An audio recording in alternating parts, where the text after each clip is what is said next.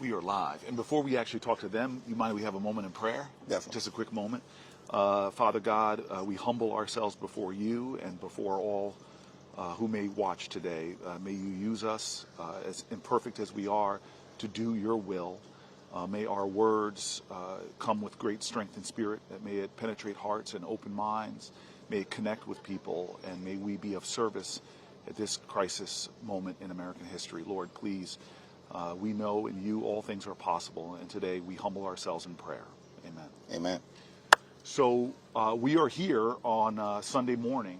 My friend and also the minority leader of the House of Representatives, really to have a conversation grounded in our faith traditions, and not just ours, but the nation's as a whole, to talk about what we think is a moment of moral urgency, that we are in this moment where this Congress is going to come back tomorrow from a 2-week recess, and the Republican leaders on your side of the Capitol are saying that they're going to force a bill through. They want to get it done this work period and back over to the Senate to be voted on and put on the president's desk. And that bill, we believe, presents one of the greatest moral threats to our country that we've seen in terms of what it will do to providing food for the hungry, care for the elderly, services for the disabled, health care for the sick, and more.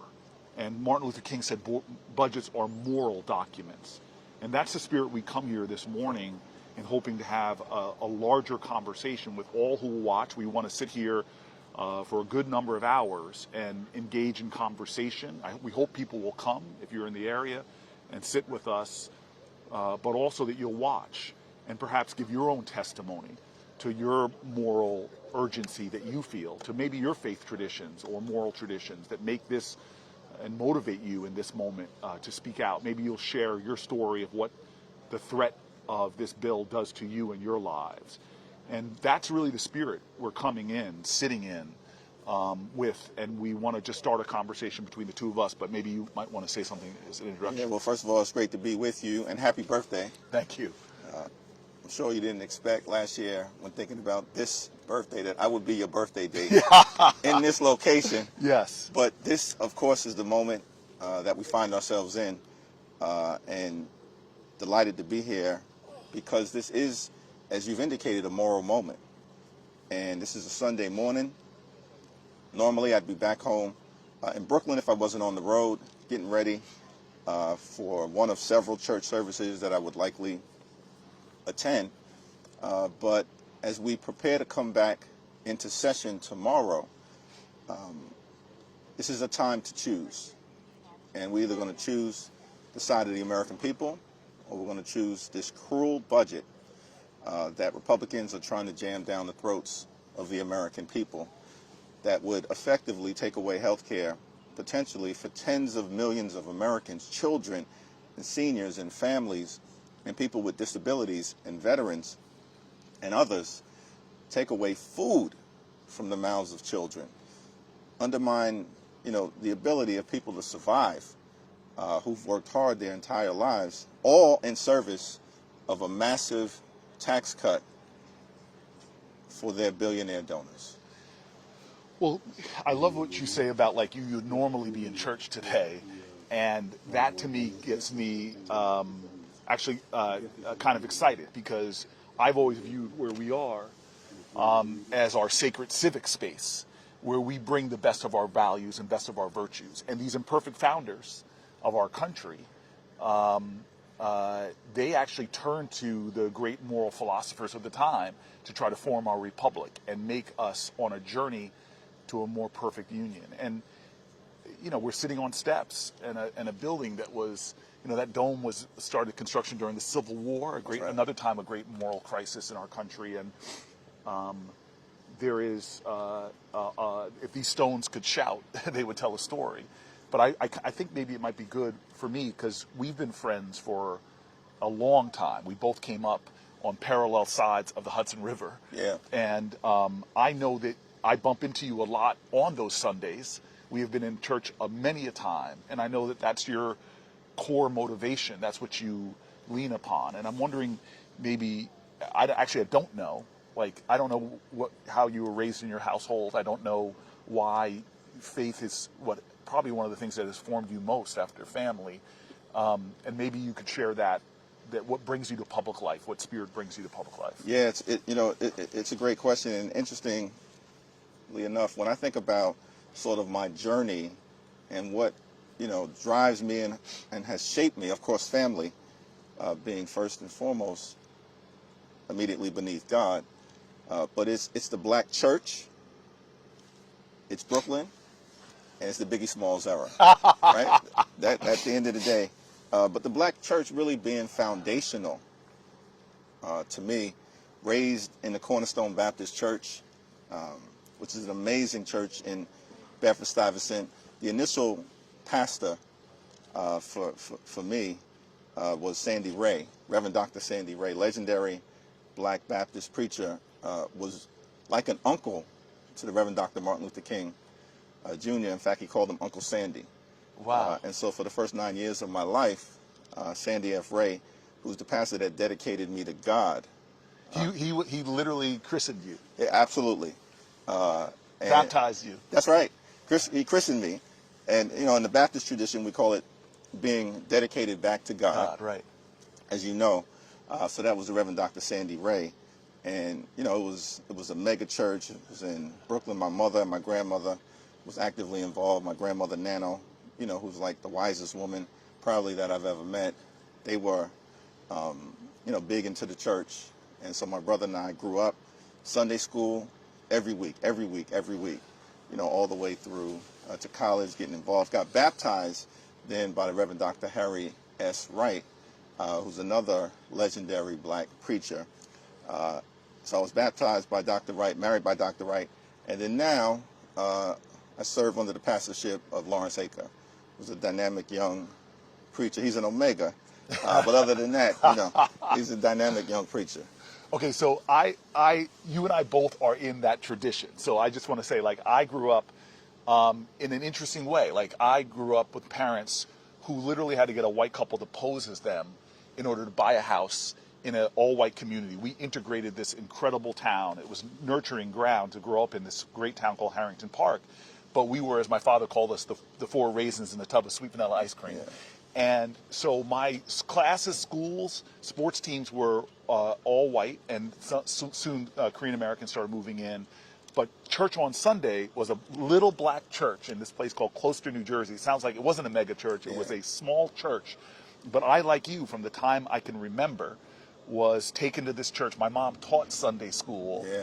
And so much of the... Just like my mom. Did you really? Taught Sunday school. And so much... And some of the first times I spoke in public were the Christmas, the kids would come out and do the resuscitation. Yeah, no doubt. Yeah. But there's something about that black church tradition that immediately connected me to an American history that goes back to slavery. And the songs and the spirituals, it is this deep rooting, not just in faith, but in the story of America as well, that I imagine then shaped your trajectory. Yeah, and the resilience of the songs and the faith that's embedded into it, and the recognition that we're all going to face struggle, right? We're all going to face trials and tribulations, and that's also part of what growing up in the church and in the faith tradition helps to teach you, that it's not all perfect, right? And there's going to be drama, and there's going to be issues that you have to confront, and you're going to get knocked down. But, you've got to have the resilience to power through it with a faith, of course, that God will help see you to the other side. Well, let's explore that. First of all, I just want to say we got here a few minutes before sunrise. The sun is rising, and we started at sun up, or right before the sun rises. We're going to go for a while. People can join. We're going to be checking our DMs. Want to tell some stories. But right now, I really want to explore this a little bit because there was something amazing about my black church experiences, my youth. Then I got older. Then I moved to Newark. There is a lot of pain that's raw and real. And I can only imagine the defiance of learning to read the Bible when you're still a slave, right. The defiance of living in a viciously segregated towns of what the black church really became. It became more than just a place of worship. It became a place where the hurt was healed, where the pain, the wretchedness of the world, where people came together to face that.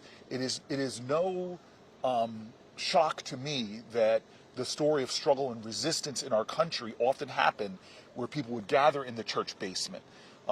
During the abolitionist movement, it was black and white church members coming together, building that great infrastructure project called the Underground Railroad. In the civil rights movement, some of the most powerful stories were about the church, which also saw 4 black girls bombed in a church Birmingham. In Birmingham. And I think this is sort of, and maybe it speaks to you, and I'm going to invite this. Everybody, all of us have faced unimaginable struggle in life at some point where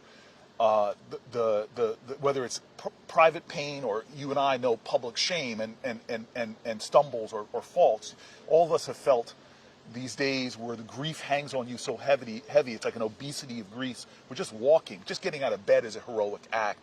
That trying to breathe is difficult, where you're knocked down so far, you hit rock bottom. But that's where in the church, at that rock bottom, that the solid ground becomes the faith, that's the solid ground to start building, get people back up again, but also helping them to connect their struggles to the larger struggles and that fight for freedom. It's just so important, the role of the black church to the individual broken lives of people that often have gathered there, and then also to the larger struggle itself. Yeah, there's no doubt about it. And as you pointed out, the role of the church, through slavery, and the resilience that was required through that horrific crime against humanity, and the faith that there would be better days ahead, but also the recognition, as the scripture said, that faith without works is dead, and that work would need to be done in order to get to a better place. There was a meeting of the abolitionists, I think somewhere in the Midwest in the 1850s, my recollection is correct. They were gathered, and Frederick Douglass expressed frustration with the slow pace of progress toward emancipation.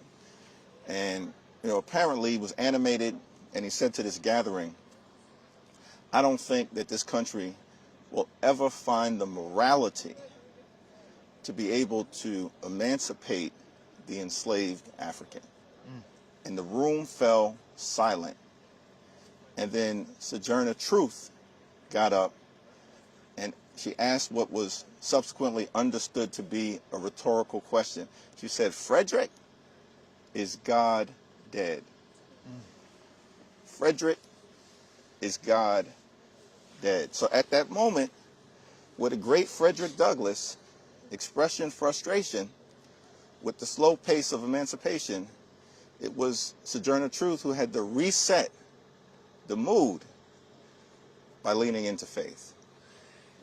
And I mean, that's really powerful. I mean, and that's, I think, where you and I start our lives, in a sense, which is the supernatural power, the transformative, redemptive power of our faith traditions, that even in the darkest, most impossible set of circumstances, somehow this idea that faith with works can create miracles. And indeed, I think American history is, if it is anything, perpetual testimony to the achievement of impossible things against impossible odds. And to me, that is what faith is. This idea, I once was lost, but now I'm found. This amazing grace that comes from our faith traditions. And for me, I remember my dad died 6 days before I got elected to the United States Senate. It was a special election. And I had a public event. This gets back to sort of the communities we live in. I had worked for 8 years, getting supermarkets to come back to Newark. We had decades and didn't see supermarkets moving. And I had finally convinced Whole Foods to come, and we were going to make the announcement. And I'm driving from Trenton to Newark. I forget why I was in Trenton. And I found out that my dad dies. I call my mom, tears, hurt. But the next call I made was to my pastor. Yeah. And I said, Reverend Jefferson, would you meet me at this press conference? I don't want to tell anybody that my dad has died, but I'm barely holding on. Wow. He's my hero. He is a guy born in deep poverty with a single mom who couldn't take care of him. And it's just amazing that in that time where you don't know how you're going to make it, somehow you have faith and faith leaders there to remind you that there is still a God in heaven. Yeah. That reminds you that we still are understanding, as faith says, that weeping may endure through the night, but joy cometh in the morning. That's right. And so, in many ways, this moment in American history right now is anguishing to me, because I'm sure your office is like mine. My office, I keep telling folks that, like, my office, we have tears and circle up and talk about it, because my office starts brokenhearted, but then gets shattered by the end of the week, because coming into our office are people with their American stories, people who are losing their farm because this administration is clawing back the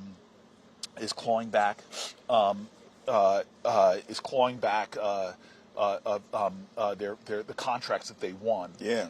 There are people who coming to me that did work overseas, standing on the front lines of infectious diseases, helping people who are suffering, and suddenly their emails have been cut off and their entire programs are shut down. People who are losing their health care. The stories that we have of Americans coming through, and I know you have them. And right now, the truth is, and this is why I feel like we're humbling ourselves this morning, is because we actually don't have the numbers. Yeah. I don't know how we're going to stop this bill. In the Congress. In the Congress. Right, because we got the numbers Yes. with the American people. Yes. But, you know, we're just short of the numbers here in the Congress. But, you know, one of the things, you know, Cory, and first of all, that speech that you delivered, you know, on the Senate floor was so powerful for so many different reasons. Of course, you broke Strom Thurmond's record, wiped him from the history books. That in and of itself has such moral power and force to it.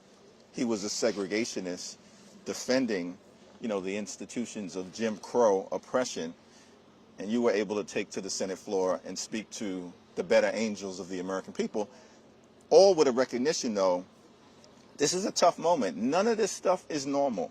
Like the assault on the economy, the assault on health care, the assault on Social Security, the assault on veterans, the assault on the American way of life, the assault on democracy and the rule of, none of this stuff is normal. And, you know, it is going to require resilience amongst us as members in the House, in the Senate, you know, people who are elected officials, civil rights leaders, members of the clergy, faith leaders, but probably above all else, you know, the American people. Which is why we're here on your birthday having a conversation with the American people. But I wanted you to say, you sort of had that moment of for me, of like, wait a minute, Cory, we don't have the numbers, but we still have the power, and the power relies with the people. And in 2017,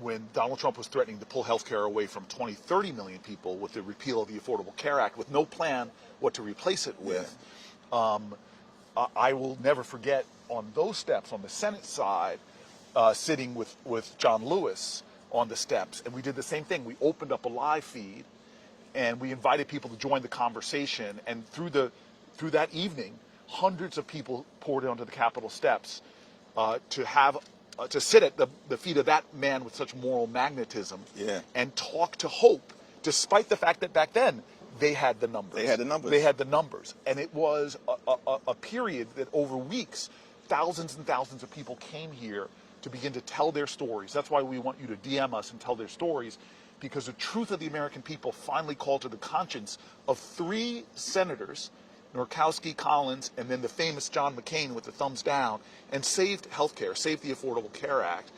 And in many ways, that's the redemptive moment we have to find a way towards now.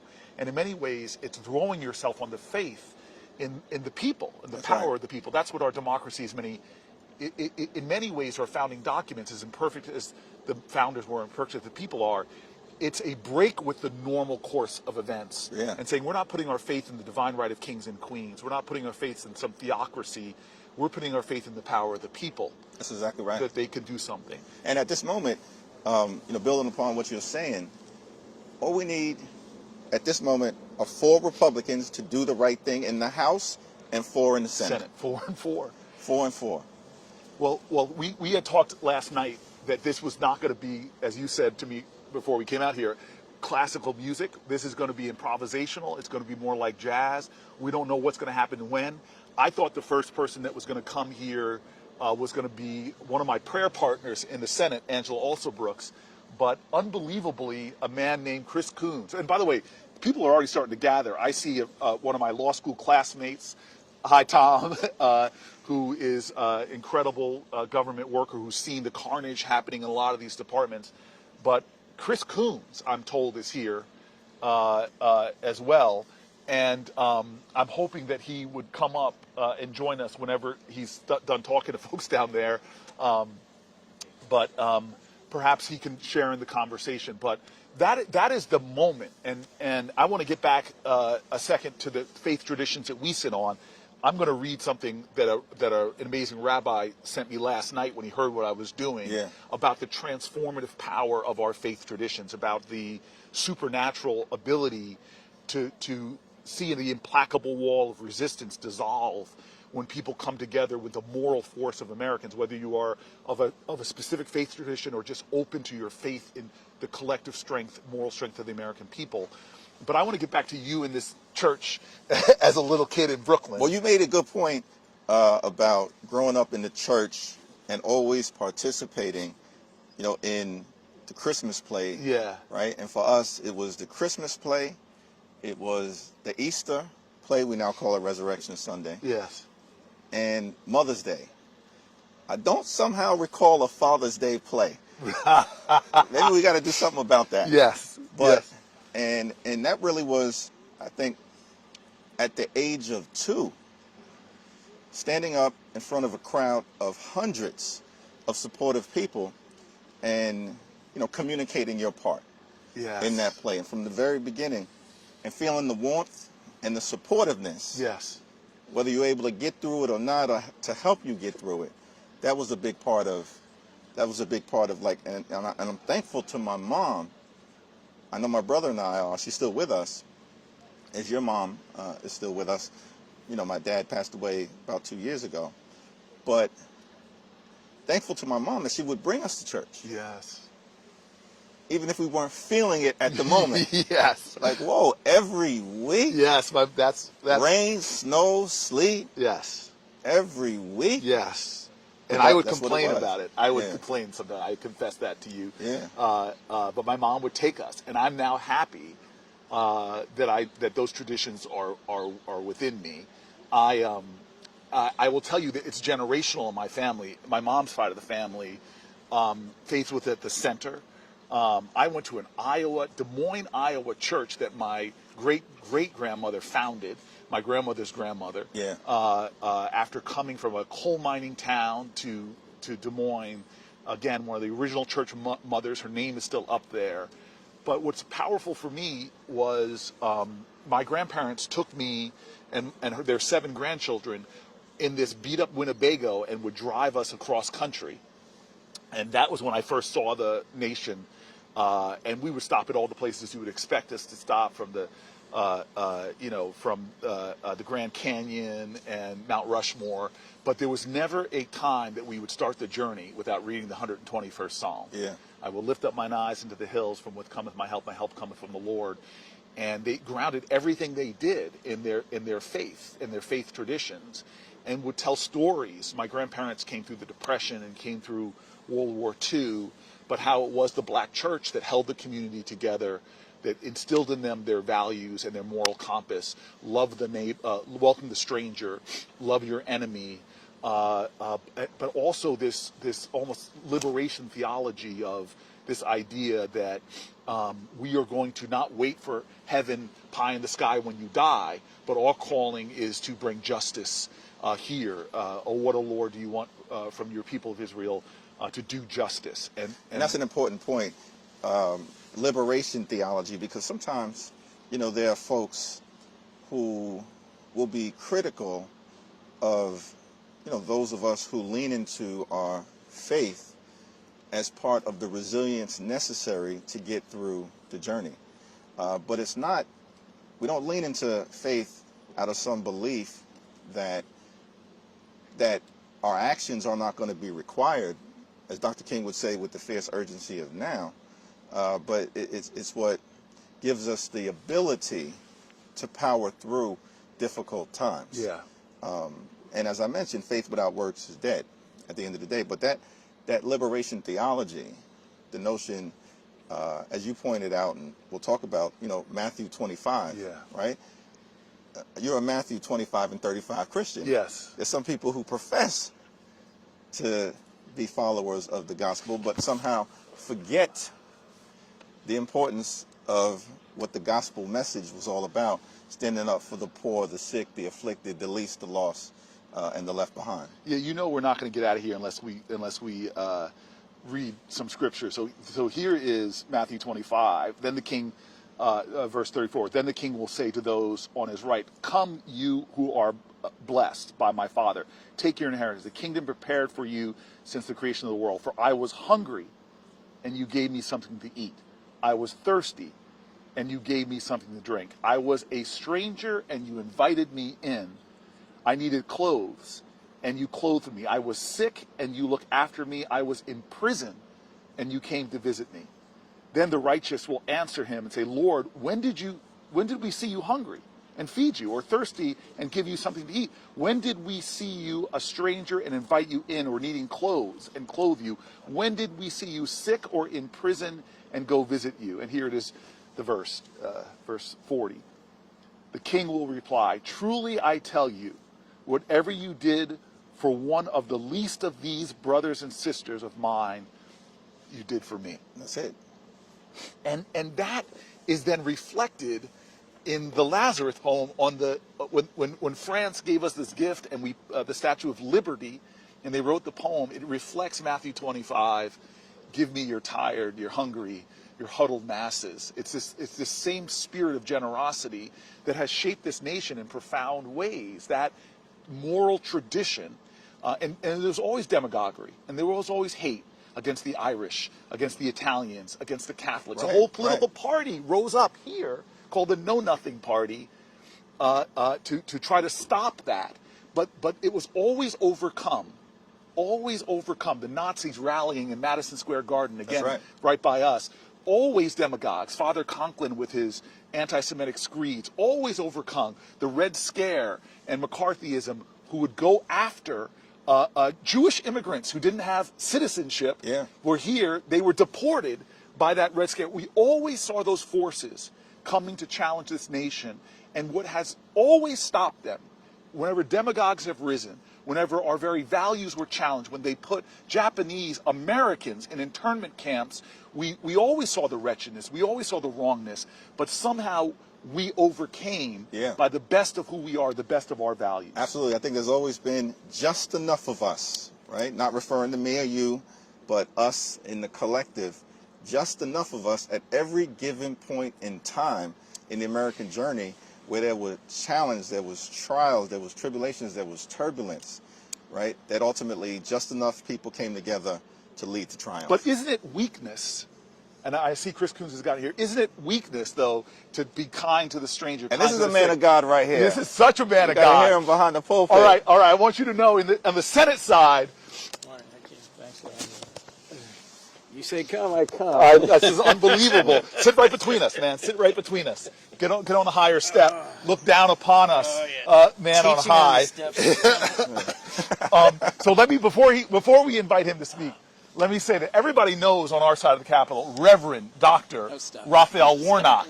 But the man who before Warnock came, who went to theology school, right? Studied theology at Yale, is Chris Coons. Chris was one of the few people I knew before I came to the Senate, and I asked him if I should come to the Senate because I was thinking about running for governor. But since I've been with you for 10 years, we have had more faith conversations that have sourced my soul and my spirit, and some of the most moving stories I've heard. And you have been pastoral in our caucus. And so when I told him I was doing this, I said, there's no way I can make that. He said, no way. His twins there's his twins' birthday today.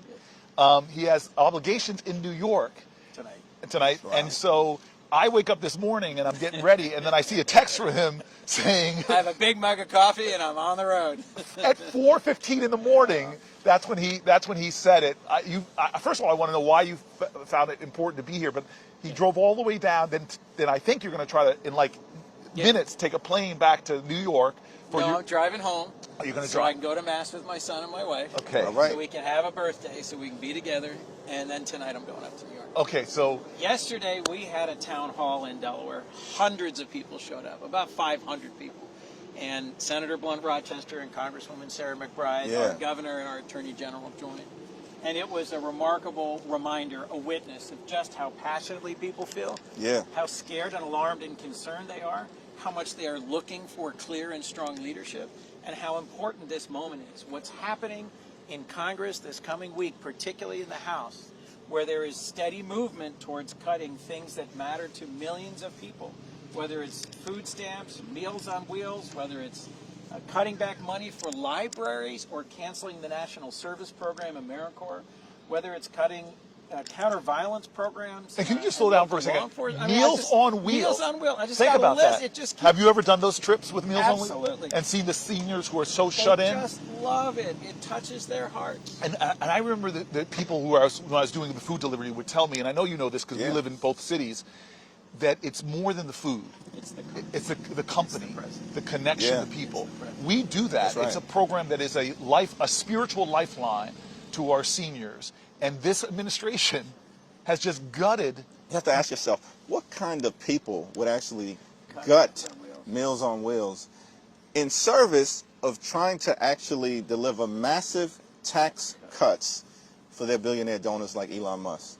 The cruelty is the point. Cruelty is the point. On some level, the cruelty is the point. But could I just stop for a second and say, you've already said this, I bet, Psalm 118. Say us This is the day the Lord has made. Let us rejoice and be glad in it. Because the stone that was rejected by the builders has been lifted up and made the keystone. Thank you for letting me join you for a few minutes. Yeah, we appreciate Thank you for being people grounded in your faith. Thank you for leading with integrity and care. Thank you for giving millions of people hope. And thank you for recognizing this morning as the sun rises that this is beautiful, the the sun rising. It is. And we need the warmth. We can use it. Could you just tell for really quickly, you have gone to great lengths struggling, because I think faith demands immediately humility. If you say everybody's created in the image of God, it almost commands you to be humble before the divinity you see in other people. And it also says that I don't have all the answers. Who am I to presume, this finite being, that I can understand the infinite? And you seem to bring that humility and faith to your work, and you know that faith without struggle. Faith without struggle, faith without humility, faith without discernment is dead, and faith without works is dead. Yes. And so the reason we do works is not in order to earn grace, in order to earn God's mercy, but in recognition of, in celebration of the grace and the mercy. That even though we are fallen, even though we are broken, even though we fail every day, we're saved and we are redeemed, and we have a chance to then, out of that joy, show through caring for others. Others in particular who are not our neighbor in the world sense. Yeah. Others who aren't those who live next door to us or speak like us or pray like us or look like us or have our ancestry or our history, but as broad a reach of neighbor as we can possibly do. So can I just, so we're going to be talking, I think, a lot today about the bill, when Congress gets back tomorrow, the bill that they're trying to jam through. But Chris, I joke because I took over the subcommittee on Africa, and I'm sort of, every Congress that I take that committee, I remember you had it first, but this man literally did missions to Africa before you ever got into elected office. You speak Swahili. I was trying to quote some.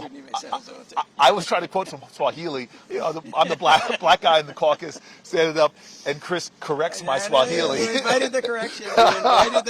You looked at me and said, "Is that right?" And I was like, But I remember during the fear of Ebola, and we started seeing Ebola cases come here because an infectious disease anywhere is a threat to public health everywhere. It's that spiritual thing King said, injustice anywhere is a threat to justice everywhere. And you, to my astonishment, honestly, flew to Africa at a time, to Liberia, right where the outbreak was happening, to stand with aid workers and others. It was this act of courage and self-sacrifice that I can't imagine the conversation you had with your wife before you went, because you came back and you had to quarantine. Yeah, you had to quarantine afterwards. Right, when you went, when you came back. Yeah, yes. And so I'm asking, like, the gutting of the programs that you and I and Hakeem, we all have worked so hard to get feeding programs, to get PEPFAR, to get AGOA, all these acronyms that actually we have seen on the ground representing millions of lives. Saved millions of lives. So can you just describe maybe a little bit more of what's happening and why that is such an affront to American national security, but also American values? Yeah, I mean, first, in the most selfish way, why would you cut the programs that are monitoring and intervening to prevent the next Ebola outbreak? There is literally an Ebola outbreak in Uganda right now. Or treatment-resistant tuberculosis, or bird flu. We've got diseases emerging all over the world that are a threat to us and a threat to millions of our fellow citizens of the world, and we should care for both reasons. Lots of people of faith around this country have gone and done mission work in our own country and in other countries to help and to see and to care for those who are suffering. It makes us stronger and healthier. It makes the world believe and understand that we're a compassionate nation. It strengthens us in every possible sense. So the most inspiring people I met in Liberia were from Samaritan's Purse. We're volunteers. We're from Doctors Without Borders. We're volunteers who were there risking their lives. People of every race. People with Ebola, of every background. Every faith tradition. Every faith tradition.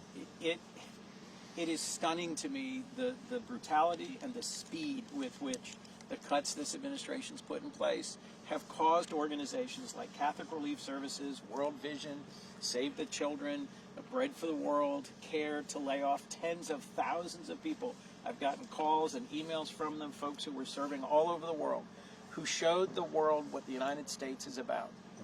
Now we're showing we're not a reliable partner. We don't really care about anything other than the transactions.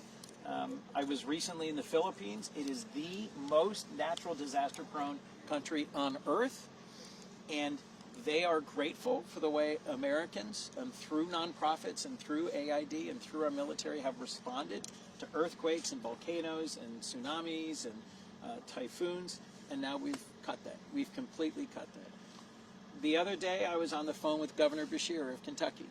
I said to him, you know, you're a governor in a red state, you're a Democrat. What is the thing that brings people together most in Kentucky? And he said, response to natural disasters. The ways we come together to respond to floods and tornadoes here in Kentucky.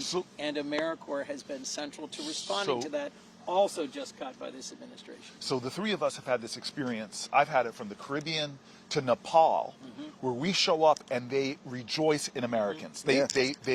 Nepal was like, that was the first place, one of the first places after the earthquakes, but one of the first places we had AmeriCorps going, and the Peace Corps going to Nepal, and the love they have for America at a time that our global competitors are competing trying to get love and loyalty. And now we're not only tearing, and I've heard from the aid workers that are telling that they got their cell phones cut off, their access to their files cut off. But I just want to make this even more human for you. We had a hearing to listen to the aid workers and the leaders of some of these organizations like UNICEF and Catholic Charities, again, faith-based organizations. And they were giving their testimony, and I've never seen this from you before, but I hope you don't mind me putting you on the spot. As they're going over and telling gut-wrenching stories about what they are cutting, you break down. I've never seen that from you before, and start weeping in a hearing that wasn't public. But these people you've known for years that weren't calling you senator, many of them calling you Chris. Chris, remember when I saw you in? Yeah. And you just break down. And then I choke up. I'm a bit of a sympathetic crier. But I just had never seen it, that one of my colleagues who spent their life in the Senate doing so much good work for Delaware, but understanding that Delaware's interests are connected to the world, and now you are so broken. And we were talking about that earlier, about our black church tradition, that the church welcomes so much brokenness, and then somehow this strength forms at the broken places, that where the shattered pieces of lives somehow expand us. And so could you just talk God fills in the breaks. Yeah. Absolutely. The most powerful and the shortest verse in the Bible is Jesus wept. Wow. Jesus wept looking out over Jerusalem. Jesus wept seeing the fallenness of humanity. Jesus wept seeing the suffering of people.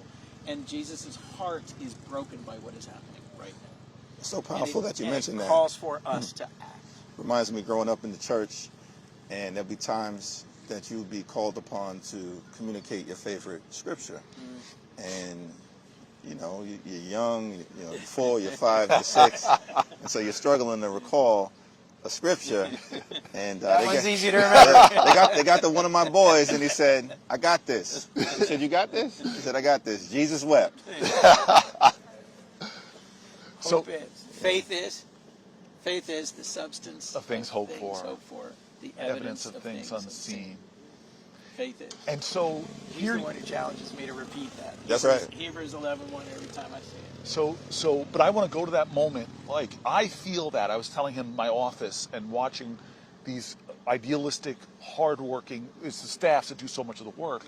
Watch them take a meeting. In that meeting, they hold it together. But when that person leaves, telling us their story of fear and pain and hurt, and especially what these cuts to Medicaid mean to the mother with a beautiful child with a disability, what this means to a person who's relying on it for health care.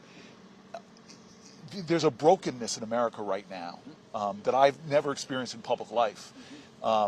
There is an anguish going on right now and a fear. And the promises being made by this president, we won't touch healthcare, we won't touch Medicaid, they ring so hollow, given what he is already doing to Meals on Wheels, already doing to the Affordable Care Act portal, already doing to the work we did to lower the cost of prescription drugs, already doing so much damage. How do you speak to that right now when we face odds? There's only 47 of us in the Senate. We're 4 shy on the Senate side, and as the leader knows, we're 4 shy on the House side. And you have relationships. You're one of the people that I see spending most of the time. If you look at the number of times people physically cross over to sit in conversation. I work hard at relationships with Republicans. I have been texting and calling Republican senators this week who know the good that AmeriCorps has done to promote volunteerism in response to disasters in their I was in an elevator with you. I don't mean to expose too much. I should stop having you with me in this topic. But you're furiously texting the Secretary of State about programs that we did in partnership with him when he was in the Senate, and now he's witnessing what we're witnessing as a president cutting the funding to bipartisan programs that we did. He's doing it. He's doing it. And we've got a bill coming over this week, a rescission bill, that will actually challenge us to vote to endorse the cuts that have been made in some of these critical programs. And Chris, I have not given up hope. Yeah. I have not given up hope. But right now, we are not seeing them standing up in the way they have to. And if you could speak about just this concept, right? Because there's military power, and we've got the most lethal military in the world. That's important, right, in terms of our safety, our national security. You know, we've built the most powerful economy that exists in the world right now, though, of course, the forces at the White House are crashing it in real time and driving us toward a recession. That's problematic, the exact opposite of what was promised. So there's military power, there's economic power, but then there's soft power. And, you know, if you could just speak for a moment about the value of soft power and the bang for the buck that we've gotten by being able to be there for people all across the world. As Cory said earlier, it's the right thing to do from a values standpoint, but it also is, most importantly, perhaps, the right thing to do in the context of keeping the American people safe and secure. Absolutely. Hakeem, I've seen it over and over around the world in countries large and small, in countries developed and countries of opportunity and possibility. And I've heard it directly probably the first time I heard it really forcefully, I was with Senator Isaacson. We were visiting with the president of Ghana. It was my first trip ever to Ghana. And we sit down in the president's office, and before we can say anything, he says, "Stop. I just want to say something to the two of you. When the British were our colonial masters here in Ghana, they took everything. When they left at independence, they took everything with them. And the only reason I'm here today as president of this nation is two young Americans who came to my village as Peace Corps volunteers. They taught English and they taught math and science. And he said, your nation is the nation that has become great, not by what you took, but by what you gave, and we will never forget that." Yeah. That was an incredibly generous statement by the late former president of Ghana. But that echoed and rang over and over in visits I made to capitals and to villages in countries where the Millennium Challenge Compact, Peace Corps volunteers, USAID, and volunteers from America have made a difference. We spent last year less than 1% of our budget on all foreign aid, on economic development and disaster assistance, less than 1%. $850 billion on the Defense Department, about $30 billion on USAID, and every possible definition of foreign aid, maybe $60 billion. The difference is huge, and the consequences are great. I think of it as smart power.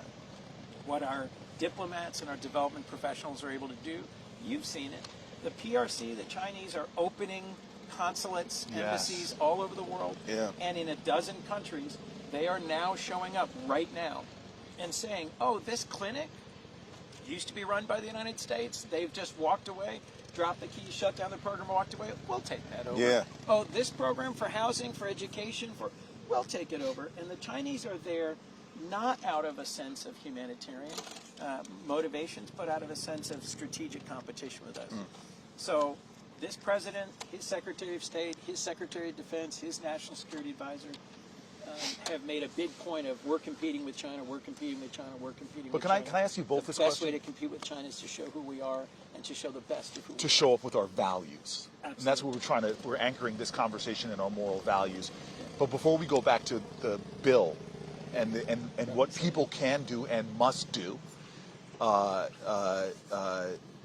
just want to ask the two of you, I know you're hearing what I'm hearing, but what are you hearing from countries around the world that used to ally with us? I remember this great moment on the Senate side where we sat down, the ambassadors of all the a bunch of our European allies, and you, me, and Lindsey Graham shamed them because we had just convinced Biden, who undercut, we thought, on food funding. He put a lot more than Donald Trump is, but we wanted more money in a bipartisan way, and then that gave us the moral authority to say to them, you all need to be stepping up. But now we're seeing, and I know you just came back from an important Codel, we're hearing from our people something different. What are we hearing? From Denmark? Yeah, just, like befuddlement, puzzlement? What are we doing? What are these threats? That's exactly right. I mean, Denmark has been an ally of the United States, certainly a close ally for the last 80 years, founders of NATO. They're contributing to the Ukrainian war effort per capita, I think more than any other European nation, and perhaps more than the United States. And they just are perplexed as to the claim that the vice president made, for instance, that Denmark is not a good ally, which seemed to have come out of nowhere. And they are the closest of allies and are ready to work with us on a wide variety of issues, including the strategic importance of Greenland. And so they just are dumbfounded, confused, and I said to many of them, so are the American people. So are the American people. And it makes us less safe when we are less believable, reliable, and trustworthy. That's right. And there's no place that this is being seen worse, I would think, than Ukraine right now. It is the defining challenge of this century for Europe. We pulled together 50 countries that in combination have contributed more to Ukraine's defense than we have. They accepted millions of refugees. They've spent billions of dollars. They've emptied their stockpiles and storehouses and sent the weapons and the training and the support because of American leadership. And now we have a president who is berating the president of Ukraine in the Oval Office, who is threatening to abandon them, who is saying you don't have the cards after he's the one who gave the cards away. But can we set this up? Because there is a world order before World War II and a world order after World War II. Yep. After World War II, by the way, the incredible sense of America, you know, this Lafayette, we are here, we're coming back in the way that the French helped us. We're going to try to save the humanity from totalitarianism. We vanquish our enemies, and then we do something unbelievable. Only country on earth with a nuclear weapon. The vast majority of the manufacturing capacity of the world in our country, because Japan and Europe have been bombed flat. Right. Tens of millions of refugees, an impoverished world, and we say, we'd like to share all of this. We'd like to invest massively in the recovery of our former enemies. Yes. And we'd like to set up this organization that is about preventing war and promoting peace. And we declare to the world there is not only a new world order where the fascism and the totalitarianism is not going to be, we are going to show our values, not talk, not preach, but we help to rebuild these nations. But even then, as Russia, Soviet Union is growing and puts down these iron walls, suppressing freedom, we do the Berlin airlift. Another great exemplar of American willingness to go to great lengths to preserve free people and to preserve freedom. We establish this new world order. The United Nations comes out of that. Let's create a forum for us to try to prevent these disastrous wars again. I'm not saying there's not dark chapters. I'm not talking about this, but at least setting up a framework of a values, rules-based world order. And now I am hearing from European allies that they think we are plunging us back into a World War I era, imperialist, transactional, spheres of interest, spheres of influence, great power conflict. And the isms of isolationism, of nativism, of nationalism, of us versus them, it's all, what I'm hearing from is that you are turning your back on what you all tried to create. And there are challenges like China, but the way to deal with them is by pulling together amongst your like-minded, shared valued people to show that we are going to insist that you don't steal intellectual property, manipulate currency, violate world orders. And so what Trump is doing in this war, when we've all visited places like Estonia and Latvia and Lithuania, who are terrified right now. Right on the front line. Right on the front lines, upping their percentages of contributions of their GDPs to the military protection, are saying, wait a minute, we can make a stand again. Why is this country not only turning against us, but calling people yearning for freedom, like Zelensky, dictators, and buddying up? I had a foreign minister, I don't want to out him, of a mighty European country come to my office, close the door on the day that United States joined China and Russia in voting against its Western allies on the resolution condemning the invasion of Ukraine. And he just looked at me and gave me the WTF, I think, was the exact mind of it. And so this is what we talk about the moral core. America is an idea. America is a value. And it's always in competition. We were talking before you came up here. There's always been this nativism, always been this these sort of streams within our country trying to undermine the larger multicultural ideas of what democracy should be. But we seem to always be getting better, not always in a straight line, but always making progress towards better and better. And this yet is one of those moments where, again, the very values of our country is in the balance. And it starts with, how do we treat our own? How do we treat those at the margins of our society? With mental health. The dawn of life, the margins of life, the twilight of life. Yeah. Are we showing America what it's like? How do you treat people with mental illness? Are we showing America that this could be the safest place to have a baby, not the highest maternal mortality rates? Is this the best place that if your child is born with a disability, that we're going to be there to support you? That we're going to be a place where you don't go bankrupt if you get an unforeseen illness or injury?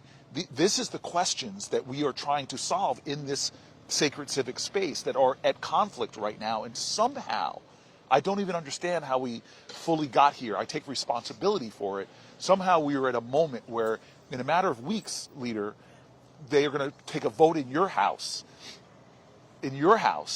about whether we're going to gut $880 billion from a program that was fought for by the people, Medicaid, defended by people on both sides of the political aisle. Suddenly we are now at a point where we are going to gut that. And you said this multiple times already. Why? Why? For some bigger purpose? For tax cuts for the wealthiest amongst us? I mean, the thing about this, and so Republicans have already passed a budget resolution to set in motion the largest Medicaid cut in American history. And Medicaid is a health care program that impacts at least 80 million Americans. These are children, these are families, these are veterans, these are people with disabilities, these are everyday Americans, certainly women, expectant mothers, all across the country, in urban America, in rural America, small town America, the heartland of America. And Republicans have claimed that they're not going to impact Medicaid benefits. Of course they are. The math doesn't work. The math doesn't can't work. Do what they say they're doing otherwise. Right. That's not just fuzzy math. It's crazy math. And so we have a moment in the same way that the American people rose up to stop Republicans from repealing the Affordable Care Act. And we were talking numbers a little earlier with Cory. But when Trump took office in 2017, he lost the popular vote. But there were 241 Republicans in the House and only 194 Democrats. This time around, he narrowly wins the popular vote. There's no mandate. By his own standards, when he's got the narrowest majority in the House of any party since the Great Depression, which means that all it takes at this moment are 4 Republicans to do the right thing, stand up for the health care of the people they represent. And Medicaid at this point, along with Social Security and Medicare, are part of the fabric of America. It's just as American as baseball, apple pie, motherhood, and Biggie Smalls. Well, let's. I just want to, again, I've got this theologian here. And I got to go home, go to mass with my son. So I just my staff, Oh, yes. all the places they talk yeah, about, absolutely. Deuteronomy 15:7. yeah. If there is among you a poor man, this is, how many times is poor or the poor mentioned in the Bible? Across the Old Testament and the New Testament, there are at least 2,000 direct references to the poor, the oppressed, the marginalized.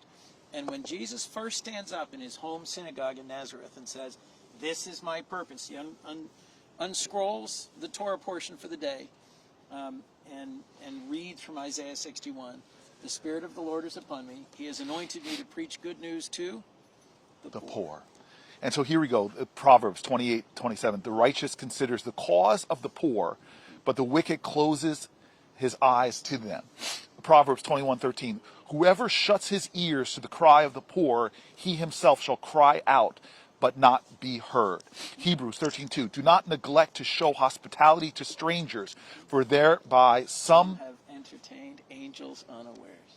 And Deuteronomy, if there is among you a poor man, one of your brethren, in any of your towns within your land, which the Lord God, your God gives you, you shall not harden your heart or shut your hand against your poor brother, but you shall open your hand to him and lend him sufficient for his need.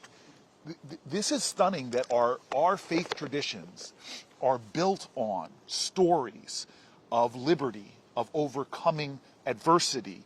The stranger I was a stranger in a strange land. All of these moral calls to be there for that. And the richest nation on the land, here we're sitting in the capital of the United States of America, which should represent the best of our ideals, the best of our values, the best of our traditions. How presidents from Lincoln all the way through to FDR or JFK, or even Republican presidents like a Bush who started something like PEPFAR, have tried to call upon these traditions of our faith. And here we stand with a president who is saying, with the budget he has put forward in the House, We want to gut these. Everything that helps people on the margins of our society and the world. Right. It will teach our children. It will teach the rest of the world. It will teach the future the values that animate this country. If in fact they slash Medicaid, if in fact they end Meals on Wheels, if in fact they cut to the core everything from Peace Corps to AmeriCorps to the investments in child care, Head Start, daycare, and elder care, we will show the world what we're about, and I will be ashamed of that moment in our nation's history. So let me say this, because it is not charity. You know, Chris got to get the mask. I got it too. Okay, last thing I'm going to say, my brother. The other thing that It's 2 hours away. is it charity or is it enlightened self-interest? Every dollar you spend getting a child above the poverty line returns $7 to the economy of the United States of America because of the increased productivity when you have these programs we've seen, like school lunches. They make a difference. So this is not even just this idea of charity. It is investing in yourself and the well-being of your country, because my child will be bereft of the genius of your child if they don't get a great public education. My child will be bereft from the inventions or the entrepreneurialism of your child if they don't get that understanding. When we expanded the child tax credit through the work of these men here, for 1 year, we cut child poverty almost in half. And they literally looked at the brain development of some of the children, not having all that cortisol and that fear, and the different kind of developmental issues for kids that are given more economic security. What happens in a global knowledge-based society where we elevate the potential genius of our very own children? There's no way you can you can even economically quantify unleashing the artistry and the genius of more and more children. Let the children come to me, and woe unto him who blocks them. Yeah. I mean, I cannot think of a clearer call that we should invest in children, that we should open the doors of opportunity to them, that we should support and love them. And thank you. Thank you for your leadership. Thank you for being someone who sees clearly this moment and is challenging folks to speak up, to speak out, to get engaged, and to be a part of this moment. Because we're going to show the world, and we're going to show our families, and we're going to show history who we are in these coming days. You are the leaders we need for a moment such as this. Well, appreciate you, brother. I'm going to why don't you put your hand on his shoulder? We're going to pray for traveling mercies, Lord. Bless this man in his sojourn home. Deliver him unto his family, and thank him, Lord, for his work. Let this humble, faithful servant continue to do your work. Amen. Happy birthday. Thank you, brother. Thank you, brother. Chris, thanks for being here, man. Thank you. All right, we've been talking a lot about the Christian faith. Can we talk a little bit about? I have to say that you and I live in a community where the Muslim tradition and the Jewish tradition thrive. Absolutely. And we see extraordinary people who, I always say, before you tell me about your religion, first show it to me in how you treat other people. Before you tell me how much you love your God, show it to me in how much you love all God's children. Before you profess your passion for your faith, show it to me in how much compassion you have for God's children. And we see faith and the works in our communities of people grounded in faith. And so I do a lot. I'm a guy who grew up in a black church. I'm Baptist, but I actually study Torah. And so I have a number of rabbis that I'm very close to. And I just want to read to you this. His name is Rabbi Matthew Gwartz of Temple B'nai Jeshurun. This is a church that started on what is now Martin Luther King Boulevard in Newark. Yeah. It used to be High Street. And we have a lot of famous rabbis that have come from Newark, actually. In fact, the guy that spoke, Rabbi Yocham Prince, who spoke right before Martin Luther King, was one of the featured speakers who spoke before King. At the March on Washington. The March on Washington. That's right. Was a rabbi from Newark, New Jersey. But he said this, and I think you'll find it really interesting, leader. Faith in the English language can only be used as a noun. There is nothing intrinsically active about it. One can't faith something. In Hebrew, it's both a noun and a verb. Here's where the rubber hits the proverbial road. When one breaks down the root of the word faith in Hebrew, it boils down to a word we use all the time, amen. And what does the root of the word amen mean? It means I believe that it's true with every fiber of my being. At the same time, I doubt that it's possible. Wow. That conflict between believing it but knowing it's also impossible.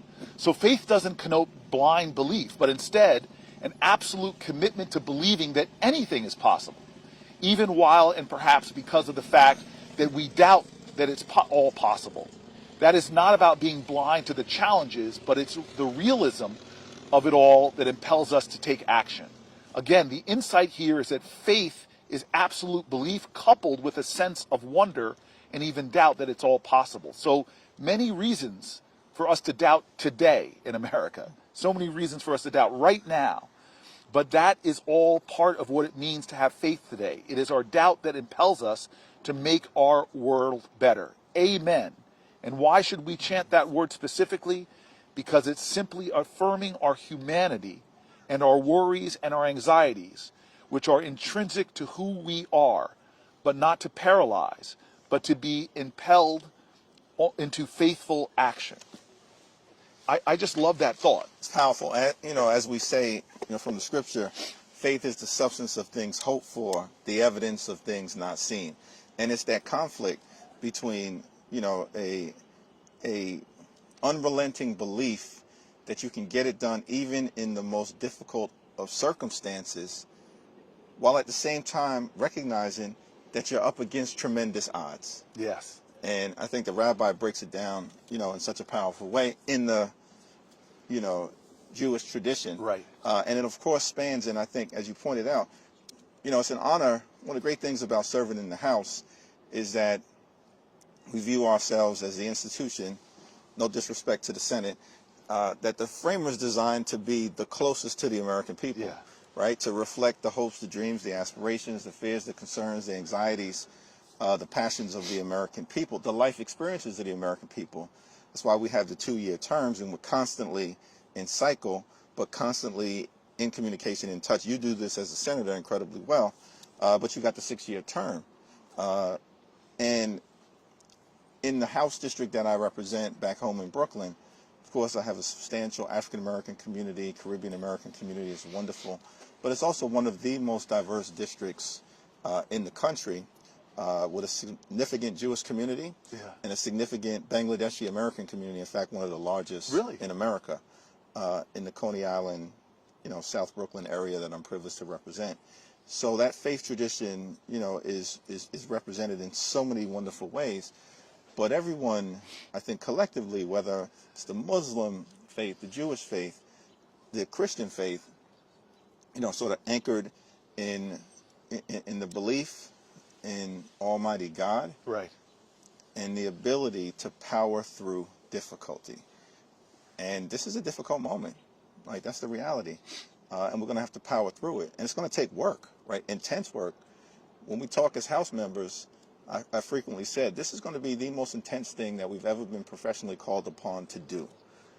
With the exception of those of our great colleagues like Jason Crow and Mikey Sherrill and others who have served in combat zones in our uniform.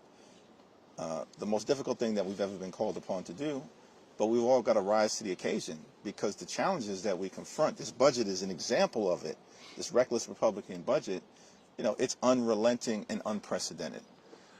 And can I just want to, so first of all, I want to orient ourselves before I tell this thing. So we've been now out here for an hour. We really want to invite, I know most people are sleeping.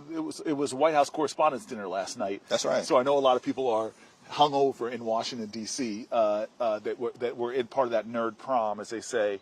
But if you're home watching, it's still early. We think there'll be more people waking up. But send us, direct message us if you're following on this stream, your thoughts, your stories. My team is going to feed it to us.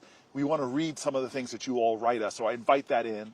We're finishing our first hour. We came up here before the sun came up. The sun is starting to climb. I'm starting to feel the warmth, which is grateful, thank God. Thank goodness. Yes. Starting to feel the warmth in the early morning chilled air. And we're grounding this in a conversation in the intersection of faith and politics, the moral traditions of our country upon which this sacred civic space stands, and how what we do in here, budgets are moral documents. And that's why it's important for us to center this conversation. We're sitting in here for as long as the Spirit moves us. We're hoping if you are around physically, come out and sit with us. You know, we already had one guest. Who knows who's going to show up next? But I want to next talk to you about the three Abrahamic faiths. So Abraham, I love this idea that when God called upon him, he said something in Hebrew, hineni, behold, here I am. Everybody before that would hide. You know, Adam, when God came in and said, where are you?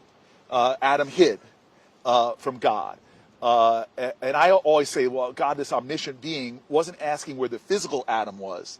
He was asking for, where is this man I created in my image, imbued with the power that I have given to humanity? The next time he calls Moses, and Moses is like, hey, don't take me, take my brother. And God has to sort of say, no, you're the guy. He goes, well, I'm not articulate. My brother's the great speaker. He goes, no, you're the guy. But by the time Abraham comes, God says, where are you? And this is the first time somebody steps up and says, behold, Lord, here I am, hineni.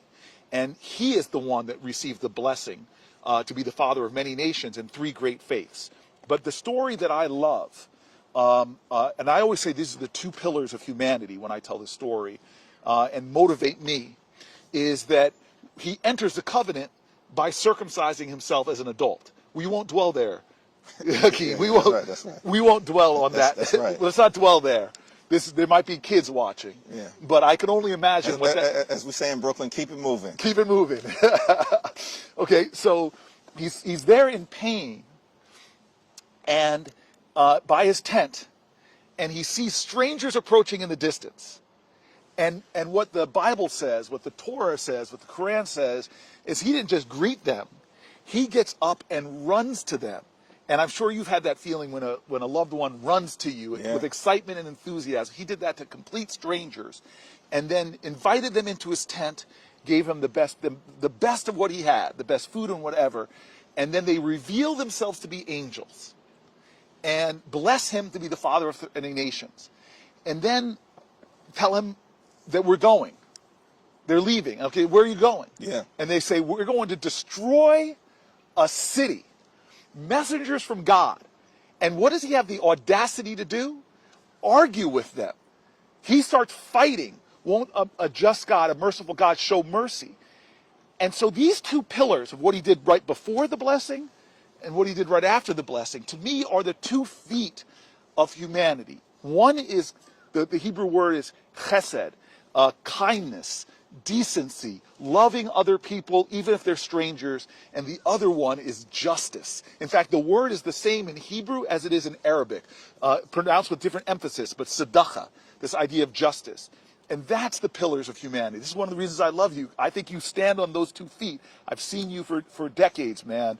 You have this goodness and this decency. It drives your faith, but you have this ferocity of fighting for justice in our country, fighting for people, whether they're the LGBTQ community, whether it's the Muslim community, whether it's the free speech rights of people you disagree with, not to be abducted from campus steps, or whether it's people who don't have healthcare justice. What did Martin Luther King say about healthcare justice? Yeah. He said it was the worst of worst of all injustices. Worst of all injustices. And so that's the faith traditions. And that's the moment that we're in right now. Yes.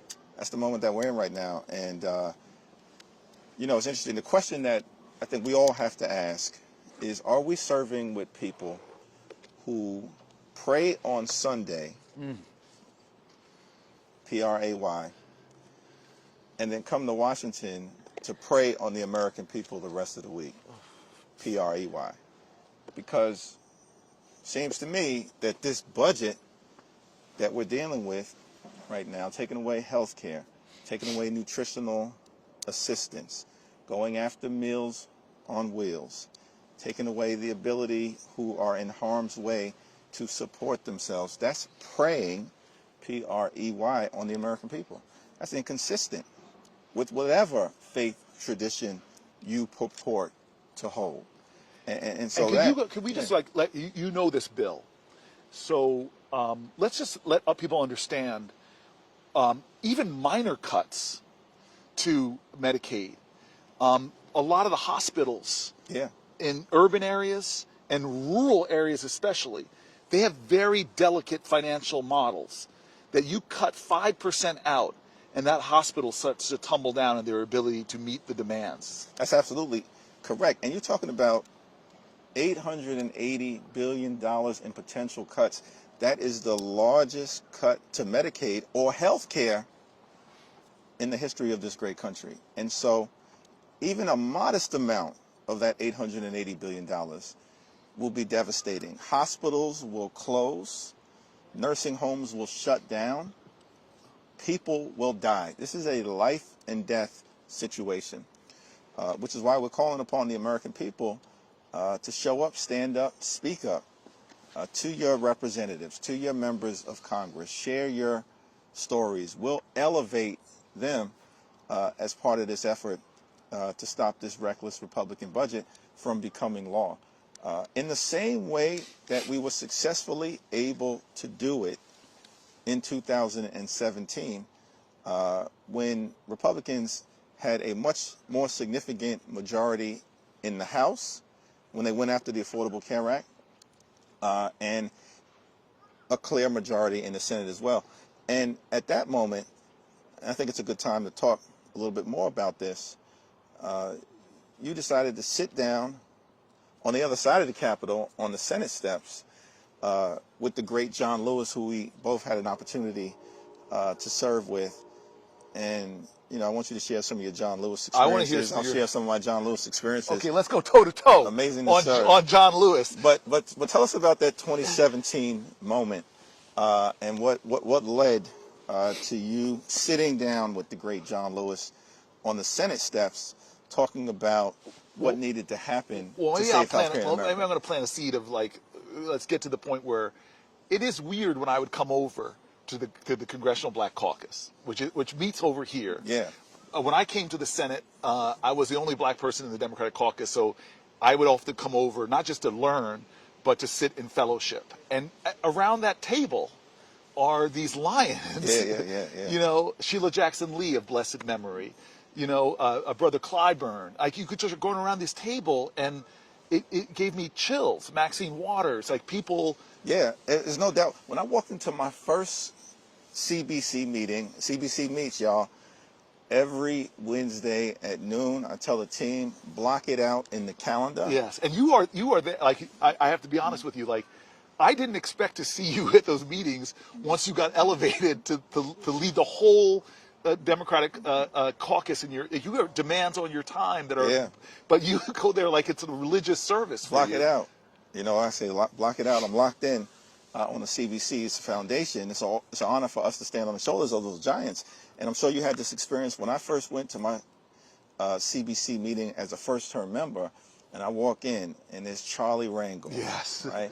Maxine Waters, Elijah Cummings, yes, Eddie Bernice Johnson, Maxine Waters, Barbara Lee, Benny Thompson, the great Jim Clyburn. I mean, you were former members of the Panthers. You were former Bobby SCLC. Rush. Yeah, Bobby Rush. Yes, I mean, I'm like, how did they let Hakeem Jefferies into the room? Like, really, how does this happen? But that's the foundation, you know, part of the continuing journey. And but yeah, to be able to serve with John Lewis and the other lions and lionesses of the Congress. So let me get that. That sets it up. I mean, so you and I have this. It's almost this humbling. You know, the baby boomer generation, which you and I would call the civil rights generation, this is their sort of last moment on the stage. Like, the baton was passed to you from the great Nancy Pelosi. This is the last baby boomer president. No matter what we say, it's the last baby boomer. There's a chapter being turned. But the great thing about that generation is they're like, as long as there is breath in my body and blood in my veins, you see them fighting the fight and giving us tutelage and tutoring us. And around that table, it's the strangest. I didn't expect to find such fellowship. Yeah. Most of them from the Black church too. The CBC annual event that you have been led before, the gospel up in there, some of the performances that have been given have brought tears to people's eyes. The prayer breakfast is one of the most powerful events that takes place on Saturday morning. Yes, and we're praying here on Sunday morning. This is a prayer, as they have said before, praying with our feet. Okay, so this is my first experience with John Lewis. Was the first time I met him was when I get a call from Skip Gates. Yeah. And he says to me, I want you to be on my show, Finding Your Roots. I go, are you serious? He goes, yeah. I go, Skip, I feel like I hit the lottery. You're going to trace my history? He goes, yeah, I think we should do an episode with an up-and-coming young person in politics. And I thought he was going to pair me with another up-and-coming person in politics, like a Hakeem Jefferies. But he said, no, we're going to balance this. We're going to put a young blood with a seasoned veteran. And I'm like, okay. And he goes, we're going to put you with John Lewis. And I'm just like, man, that's not fair. Like, my ego suddenly got humbled because the start of it is this, they tell the background of people. So you hear John Lewis, hero of the Civil Rights Movement, his biography, literally bled the Southern soil red for freedom, marched and sat in and all this stuff. And then it goes Cory Booker, right. Grew up in suburban New Jersey, riding his big wheel, fell off, It's this unbelievable, like, mountain and boy. But I met him, and we go to this a civil rights museum in his district, and they literally have his feet in stone there, to mark the great shoes and feet of different civil rights leaders. And I just remember standing in his feet, walking then in the museum, and I've never been in a museum with somebody where they're in like most of the pictures. Yes, wow. And so when I told you the story earlier, that when my dad died 6 days before I was elected, and it was a special election, so I got elected in October, sworn in October. My pastor's there for me on the day he dies. I lay in bed, literally for like almost a full day, just mourning my dad's loss in the middle of an election, days before an election. Then we get elected, and now we come down here, and my mom is feeling this grieving void, and she's looking for somebody to sort of be there for us as a father figure. And my mom went to Fisk. John Lewis went to Fisk. They that's how they first connected. And so John Lewis says, I'm going to be there. Come to my office first. We go to his office. Again, his office looks like that Civil Rights Museum. And again, he's in the pictures. He sets up like breakfast for us, like a spread. And then amazingly, like, he doesn't let us serve ourselves. He serves us eggs and grits and everything. Yeah. And this is John Lewis. This is John Lewis serving us. And I'm overwhelmed with this. And then he starts saying things like, you're the fourth black person popularly elected to this office. This is one of the reasons we fought. My mom starts crying. It was just beautiful the way he greeted us. We walk across the Capitol, my mom and I. She's now set on fire. Don't forget where you came from. Don't forget the people that struggled to get you here. I don't know if anybody's ever walked across this Capitol getting lectured by their mom before they get sworn in by the Senate. I'm like, Mom, I will be back. You'll have more time to talk to me. And then I go into the chamber, and when senators get sworn in, they walk down the center aisle to the vice president. At this point, it was Joe Biden. But John Lewis is standing right there in the chamber watching me get sworn in. And then I'm serving with him. And then Trump gets elected. And the thing about John Lewis is you would see him get angry. But it fueled him in righteousness. Yeah. It didn't burn him up. And you started seeing Trump do things that were an insult to all that he had fought for. Suddenly, we started seeing the Supreme Court right across the street rolling back voting rights, which he marched the Edmund Pettus Bridge for. Rolling back. And helped deliver. And helped deliver. The Voting Rights Act in 1965. Yeah. Insulting but he never, ever seemed to succumb to cynicism or despair. And so when Trump is elected, I still remember Cedric Richmond, then the head of the CBC, me and him all sit together to testify against his then first pick for Attorney General. Right. It was Sessions? Yeah, Sessions, Jeff Sessions, who I had to speak out against, breaking a little Senate tradition of testifying against one of my colleagues, because he openly wanted to go back into the drug war days of the things that caused mass incarceration, as opposed to a much more enlightened way to lower crime and elevate human potential. But I still remember, I have a picture of Cedric Richmond, head of the CBC, John Lewis, and me that I treasure sitting there together. And I began to realize that for me, as a senator, the CBC was such an empowering force to help me achieve things. And so to get to the point that you asked about, that in many ways was the inspiration for us sitting here today, is when healthcare was in the balance and we didn't have the votes, and we had to find some way to appeal to the conscience of the country to activate them to come out, like we really need to do right now, and appeal to the consciences of his colleagues. Because John Lewis had respect from people on both sides of the aisle. That's right. I called John Lewis up and I said, maybe we could do something different.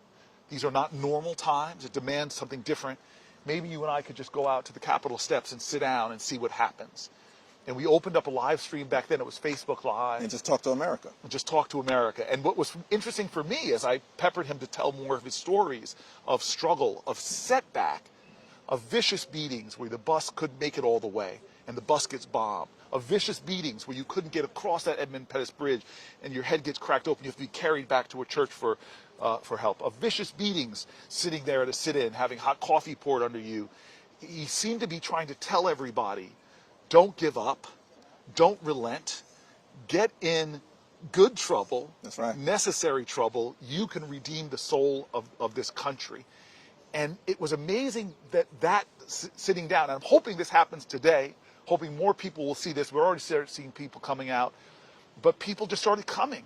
And the plaza was full of people, and the live stream was getting so many thousands of views as this man held court talking about the moral moment we were in. And those are a few of my John Lewis stories. Yeah, and what John Lewis would always say to us, never give up, never give in, get into good trouble, necessary trouble, right? Over and over and over again, no matter what the challenge was.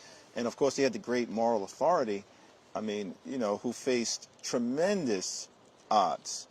Those civil rights heroes and foot soldiers, they had no reason to believe that they could be successful up against 100 years of Jim Crow and racial oppression. But they had the courage, the character, and the conviction. They knew what was right. They stood up for it. They spoke up. They showed up.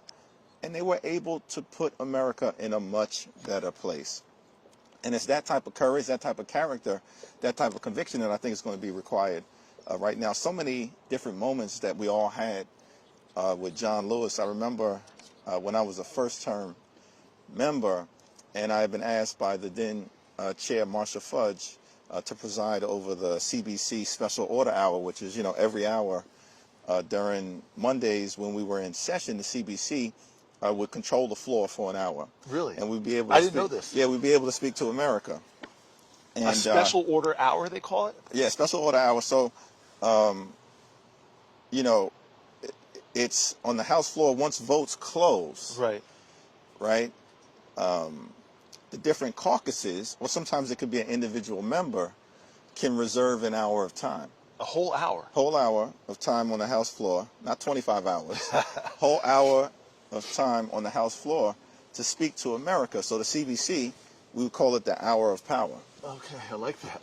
And so Marcia Fudge asked Stephen Horsford and I to preside during our first term. Oh, so you actually sit up in the chair and preside? Well, not sit up in the chair, actually anchor it from the floor. Okay. So we can yield to others, right, during the special order hour, but we can carry, it's really pretty much the only time that you can really yield outside of the context of a debate. Okay. So Stephen Horsford and I were presiding over the special order hour, and we have to decide every week what topic we're going to speak to.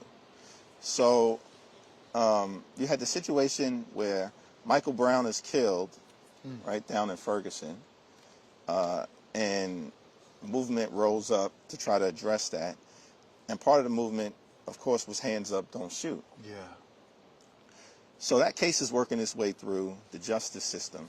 And we decide, as it comes to an end, and the officer who was accused of killing Michael Brown is acquitted, that we were going to speak to this issue on the House floor during the CBC hour.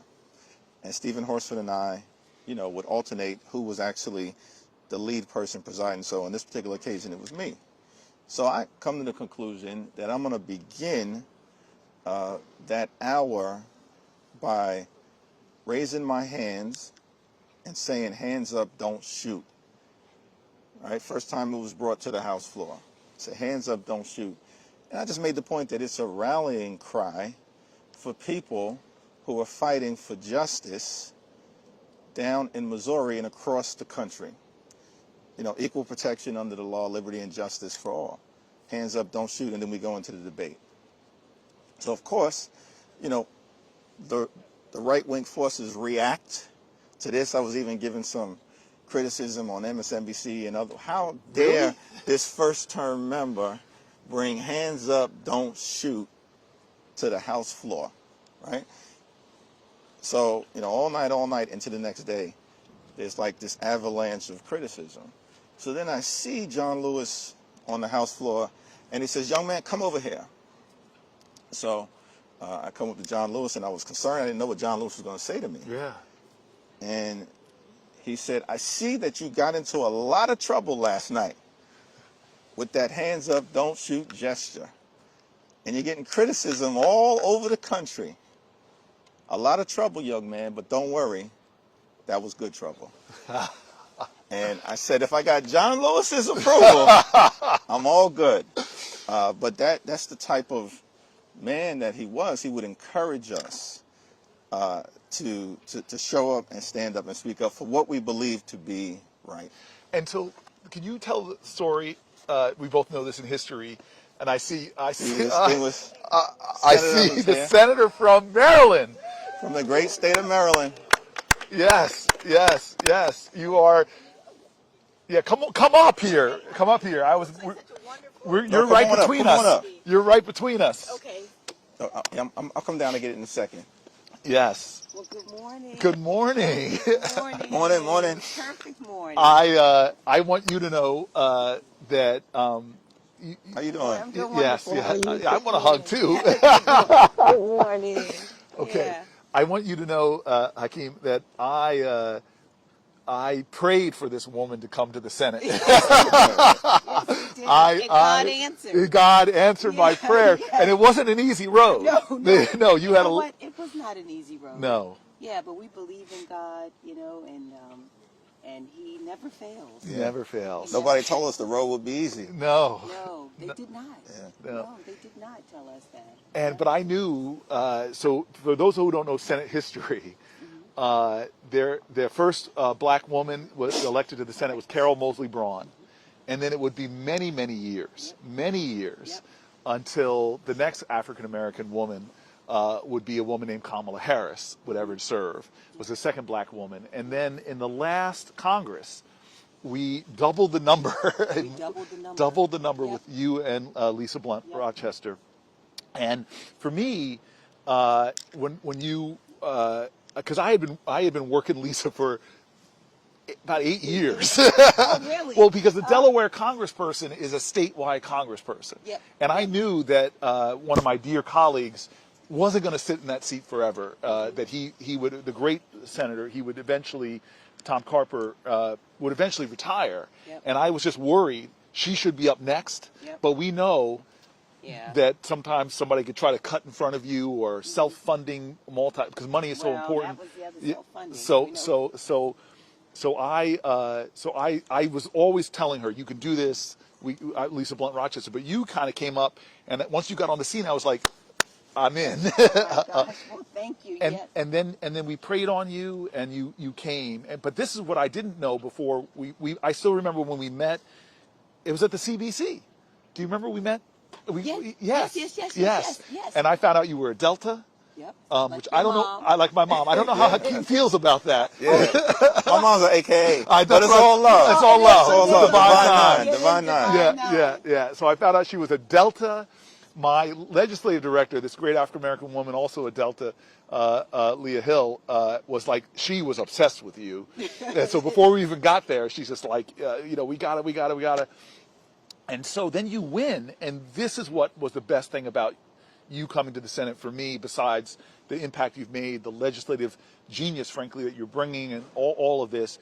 I found out you are this woman of deep faith. Deep faith. Yep.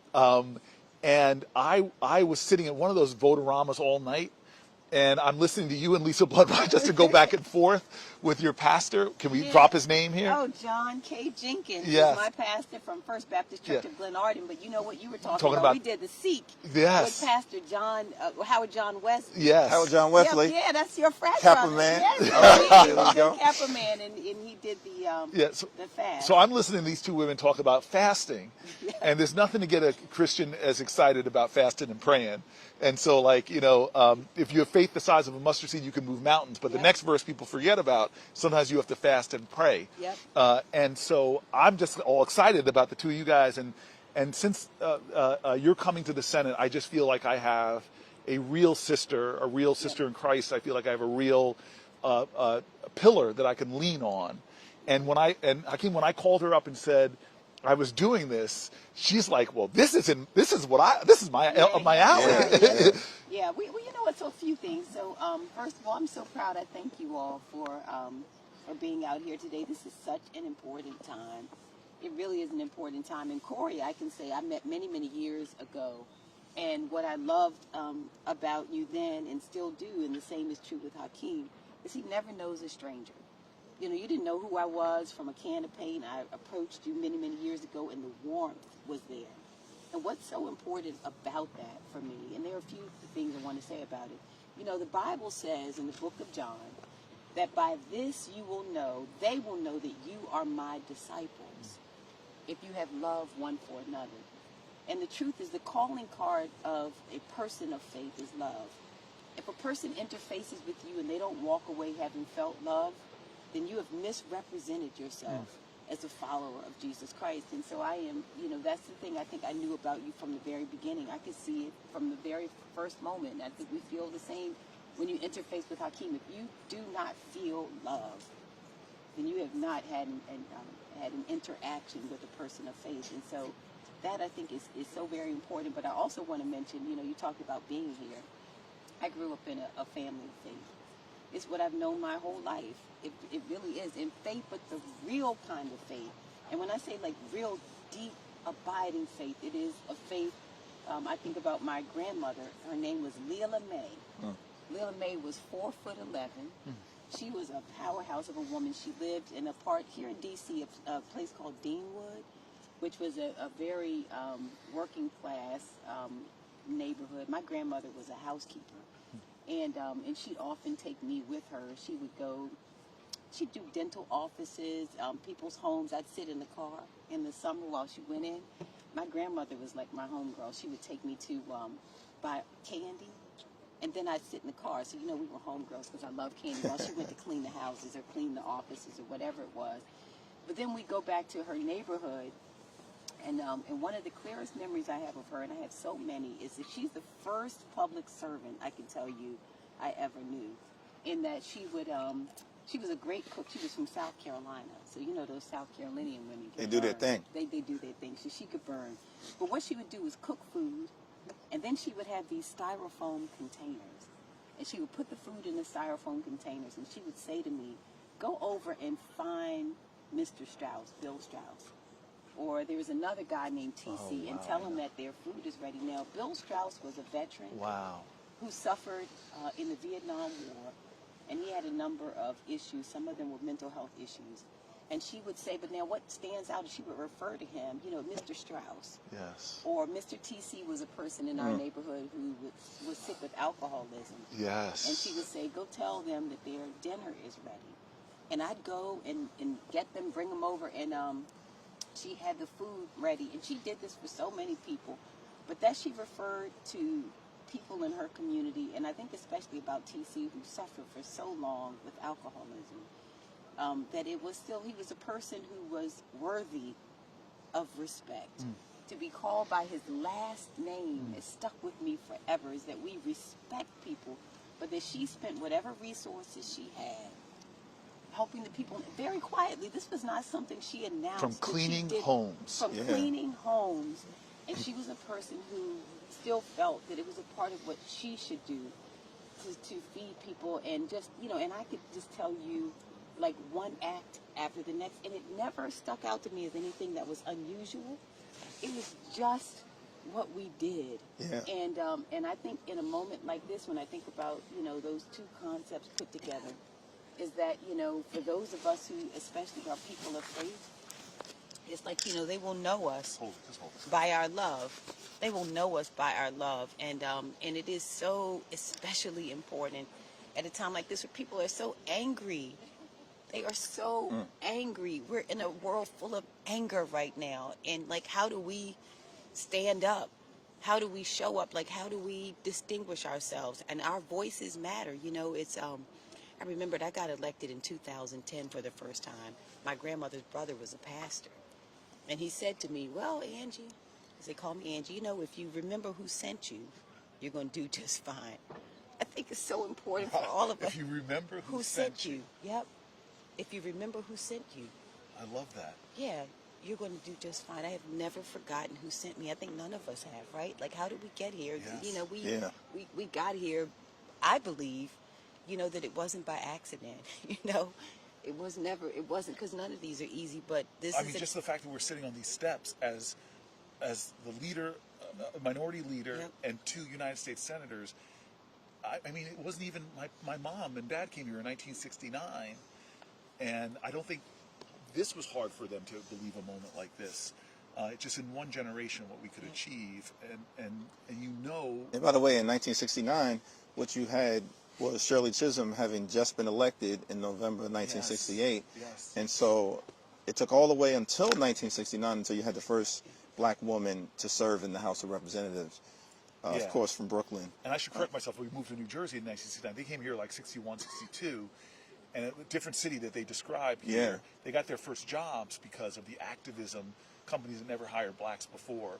But I want to go back to that generosity that so many people know, whether it's small rural white towns, black cities, that I still remember when I moved into Newark and I'm living in these high-rise projects, and Miss Virginia Jones, the tenant president, when we'd have a barbecue for the kids, she would always do that. She'd put little boxes together and go to 7A and 715 and give this to Mrs. So-and-so. She knew who needed a little bit of extra, and she would always put it aside.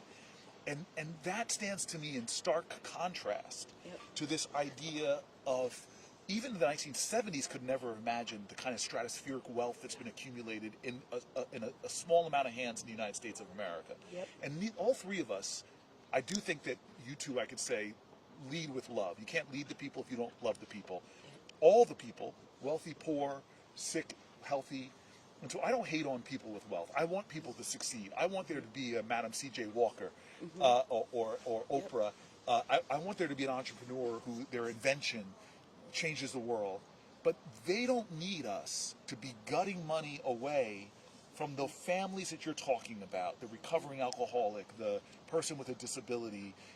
The idea that we're cutting things that help that generosity of our country, to give greater tax cuts to people that are enjoying this last 25 years, the wealth that has accrued to the top quintile of our country, is beyond the imaginations of even a generation, my parents' generation, that there should be that concentrations of wealth. And now we're going to give them the majority of our tax cuts, creating a bigger deficit.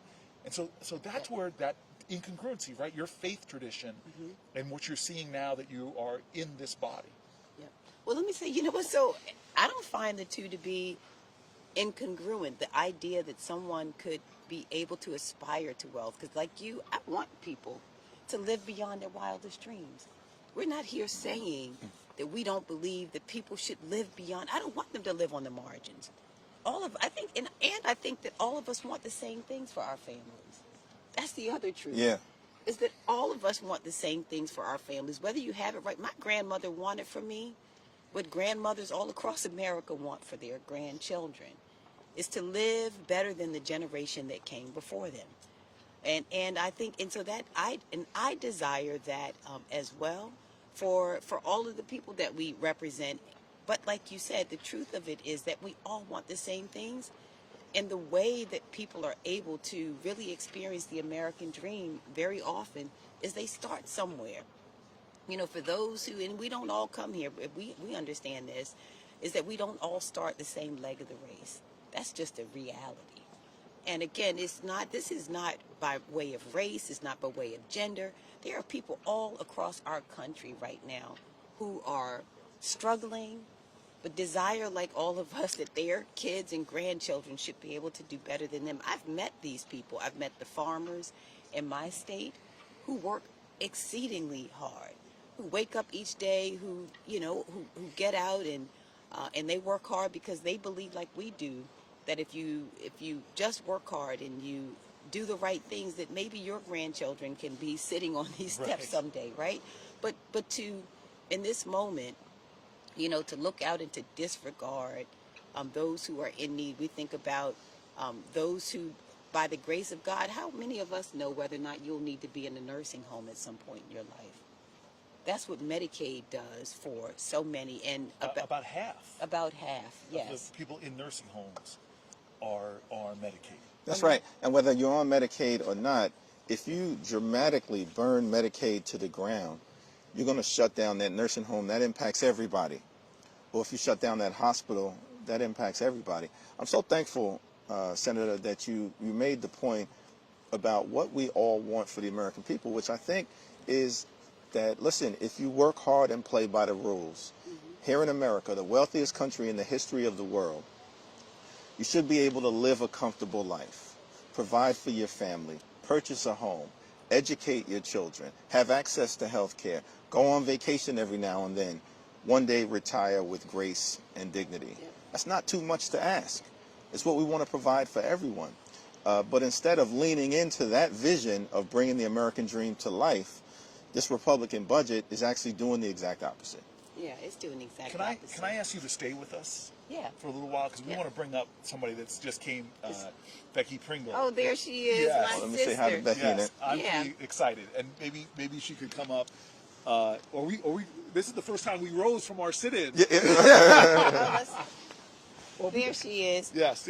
Come on. No, you hold that mic. Okay. You hold that mic. Good to see you. Good to see you. Very good to see you. Come on. We don't break the conversation. We They said we're gonna keep. Oh, okay. We keep talking. We're talking. Becky, President. We're walking, we're talking. You're going to hold my hand. I'm gonna hug. There we go. Oh, you're going to hug me, too. I'm going to hug you too. Well, we're all sitting down. You two sit. Don't let me fall. I'm not going to let you fall. I'm not going to let you fall. My stunt double. Just left. We're going to bring the stunt double in a minute. Okay. We're going to bring the stunt double in a minute. Okay. So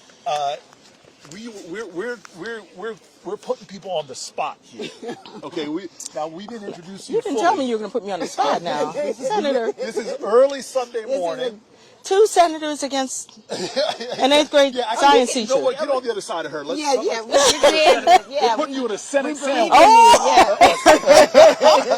Put you in a Senate sandwich. now, you know I taught middle school students, so that, you don't, Well, you we can't knew do it. that we misbehaved in the afraid. Senate far worse than in the middle school You class. got that right. Okay, we're going to want to introduce you because you represent the people on the front lines every day of the future.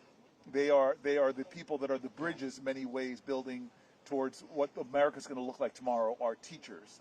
And I'm grateful for you. But I want to talk, because this is a faith conversation too, the intersection of faith and politics. And we've been getting a little black church up in here. And so so before we I'm at the talk, right place. I just like, what faith tradition were you raised? How did that shape your own sort of moral core, what you stand and believe in, and maybe even affected what you did with your life? Could you talk to me about that? Absolutely. So you know I grew up in Philly. Yes. Yeah. Yes. Go Birds. The problem is I'm the northern. World northern champion. Jersey. I know. I'm a Giants guy. I'm the world champion Philadelphia Eagles. Okay. Born and raised, and I went to a small Black Baptist church in North Philly. Okay. And in our church, we had a practice where the kids would always have to say pieces. Easter pieces, Christmas pieces. Yes. Hakeem and I were talking about that. I came from a large family. My father had 12 brothers and sisters. All of his sisters So thought you had they a were lot of cousins. Oh, a lot of people, a lot of yeah. people. But all of his sisters, 8 of them, thought they were my mother. Oh, wow. Yeah. So every time they came in my house, they said, Becky Sue, get up on the landing and say your piece. Oh, wow.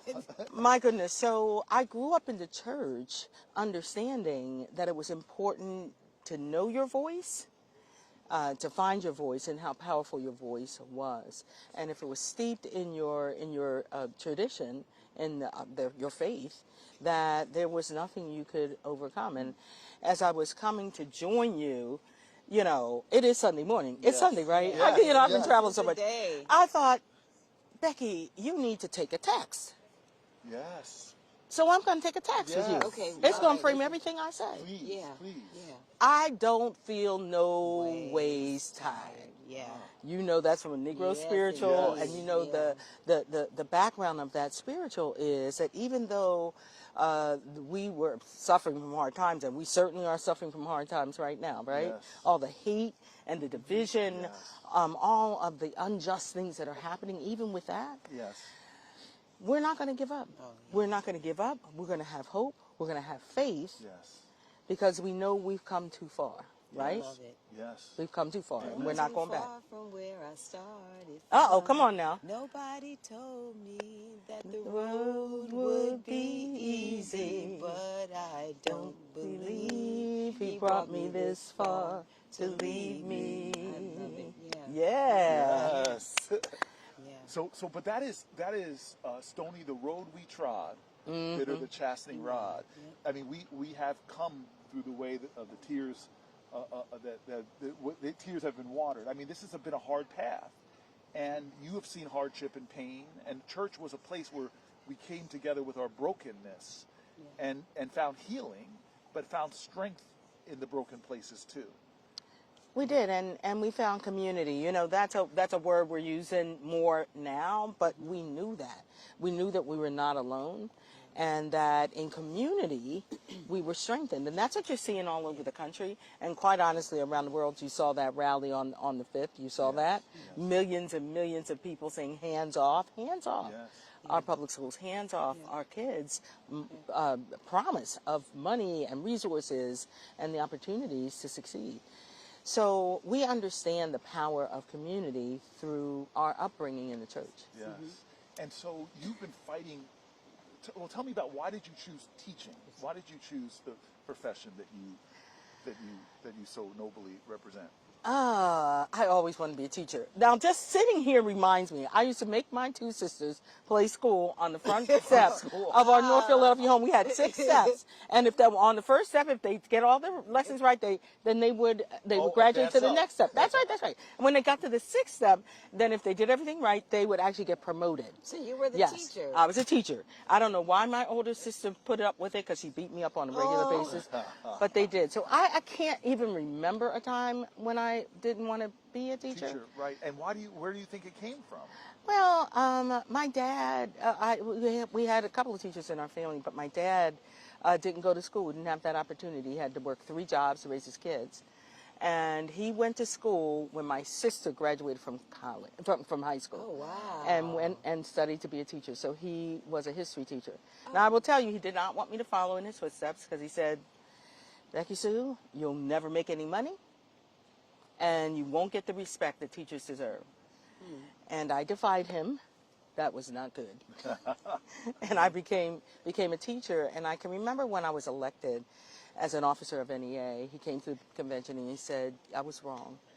I was wrong. Yeah. You have the opportunity to fight for kids all over this country now, and that's what we're doing. You know, it's funny. You said I just have to share this story. You said you taught your sisters. Well, you know what I did with my sister? I would preach. So I spent all this time in church with my grandmother.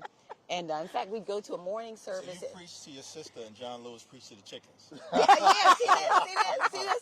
Yeah, so we spent all this time in church. We go in the morning and then go to the corner store, get a little candy and everything, and we go back to the afternoon service. So when I went home with my sister, she would be the choir. She'd bring the church announcements, and then I'd bring the word. I'd come and I'd stand at my grandmother's house at the top of the stairs and be the person, and I would pick a scripture, and I'd be there preaching. So, you know, but so it is. The faith is what brings us all together. But it's also, and it's so many. But it's also a training ground, right? Like Yeah. future leaders. I mean, the church, you get a constant demonstration, and I've listened to all of you speak, and I'm sorry, I hear echoes of pastors preaching.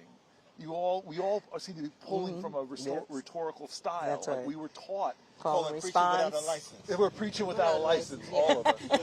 Yeah. Okay, so we started here 2 hours ago, and before the sun came up, Hakeem and I sat down, and we wanted to. It was cold, y'all. It was cold, colder than it is now. Colder. But we wanted to invite people in the conversation. We're getting some more people in the plaza. We appreciate that. good. Yeah. We are asking people to direct message their stories, their faith stories, their concerns about this moral urgency, how this bill that we're talking about might impact them. Because Congress is coming back from a long 2-week break. Yep. Tomorrow we start again. The Republican leader has said that they are going to try to get this done this work period, which means kicking the bill over to the Senate. The bill, we already know because of their assignment to various committees that they have to cut $880 billion. This is the assignment, and I'm not on your turf right now, the assignment to cut $180 billion, and we know the only way to do that really is to attack programs No, like that's exactly right. I mean, so the budget bill sets forth all of these cuts that various committees have to make. And the $880 billion cut was assigned to the Energy and Commerce Committee. Now, the Energy and Commerce Committee has jurisdiction over Medicaid. And so every independent observer understands, despite the Republicans trying to run away from this fact, that if you say to the Energy and Commerce Committee that you've got to cut $880 billion, that means Medicaid. That's the only way to do it. And in fact, independent agencies, including the Congressional Budget Office, have affirmed that reality. So now that we're entering into the committee process, it's going to be much harder for House Republicans to run away from this fact that they are trying to visit upon the American people the largest Medicaid cut in American history, which will be devastating. And so this is where I want to get it to you, because I always wondered, and maybe you all know this in Maryland and New York, we say to a kid, the school's going to provide you a book. It's going to provide you a desk. These are essential to learning. But one thing we don't talk about is how essential nutrition is to learning. Yeah. Having access to food, access to school, to lunch, to eat during it. And there's been so much evidence that shows you if you don't have proper nutrition, you can't learn and absorb. That's right. And so when we're talking about on that chopping block includes things like SNAP. That's right.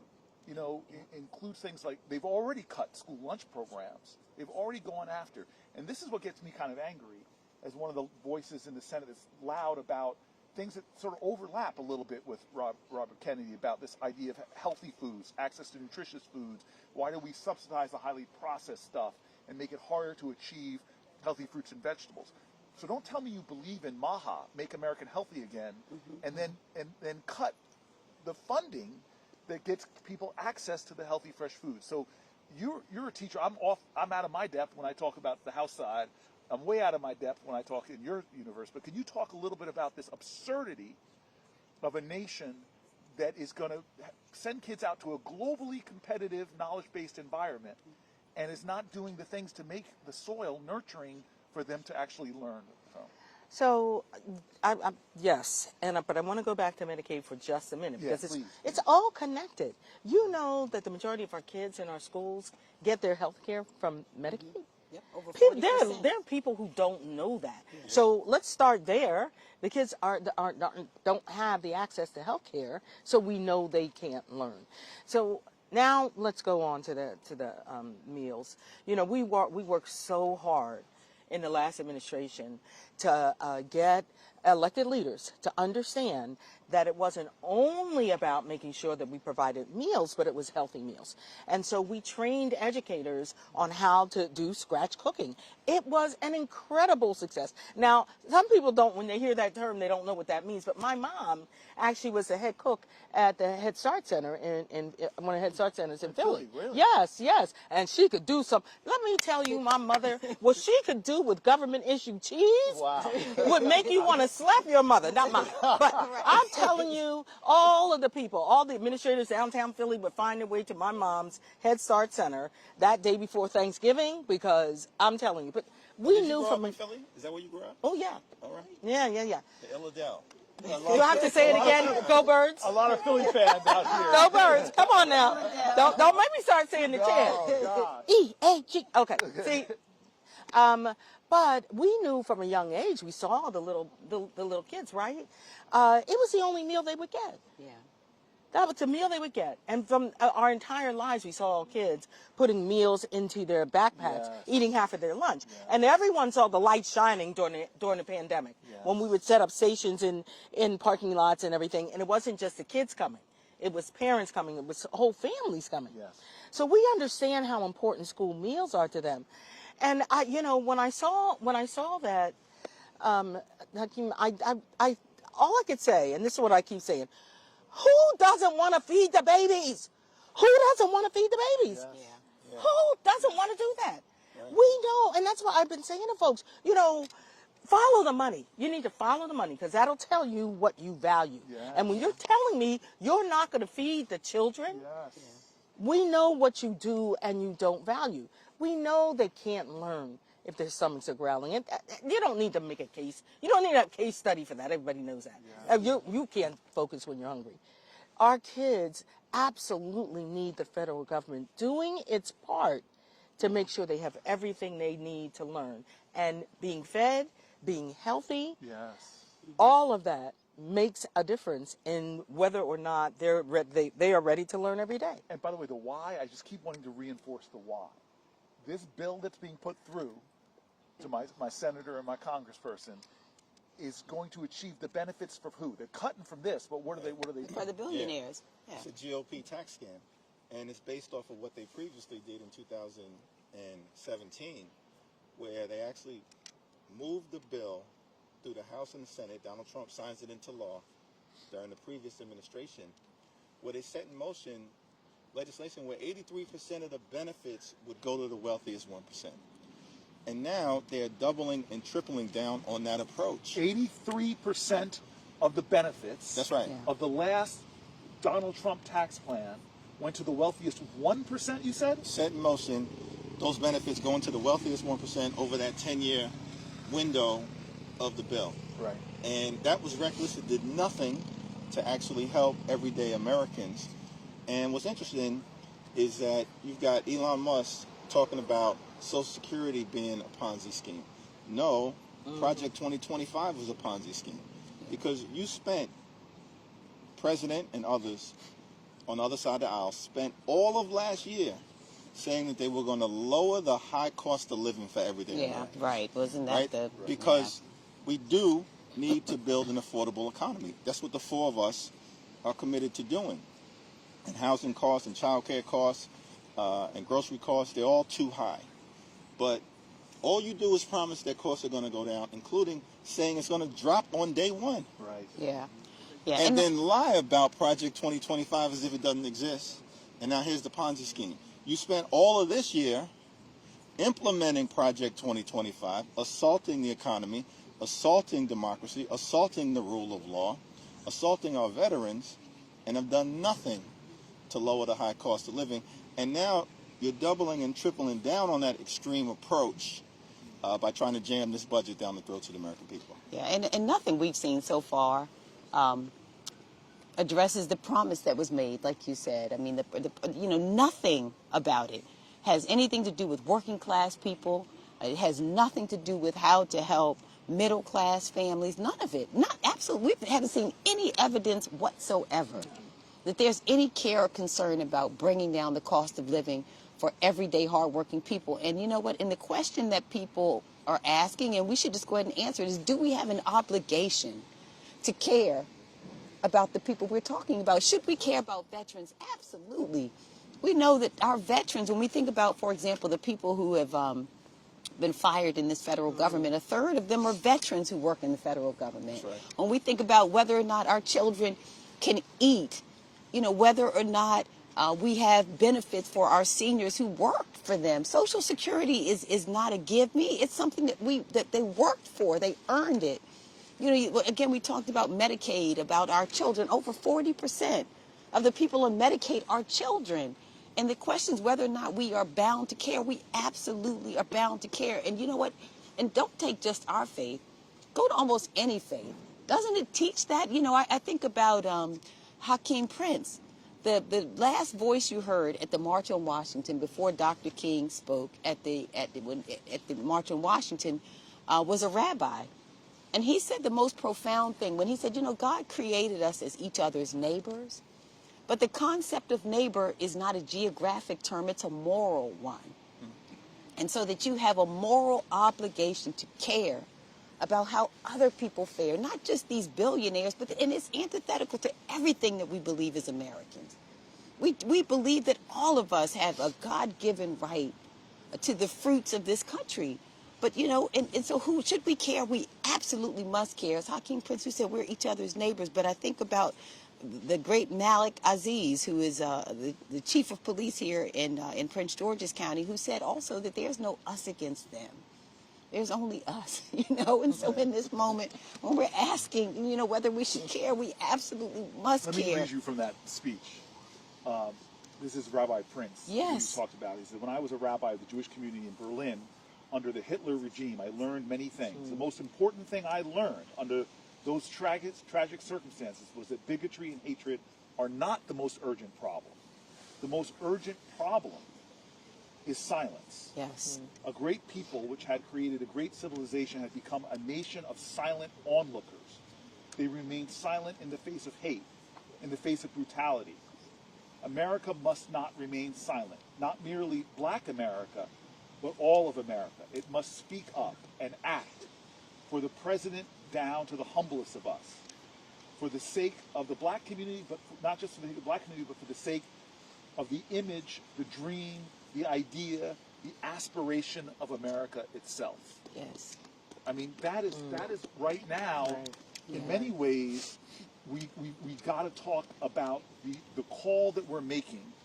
Because right now, the four of us, the leader of the minority in the House, the senator from Maryland, the head of the NEA, the largest group of teachers, public school teachers in America, and public school professionals, and the senator from New Jersey, this is not enough. At the end of the day, we've got to get more people involved and understand the threat to our children and the urgency of the act. Because they have power, but the power of the people is greater than the people in power, but we got to use that power, right? We absolutely do. And Angela, we are having a conversation. Yes, Madam Senator. Yeah, no, Angela, yes, we're on first name basis this morning. When you were sharing that, we all can quote scriptures from the Bible, and the one that I thought about, that just the very end, the greatest of these is love. Yep. The greatest of these is love.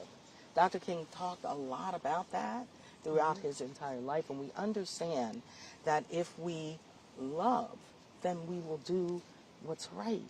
And all of us have that opportunity. For us as educators, we understand that in this moment, at this time, our role is not only to teach the children, our role actually is to educate folks on what a democracy is and what you have to do to protect a democracy. This is the greatest assault on public education that we've ever seen in this country. Yeah. The dismantling of the Department of Education, all of what's happening, taking the money, that's already happening, and students are already suffering. So let's be clear about that. Even higher ed. And higher ed, on all of it, the freedom to teach, the freedom to learn. We need to understand, and we take seriously our responsibility to teach people what is happening right now, because that's the first step in an authoritarian reign, is to take away the right for society to be informed, for them to make critical decisions and collaborate in their problem solving. That's what's happening right now as they are taking more and more funds from our public schools. But make no mistake, as educators, we also understand how important it is to tell real stories about real kids in real schools, and that's exactly what we're going to do. We want everyone to join us May 1st. We're going to be here in D.C. and all over this country and around the world. That's May 1st. Lifting up our voice. May 1st, May Day. May Day. May Day. Workers, to your point, workers around the country are going to be standing up and demanding and respect. Okay, before you leave me, I want to say she's got to get a plane. This is the second person coming here that changed their travel plans to come and be here on these steps to sit in with us for a little while. We hope more people will come actually and sit in or be at home. Turn this on, listen to it while you're going about your day. Keep checking in. But I just want to ask you one question before you go. Yes. Because we just sang a little bit, but she originated the hymn that we sang a little while ago. Do you have a favorite song that you or artist that you play when you need some righteous inspiration? Or at least not your favorite. I don't want to put that make you name the top. Just somebody that you lean on. Somebody I lean on, or some song. What is it? Song, a hymn. Oh my goodness. Blessed assurance. There you go. Assurance, yeah. Blessed What a assurance. foretaste of. Blessed assurance.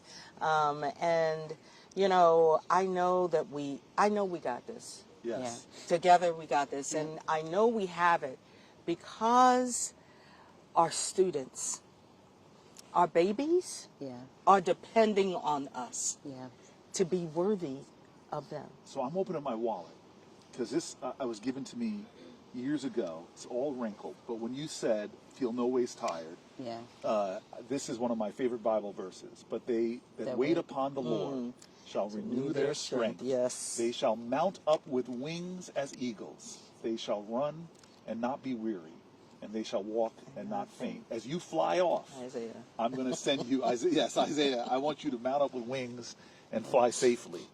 May God give you traveling mercies, and may you stay strong in the fight. You inspire me. You give me strength. You're one of those voices out in America that every time I see you, I hear you, I get more steel in my resolve. Amen. Oh, thank you. Thank you. you Appreciate all Thank you for so standing up much. for our kids. Yeah, thank you. I know you so won't much. stop We won't. because we won't let you. All right. Yeah, we will Just not. saying. We I will did not say I let was from Philly, right? Well, thank you. Travel Keep it up. safely. Did I bring anything? Travel safely. Be careful on these stairs. Be careful on the stairs. Yes, I will take your hand. You want the Right. microphone? Yeah, I want my mic back. Oh, yeah. Oh, wow. Yeah. Don't I do have that one on other thing I every tell you before I interview. go to church here. All right. You travel safely, my sister. Yeah. Yeah, slide over. All right, we got one last thing I want to just hold one. right there, because we want to bring in somebody into this conversation as you tell us this last thing. We've been joined by a member of the House. We got to even this out. We got to Yeah. He's a good friend, the congressman from the great state of Indiana. My man. All right. Good morning. Happy birthday, Doppelganger. Thank you. Yes, indeed. I'm his stunt double, folks. That's right. When things get rough in Indiana, Yeah. he taps me in. Absolutely. Call me Andre. I know you have I'm going to go on to church. church. Before I do, can I just share one other thing? I don't know. Have you all ever read something that I thought about when we think about like why we are even in this moment and the greatest threat I think we face right now? There is a poem called "The Cold Within." The cold. The within. Cold Within. I don't know that. It is so profound and so relevant in this moment. And it essentially talks about these 6 people who are around a fire. And they're in a perilous condition. Okay. Really threatened, really their lives are at risk because they're all going to freeze outside. And they each have something that is critical to the other's survival. They have an ember that they can throw in this fire. But they look around, they're so skeptical of each other in the moment. Yeah. There's a degree of selfishness there. And in the end, if you have a chance to go and read it, it is something that will really stir you right now. And what it says is in the end, they each have this log, and it says essentially they don't die because of the cold without. They die because of the cold within. Wow. That's good. And the hardening of the heart right now. And it is the most profound message. Don't die because of the cold outside. So good. But the cold they have in their hearts that they're Yes. not sharing and building the fire. Yeah, and it is, and it's. I wish I could remember it, but if you have the chance to go look at it, I think it's what we have to remind people in this moment. That is what our country cannot risk. That's right. I think of everything we discuss right now, it is the cold that is developing within, an indifference to the suffering of others, an indifference to the condition of others, no matter what that condition is. Because remember, we're talking now about these tax breaks and talking about taking away from the poor.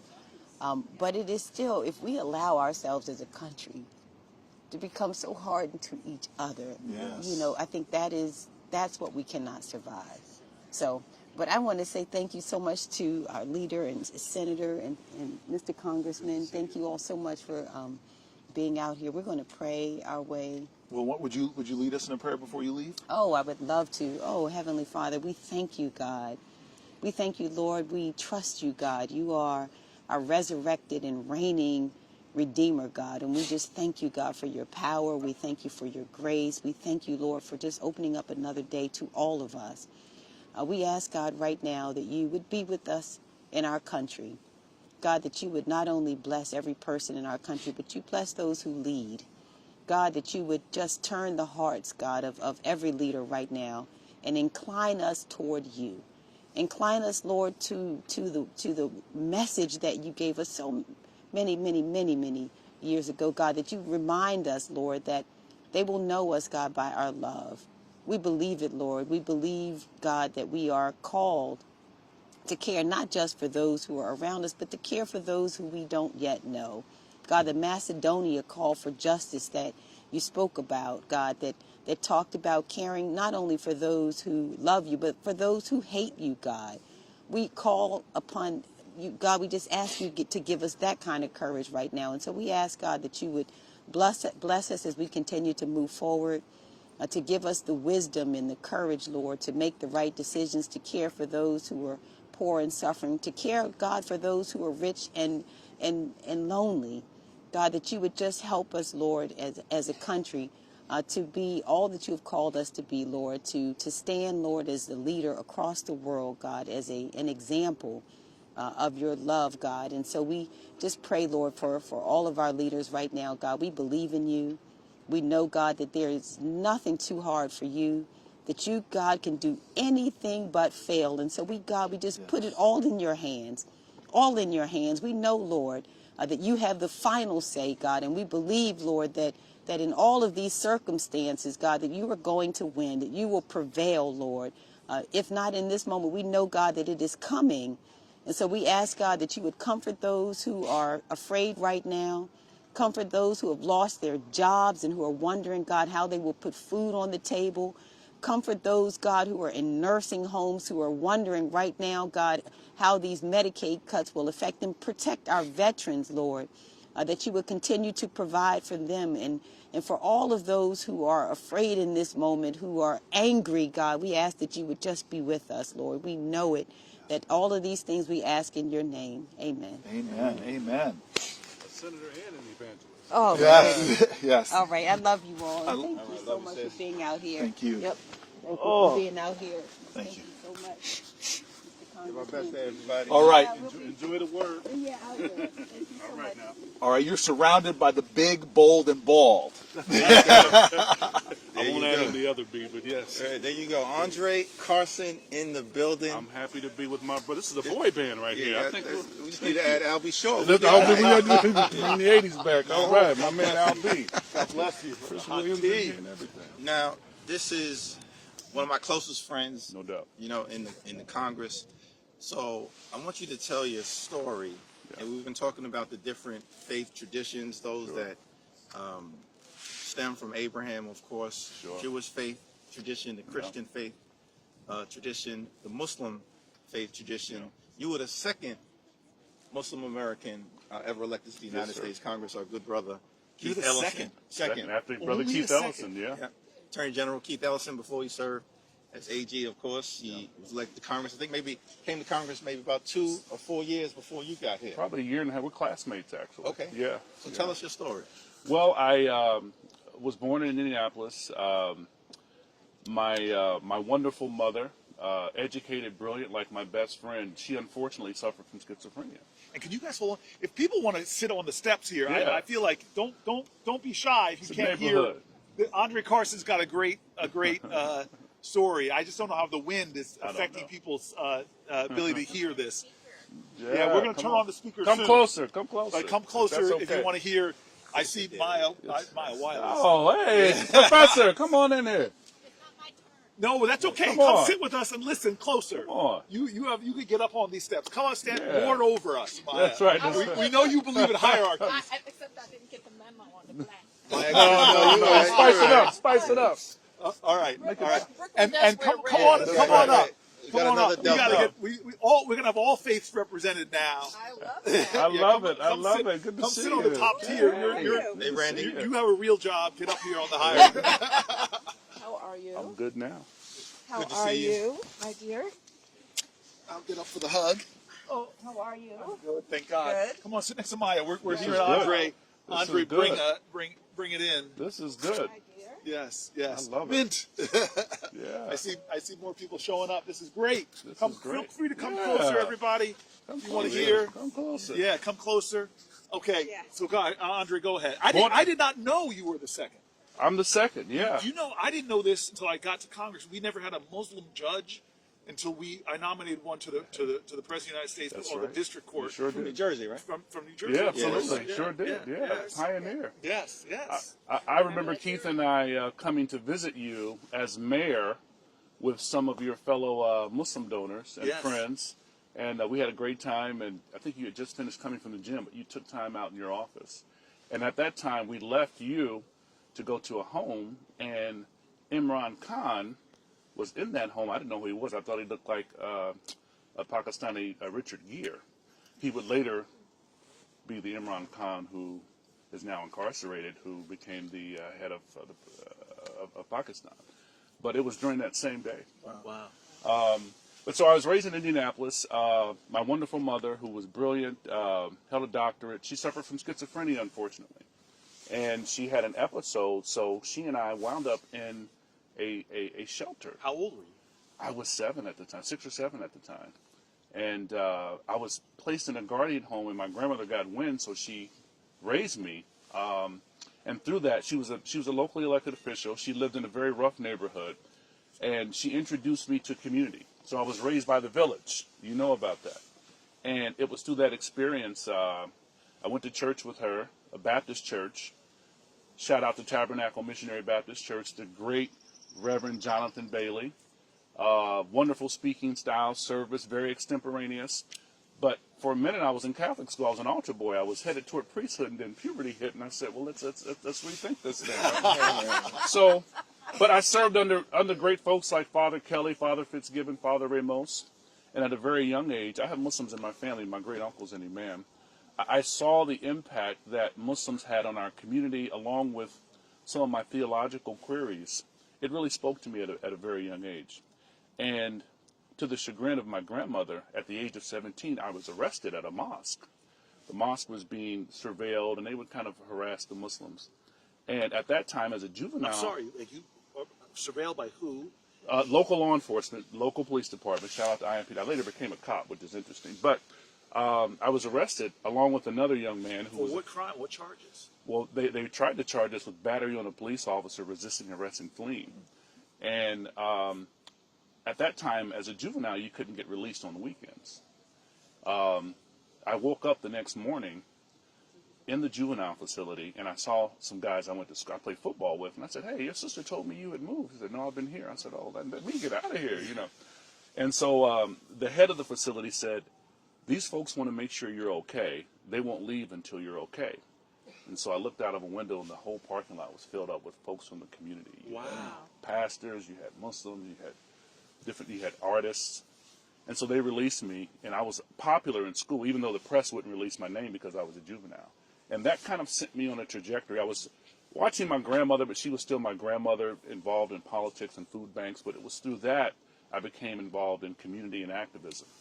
You know, you can be a revolutionary when you don't have a mortgage, you know. When you don't have a mortgage. And so through that and throughout high school and college, I as a young Muslim, I helped with local ministries. Dr. William Hanna, who was a pastor in town, who had the man-to-man program. But it was through that small experience as a child of having been in a shelter that I felt this sense of commitment to giving back to the people. and that looked different. Now, I'm a failed rapper. Hakeem knows this. I'm a failed MC. I was I going did not know that. I was I'm going a to get failed to this. MC. I was going to get to I'm this. learning a I'm lot. a failed man. MC. For years. What was your MC name again? I went through many names. I was the one-man posse, to give you an 80s reference. The one I was in a group posse. called the SWAT Team. I was MC Delight, but my man from Stetsasonic had that name, so I had to retract that. I was ADC. I used to be a break dancer. But I'm most known for being the Juggernaut. I was in a group called XN and then Foothill Cypher. Met Tupac, opened up for Ice Cube, Too Short. Are you serious? With a group Catch 22. That's how we get down in the house. That's right, man. It's my love for words. I'm a failed rapper, man. I'm a failed rapper. We do not have in the Senate. Senate. I will say that right now. Failed rapper. It is a flavor we don't have in the Senate. Is there a little sample? Yeah, come on, man. Yeah, just what I need. My opponents to use that. You may appreciate the bars, but there are expletives in there. But I know exactly. But when watching my grandmother and watching folks in the community kind of inform my sense of activism, I thought as a young man it was outside agitation, protesting, which is critically important. But as I grew, I realized that you needed outside agitation with some instigation on the inside to produce legislation that's effective and it impacts people in a real sense. And so after college, I became a police officer, ironically. I managed a few campaigns. I ran for school board and lost. That was my first loss. And then I ran for city council. I sat on the council, and then I ran for Congress. My grandmother passed, and she didn't live to see me go to Congress. But it was through that commitment and making friends with people like Hakeem Jefferies and yourself that really reinforces my sense of duty and commitment. So your grandmother passed when exactly? In 2007. I came to Congress in 2008. It took me 5 races. I mean, I ran against fellow Democrats, brilliant people, but I was called terrorist. Obama was running. Keith Ellison was in Congress. So you had 3 sleeper cells running for office, as they framed it, So those were fun times, waking up every day to a blog posting or some if you had ad. to say, what is one of the pieces of wisdom your grandmother left you with in how to get through tough times? She told me before she passed, she used the carrot and stick, obviously. She's from that tradition of pick out your switch. Okay. Okay. But she told me one thing, I was kind of complaining to her. I said, I wish we had a bigger family. I have a lot of cousins now, so that so do you all. But she said, sweetheart, you're going to have to make the world your family the way I did. Wow. And I kind of operate in that way of kind of expanding, making the world my family, whether you're Jewish, Christian, Muslim, non-theist. I see the humanity in everyone I attempt to. And what was it about Islam? I mean, you were raised exposed to a number of faiths. Sure. What was it about Islam that called you? Well, I think for me it was it calmed some of my theological questioning. Father Fitzgibbon and others at St. Rita helped with that because they were very studied. And shout out to Reverend Bailey too at Tabernacle. But to become a priest, obviously you have to be well studied and versed in theology and those kinds of things. But I think Islam, the work that I saw being done in the community, protecting communities, and of course there are different Islamic faith traditions, as you all know. And I think what spoke to me was the selflessness and the sense of community. When you go into a mosque or a masjid, you see people from all races. Everyone's on the floor. It's all equal. And I think for me, that reaffirmed my sense of community. And that sense of community and giving back to the less fortunate, that's consistent in all of our faith traditions. Right. And how do you see this moment right now? Because, we're here on the steps of the United States Capitol with some great leaders from across the nation and the American people with us. And we're preparing to enter into a season where Republicans are trying to jam down the throats of the American people a budget that will take away health care, take away nutritional assistance, take away a lot of the supports for everyday Americans. Absolutely. Right? For everyday Americans that we rely upon. What's your view of the moment and what we need to do collectively to be able to get through it? And I just want to ask you to keep the thread, though, of your faith why it is an affront to you, and what do you feel that drives you into this moment from your faith tradition too? Well, one of the pillars of Islam is zakat, which is charity. Say it again. Zakat. Zakat. Which means charity. I think in this moment, to the leaders' questioning, is understanding that we have an obligation as representatives and advocates. We're not here to lord over you. We're not here to be your ruler or master. We are representatives of your taxpayer interests. For my Republican friends who love to espouse their commitment to their traditions, their faith traditions, the scriptures talks about the least of these. How committed are you to the least of these? Are you so afraid and obsessed with Donald Trump playing in your districts, primarying you, that you would overlook the apparent distress, the apparent food deserts, the apparent impact and devastation that crippling SNAP programs will have on your constituents, perhaps even some of your relatives? Cutting back on Medicaid, cutting back on Medicare is not only unethical, I would say it goes against the Abrahamic traditions of taking care of the downtrodden, the unfortunate, the least of these. And so as Leader Jefferies fights, as you fight, as our advocates fight, we have to raise the point. Are we here to posture? Are we here for the pageantry? Or are we here as Republicans and Democrats to do what's right and be good stewards and caretakers over taxpayer interests? And actually, I think that people are applauding Andre Carson. I'm with the best. But can I ask you? Yeah.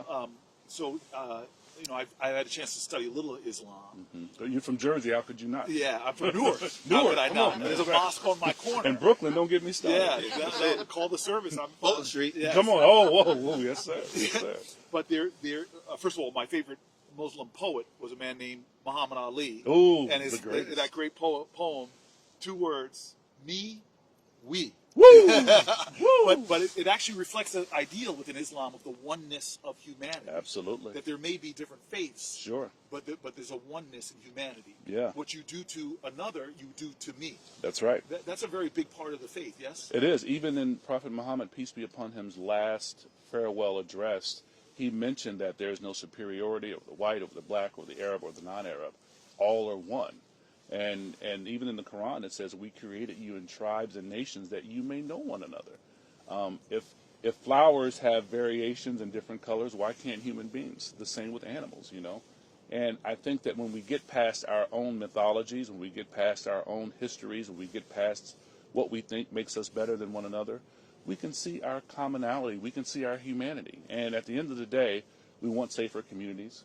We want access to affordable health care. We want to feel like we have some kind of trajectory in life that gives us a great standard of living. And so our issues are universal. Our methodologies may vary. But you cannot not care. Like if there's a whole big boat, there's a hole under your seat. Come on.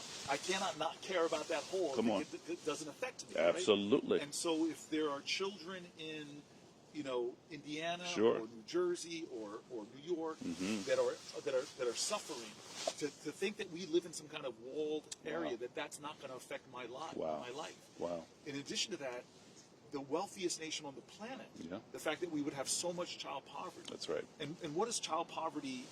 It's a moral obscenity, right? And King said it best: injustice anywhere is a threat to justice Woo! everywhere. Come on now. So if you see injustice, and it's all throughout, this budget that we're going to have to work through That's right. and defeat in the next few weeks.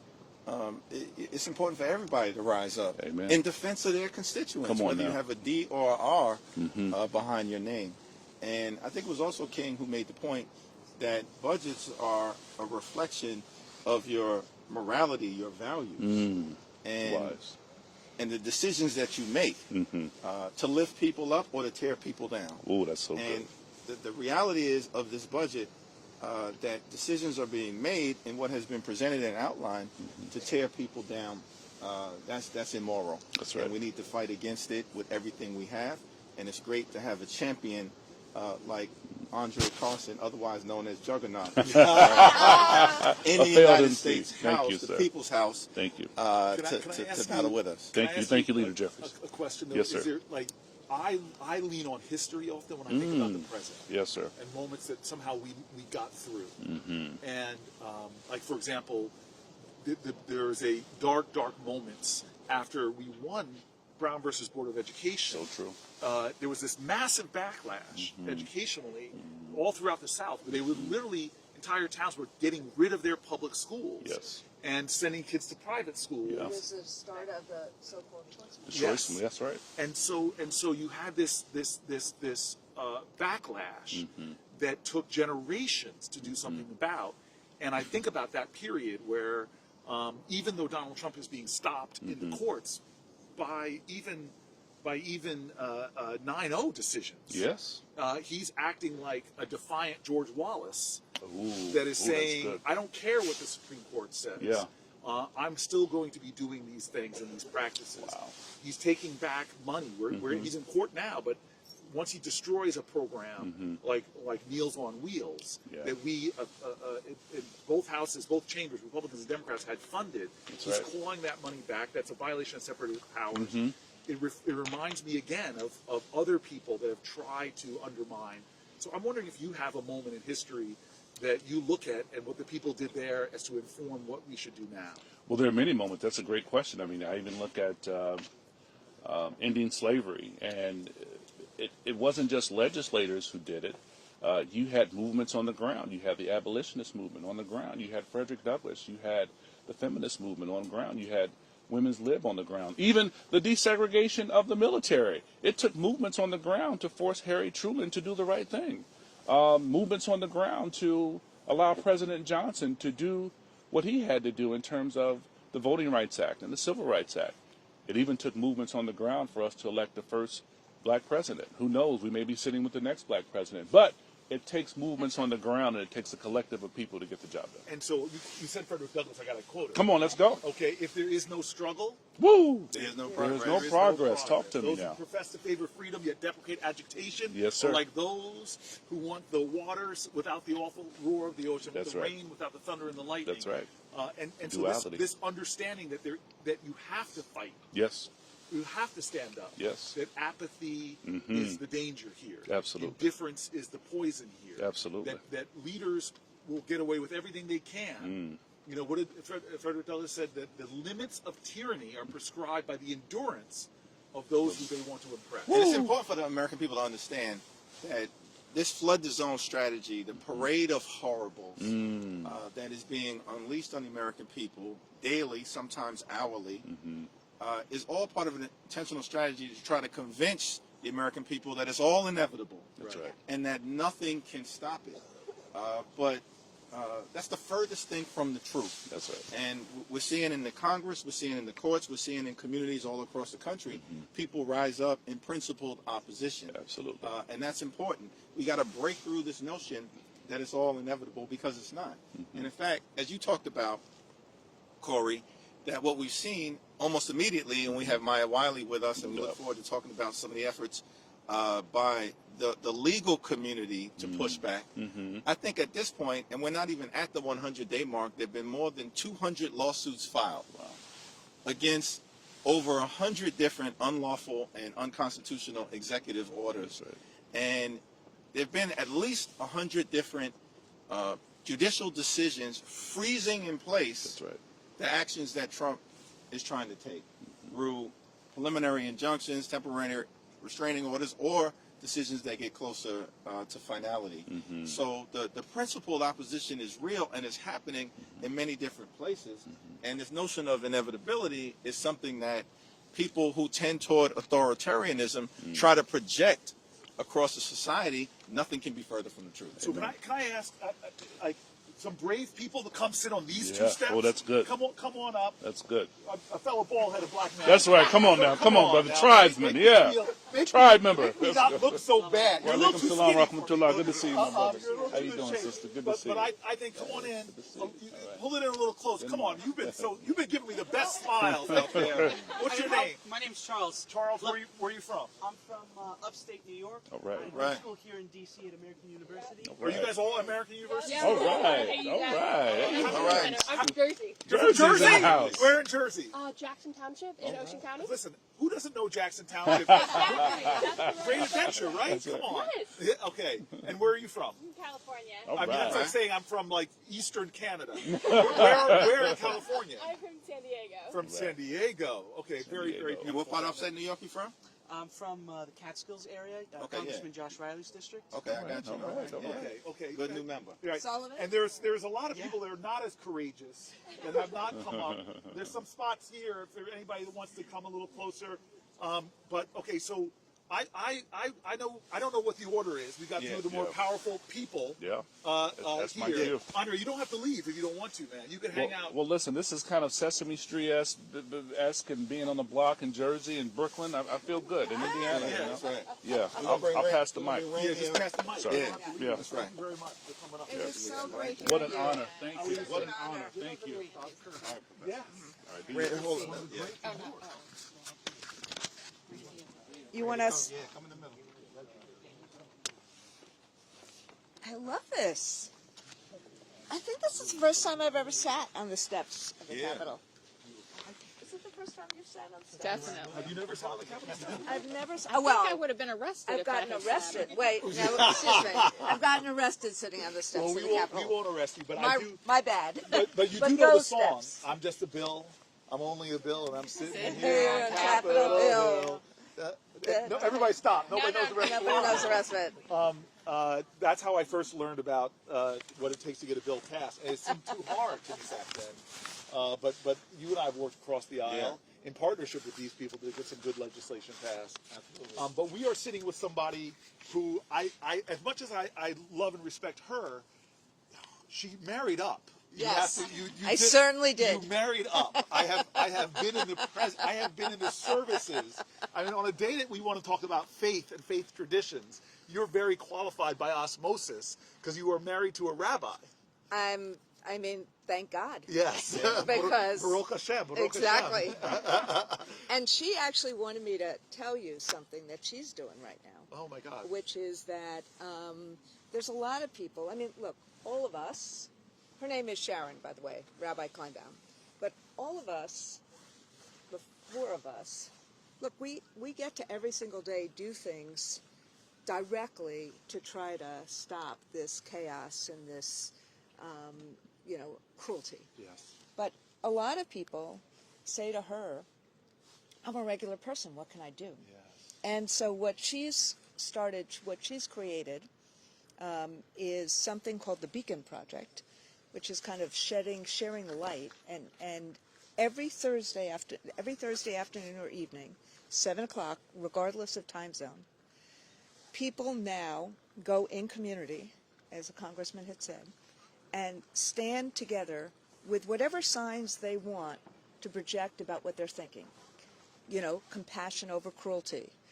We love our immigrant neighbors. My sign, which I made a few weeks ago, says protect our kids. Wow. And so in communities across the country, Thursday, 7 o'clock, people are standing together with these signs saying, we don't want this. This is not, whether we voted for it or stayed at home or, voted against this, this is not what we want. And where do they stand? And so in Teaneck, for example, there's Teaneck, New Jersey? Teaneck, New Jersey. They're standing in hundreds. Yes, they're standing in hundreds of different places already. And this is now still by just word of mouth. So in Teaneck, New Jersey, 4 weeks ago, it started with 3 people. This Thursday, there were 50 people there, all with their signs. And so just like we're on the steps right now, it's like we stand, when I'm home, we stand on the corner, I mean, several people do it, on the corner of Academy and Broadway. Wow. And, and so this is now, it started in like 5 places, and last Thursday it was over 100 places. And so by word of mouth, this is now happening every Thursday from 7 to 7:30, just people gathering and saying, this is not what we want, this is what we want. And our signs say what we want. So she wanted me to make sure, when you can be there on a Thursday, we wanted to invite you to the Teaneck gathering to make sure. Now we brought in Randy Weingarten Yes. through your very incredible partner and wife and rabbi, but of course you are Yes. the president of the American Federation of Teachers, have been a long-time educator, champion for our public schools and our public school children. How do you see this moment right now? And tell the people some of the things that you're working on to get us through it. So, thank you. Thank you, the person I want to say, Mr. Speaker, and we need you to be the speaker. I want to applaud. You know, we do. Because, you know, both of you bring together the righteous indignation as we make this fight. And this is Sunday, and this is church on the steps. So part of what we're doing in terms of education is that we have to fight back, but we have to fight back in a way that we bring people with us. I think a lot about King's last book, Chaos versus Community. Right. And because what autocrats do, and you know, look, as you both know, I'm a history teacher and lawyer by training and by avocation and love. But what autocrats do is it's not just the inevitability, but they want to create such fright and such fear and such isolation that everyone feels alone. Yeah. And that the chaos is about creating that fear and that isolation. And so what we need to do, first and foremost, is to recreate community. And what public schools are is that they become the center of community. Yes. What universities are in a campus, it's the center of a community. Yes. So immediately watch what they've done.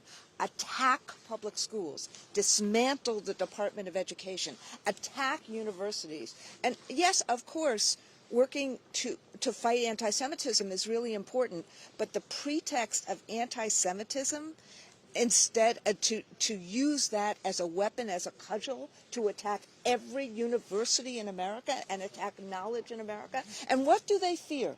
They fear critical thinking. They fear problem solving. They fear a knowledgeable citizenry, because a knowledgeable citizenry is what can actually then say, no, this budget is wrong. Right. No, this budget doesn't work. No, this budget helps the gazillionaires, not the people. No, you're doing wealth redistribution to those who are already mighty. And they don't want that. So the first thing they did, I mean, in the first 100 days, how do you, as a president of the United States, attack education?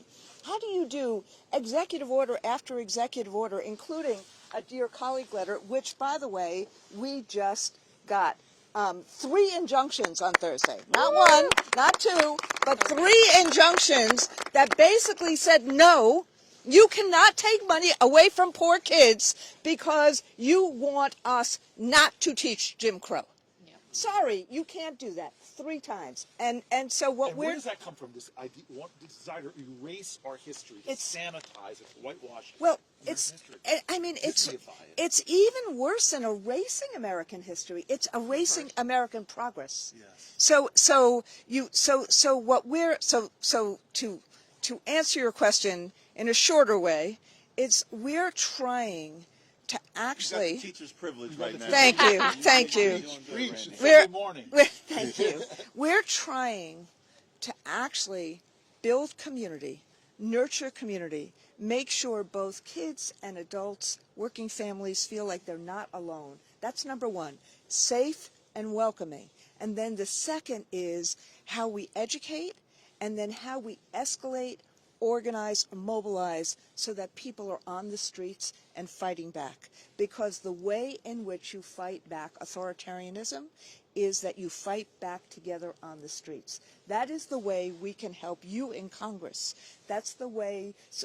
It's great that the courts are doing their job right now, but if the court of public opinion does not do its job, then we cannot just rely in this moment on the courts. Fair to say in the tradition Yes. of the civil rights movement. Exactly right. And in fact, what I've done with my members a lot is say, look, we've never been through this, frankly, as white Americans in the last 200 some odd years, but black Americans and particularly in the South, have been through this all In the the time. North, too. The North too. yes. But think about, and I've often looking at my, white colleagues, and I say to them, look, you're not used to somebody knocking on your door and taking you away, or punching the door in and taking you away.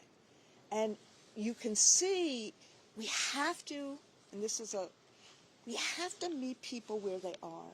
We have to make sure they understand what's going on, but with that knowledge, also create that hope. And that's why I go back to the Beacon Project that Sharon is doing, because it has to be a combination of fighting, being part of community, fighting in the courts and the court of public opinion.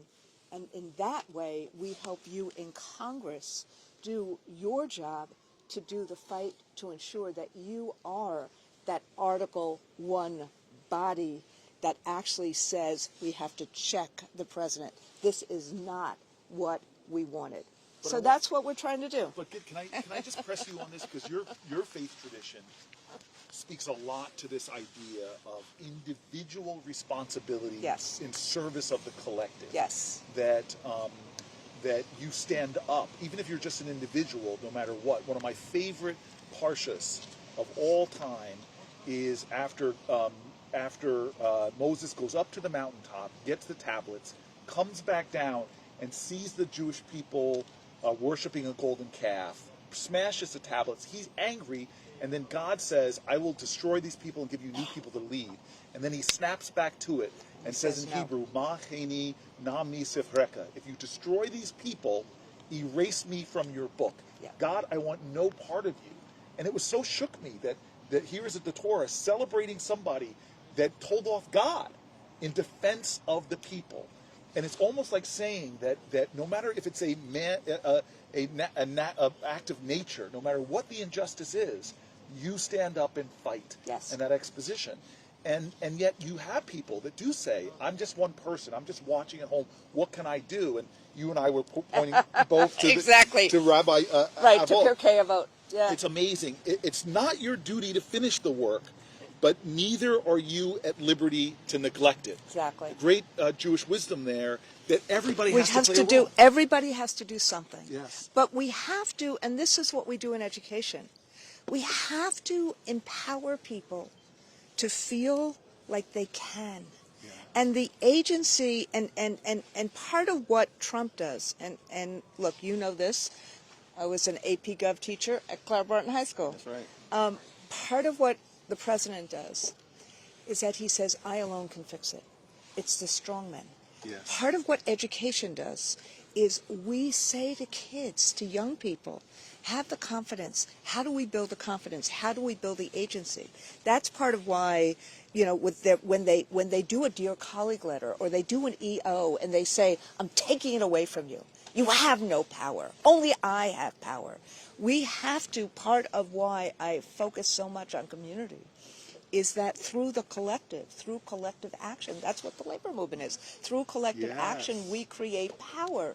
Through doing things together. Right. So none of us, so that when we do things alone, they can target us. But together we can accomplish what's impossible to do alone. So it's a combination of how do we work in community? How do we support each other? How do we have some joy and some fun, like what both of you are doing today?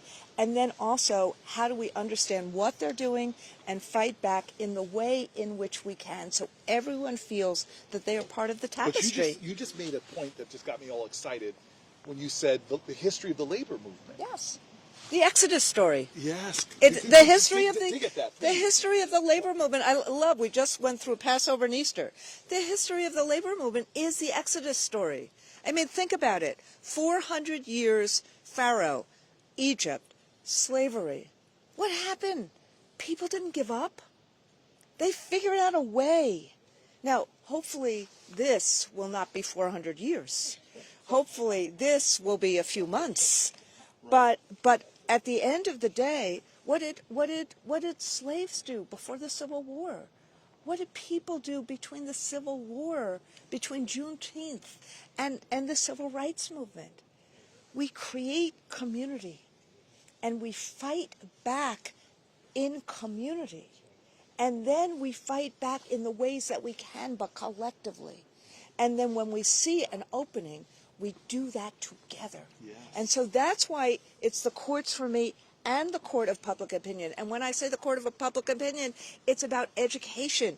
It's about actually telling, having webinars to talk to people about what is authoritarianism. What can people do when somebody knocks on the door of a school, an ICE agent, and says, I want these kids. And teachers say, no, where's your warrant? Where's your judicial warrant? So we are teaching people.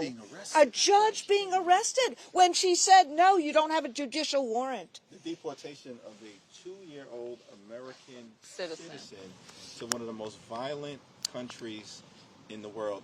The cruelty absolutely is the point. You make a profound observation. Lincoln, one of our great presidents, of course, one of our greatest presidents, once made the observation that public sentiment is everything. Exactly. With it, nothing can fail. Without it, nothing can succeed. Exactly Wow. right. It's one of the greatest weapons we Exactly believe right. that we have to push back against the assault, right, on our way of life, the assault on the rule of law, the assault on the economy, the assault on American democracy. And we're starting to see, public sentiment shift dramatically. Talked about Trump saying, I alone can fix it. And he lied to the American people, particularly about his intentions related to the economy. I'm going to fix the economy. We all agree, we were talking about this earlier, that the cost of living in America is far too high, and we want to do something about it. We want to make life more affordable for everyday Americans. We've got to do it. But instead, he's doing the exact opposite. Not only is he not fixing it, he's unraveling it. So let me, the one of the things that I've been, and look, as a school teacher, that I've been most concerned about is that truth is undermined at every moment. The disinformation, the misinformation. And so trust becomes really important in order to attack all of this. But we have to get back to truth, and we have to get back to people seeing that there are facts and there is fiction. But I think what's happened is that Trump, and you and I have had this conversation a couple of years ago. Think about what the framers did to try to make the president not a king. Not to have a unitary executive. And Trump is doing the exact opposite. He's using EOs, undermining Congress, using executive orders to try to make it sound like he is all-powerful. But what is now happening is the facts on the ground are showing something completely opposite. When shelves are empty in Walmart or in Costco, when the ports don't have goods, when all of a sudden you still see during Easter that eggs are $12, $14, $15, so you can't do what you would like to do with eggs. You're seeing that kind of shift when you see that we have a unit in Highland Falls, New Mexico, a hospital where someone died because of poor storage of infectious agents. And NIOSH was doing the investigation, and then they pulled NIOSH away. They pulled health and safety away. Look at what's happening where in Social Security, where people need to go to an office and people need to actually make, to get their Social Security, and all of a sudden somebody finds out they have been deadened. So I think what's happening is then deadened. I didn't even know that. I mean, so people are starting to see it and feel it. But this is that moment that we have to connect the dots. Yeah. And you connect the dots, I think, not simply, I mean, I think people understand that this is Trump's economy, and he has taken what was a strong economy, not one that helped everyone, but a strong economy that needed to be strengthened, and put it into a ditch. But our job, I think, and I think this is the advocate's job, not just the congressional job, our job is to help both tell that story, meet people where they are, and again, work in community, which is the antidote to the straw man. So people criticized King for being a rabble rouser, and he would, and you're disturbing the peace. And he used to say that the absence of violence is not the presence of justice, and that sometimes you have to comfort the disturbed, but disturb the comfortable using creative tension, creative nonviolent protests. I mean, look at both King and Gandhi. Look at the Salt March. The nonviolent protest is going to be, look, April 5th was formidable. We need more nonviolent protest in terms of the fight to show that the people are with the two of you. Right. The people are with the righteous. We learned a lot from King. We learned a lot from Gandhi. We need to be out on the streets in a nonviolent way to say, this is not what I voted for if somebody voted for Trump, and this is not what America is if somebody didn't. And so let me take you to a historic moment. And first of all, I want to invite. I think we're getting word that Yeah. Randy's got to run. Yep. Okay, before Let's give it up for Randy Randy Weingarten. Let's give it up for Randy Weingarten. I know you're catching a plane. Yes. Thank you so much. Thank you you. for preaching the righteous. Thank you. Thank Right. you. Where's the T-neck purchase? I'm not T-neck one. Oh, I got it. Oh, you got it. Oh, in the boarding park? Yeah. All right, so I want to say a couple things to the people that are watching. Come down to the Capitol if you're able. We're seeing more and more people gather here. Some joggers have stopped. Thank you for stopping to the joggers. I hate to mess up your cardio scores for the day, but we're grateful that it's worth it. Where are you all from? Where are you from? Every person run club. If every person can run club, every person can run down here and join what we're doing. But you don't have to. If you're watching online, please also think about DMing us. This is the one time you can sneak up into somebody's DM without feeling guilty about it. We want to hear your stories. We want to hear what you have to say. Randy Weingarten's leaving, but I wanted to tell you guys one of my favorite. I think she was the first female cabinet member, labor secretary for FDR, Frances Perkins. The American University students are shaking their heads up and down. She was the first female cabinet secretary. Yes. Yes. Some other people are saying yes. But the story I know about her that I love is that the Shirtwaist Factory fire. This horrific fire where the working conditions were horrible in our country. They literally sealed off the exits because they didn't want the women to possibly leave and take a break. And a fire broke out and they had no exit, and it was this horrific, people dying. And she said she stood there on the pavement watching people jump to their deaths. These women who were in these sweatshops having to jump to their deaths to try to escape and flee the fires. And it so shook her that she saw that my not speaking up about the working conditions, about what people were suffering, my silence was complicit in the injustices that were going on, and that I had to figure out ways to step forward. Even though I was just an individual, I had to get more active. And so the question is what are we being silent about right now as people are threatened to lose their health care? How are we being silent when people, beautiful Americans with disabilities, will lose their systems of support? How can we remain silent at a time that women who are giving birth, so many of them who rely on Medicaid, are going to lose their support and yet again threaten to drive up our maternal mortality rates? Already shamefully in this country, we have the worst of any developed nations.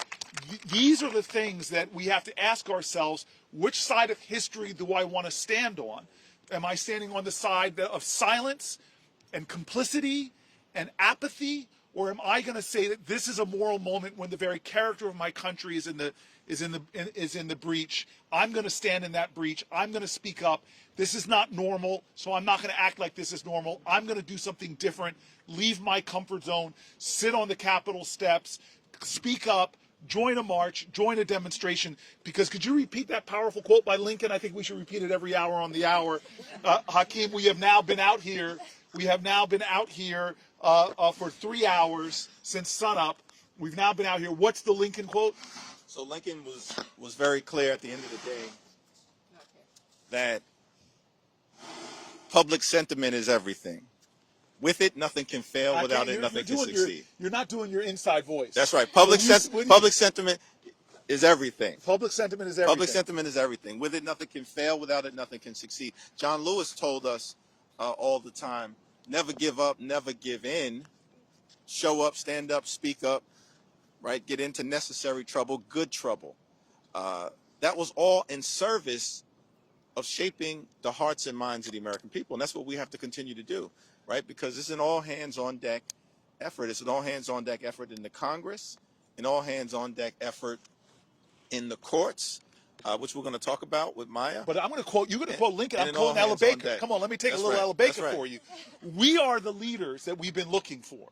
That this is a moment where we need more people to recognize not who's going to stop this, but I'm going to stand up and do something to stop it. At the end of the day, right, it's the American people, above all else, who will rise up, make it clear this is not normal, this is not acceptable, and together we're going to end this national nightmare. Amen. So who do we have between us, man? Well, we've got the great Maya Wiley. Yes. I say that not only because she lives in Brooklyn. Oh. But we appreciate We're that. Brooklyn. Oh my gosh! I feel the Hudson River suddenly sliding here, we rock with separating us. But Maya, tell us about yourself. You're one of the great civil rights leaders in the nation, Truly. Tell us your story. And you have a very powerful story. You know, your parents, the journey that you were on, and what's led you to this moment. And what is your faith traditions of your parents? What gave you your moral kind of upbringings? How much time do we have? All right. Y'all just said a lot, and I'm not going to do all that you just said because we'll be here all day. But I do want to start by saying, one, I'm very proud to be president and CEO of the Leadership Conference on Civil and Human Rights, which is the nation's oldest and largest civil rights coalition, 75 years old today. And I'm saying that proudly because several of the leaders you've just heard from are our members. Randy Weingarten, Becky Pringle, I think Minnie was here earlier, yes. Minnie Timaraju, and Rabbi Jonah Pesner told me, shout out my rabbis I sent down there from the rack. So do I have our rabbis? Did I hear yet? Then I hear yet. Okay, Jonah, I did shout them out, Jonah. Yes, but the rabbinical crew is coming. Send all the rabbis, right. Please. But I share that because the civil rights tradition that I'm so proud to play a small part in is a majority of this country. It does look like America. And that is the tradition I was raised in. I mean, I grew up with parents who were active in the civil rights movement. My mother was a white woman from West Texas who was raised in the Southern Baptist Church and went to Union Theological Seminary as soon as she could because she recognized that the teachings of the leaders were not consistent with the teachings of Jesus Christ, her Lord. Wow. And that she realized she had to follow the teachings and not the people who were professing to be the teachers. Wow, I do want to stand for that. And I say that because I believe that's a moment that we still find ourselves in. But meeting my father, who was a professor of chemistry at Syracuse as a black man in the 1950s, who... when you say meeting your father, help me understand that. They met. Oh, they met, the two of them met. At Syracuse, At sorry. Syracuse. Okay, it wasn't that deep a statement. Okay. What was deep was that it was not lawful for them to get married in many states in the Union at the time they got married because he was black and she was white. And that they started organizing in Syracuse because they wanted to show that civil rights violations were as dire in the North as they were in the South, that the struggle for civil rights was not something that existed only in one part of the country, but was necessary in all parts of the country. And they very much believed and understood that if we were to end poverty, that we could not do it without rights, but that our rights must lead to the end of poverty. And I say, right? Amen. And I say that sitting, I mean, Hakeem, if today, last Sunday, I was in a church that is in Hakeem Jefferies District, Bethany Baptist Church, which is a storied civil rights church. Reverend Adolphus Lacey is not watching us because he's probably preparing a sermon right now. But I say that because... I said to Reverend Lacey, I'm not in church because I'm on the Capitol steps right now.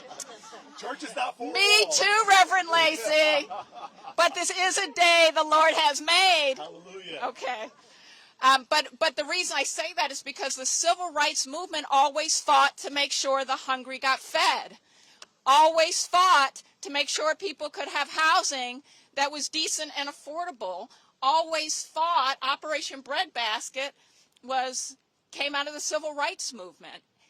In fact, if Randy Weingarten, who was just here, would be able to say this as well, the reason we have federal dollars to support schools with high levels of kids who need more support to learn, to get the things they deserve, is because the civil rights movement demanded it. It led to Title I. The very things we are sitting on these steps today in order to be united around, to tell this building and our leaders, no, you can't. Take from us what we fought for every single child. And no one in the civil rights movement asked what the color of the child would be. We didn't. Nobody in the civil rights movement asked what the religion of the recipient would be. Nobody asked what zip code it would benefit. The fight has always been for everyone, and that was the tradition of my parents.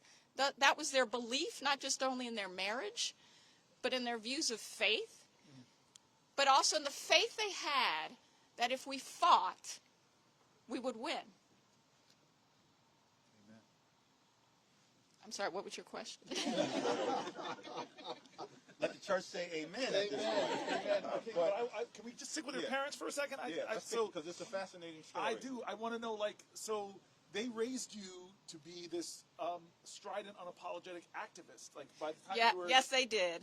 Okay, and but like, what were you like going into high school? Like, was this? I was a nightmare because they raised me to be strident, and then they regretted it a little bit. and where'd you go to college? So, first of all, let me just say this, because I grew up here in D.C., because while I was born in Syracuse, I do have two homes, but they moved here because my father felt like we had to do more for people who are poor in this country, which, by the way, the majority of white people who are poor were white.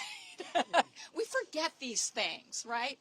And this will go back to a little bit of that chaos that you were talking about, Hakeem. But the reality is they came here because my father thought we actually have to figure out how to fight for people here, where people who make decisions are, and connect the people who are in communities, who are organizing in communities, to here, to the power here. Right. So they came, and my mother went to work to pay the bills, so my father could found the National Welfare Rights Organization. Wow.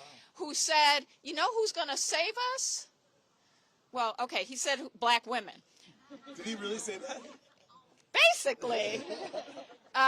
Because he made the board of directors the women who themselves were on welfare, right, who were black. And he also believed that these were also the women who would bridge the divides the country was intentionally driving, to drive wedges between white women and black women, between black women and Latinas, between everybody who all needed the same things, but have long been told that we are not in this together. And so that's what he did, and that's why I grew up here. I mean, but part of what my parents did that was so important is because they believed in public schools. They put me in the neighborhood public school, which was a segregated public school. It was a public school where I was one of the only students who was not getting a free lunch. It was a school where my classroom was overcrowded and where I was 2 years behind grade level by the second grade with her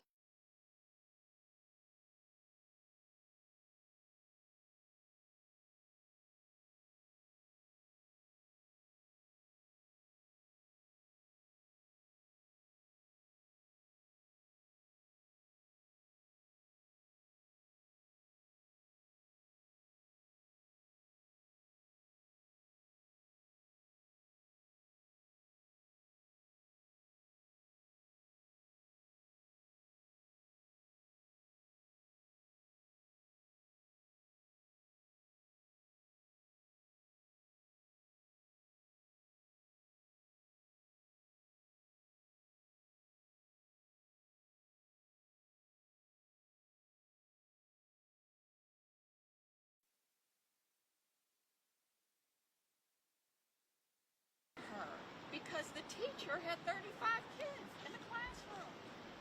But these are the things we're sitting here today for. My parents made decisions that despite their opportunities showed me personally what it was like for everyone who did not have, because they didn't think they were better.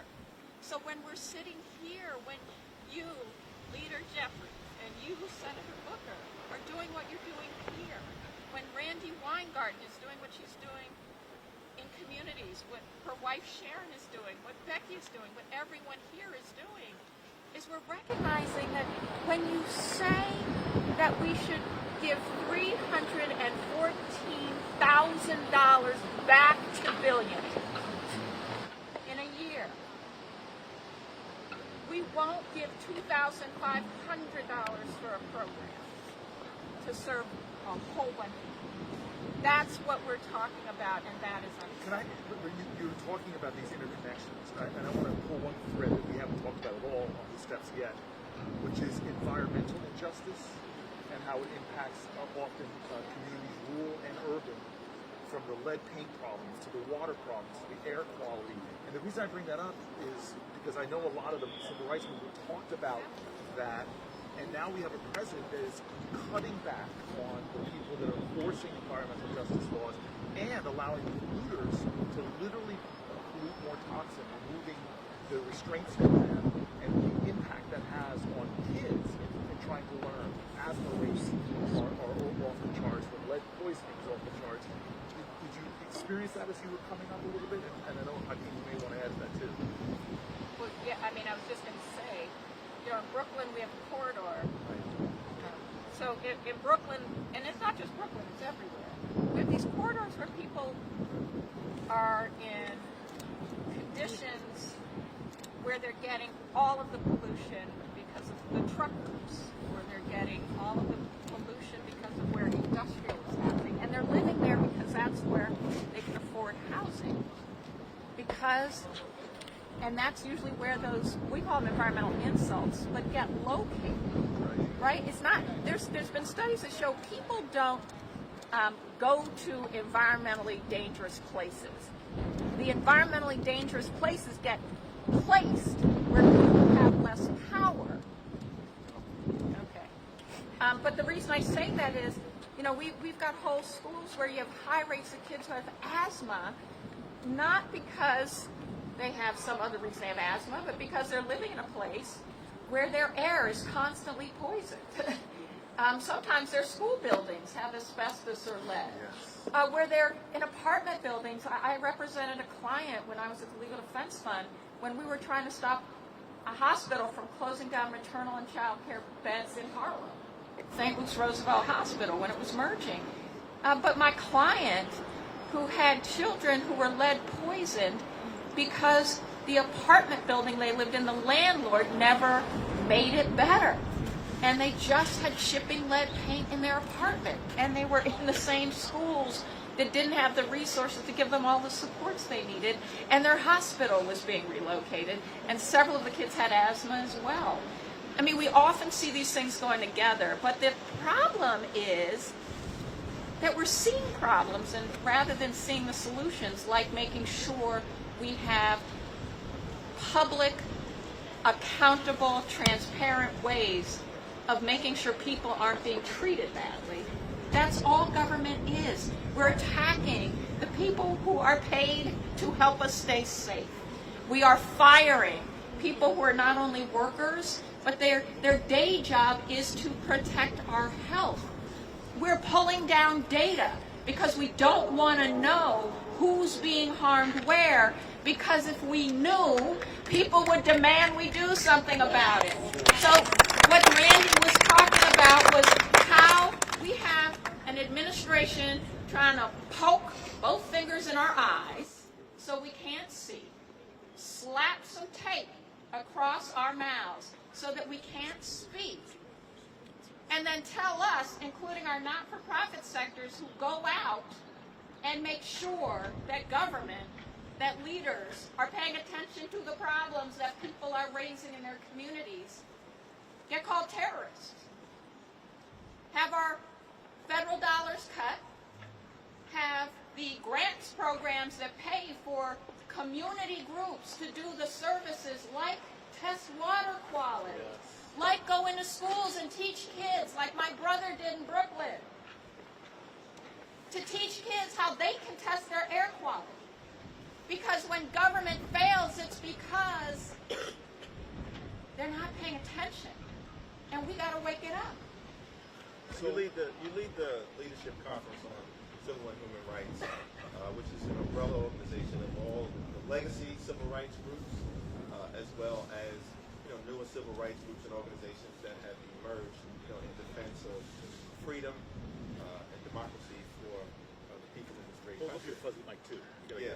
And so tell me, still trying to think. This fuzzy mic thing. Fuzzy mics are dead.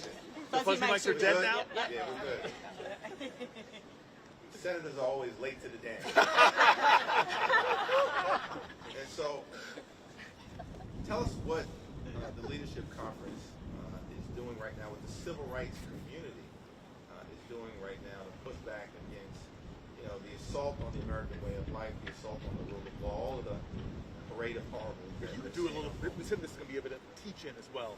So could you just start from us, and explain to us what's happening in the legal picture to answer your question? I just want to make sure that we understand that for people watching, I get text messages from you giving me these alerts like 5 Alarm Fire, call me, let's talk. But I think we need to build the case, prosecutor. Okay? I will do that, but I would be remiss if I didn't start this by saying the Leadership Conference, which is over 240 national organizations, as I said, every state, almost every faith. We look like America. We are America. That's what civil rights are. That's what we do. But we do it well because we have allies here on the Hill. And Leader Jefferies, you've been such an important voice. But I don't know if you all know this. Leader Jefferies, have you been in 4 countries in 5 days? Yes. Okay. Just flew in yesterday. I don't think you slept in 5 days. No. It was in Copenhagen yesterday. Yeah, that's right. And he's sitting here today. On his 4th hour. On his 4th hour, because this is a leader who leads and shows up. And Senator Booker, what you did with 25 hours. Wow. Saying what needed to be said. And not only saying it, saying Strom Thurmond's record of segregation, of racial hate, of denial will not stand as the record that is going to stand as long as we have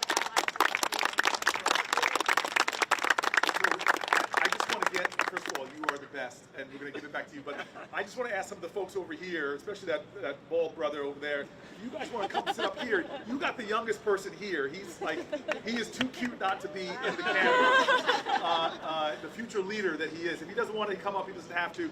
But I don't know what your sweatshirt says to the young leader.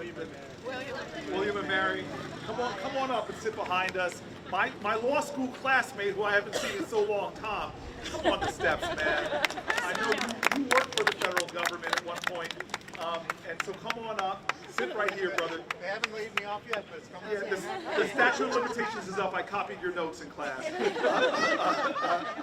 I love you. I'm just going to give you a hug. Birthday hug. Birthday. Okay.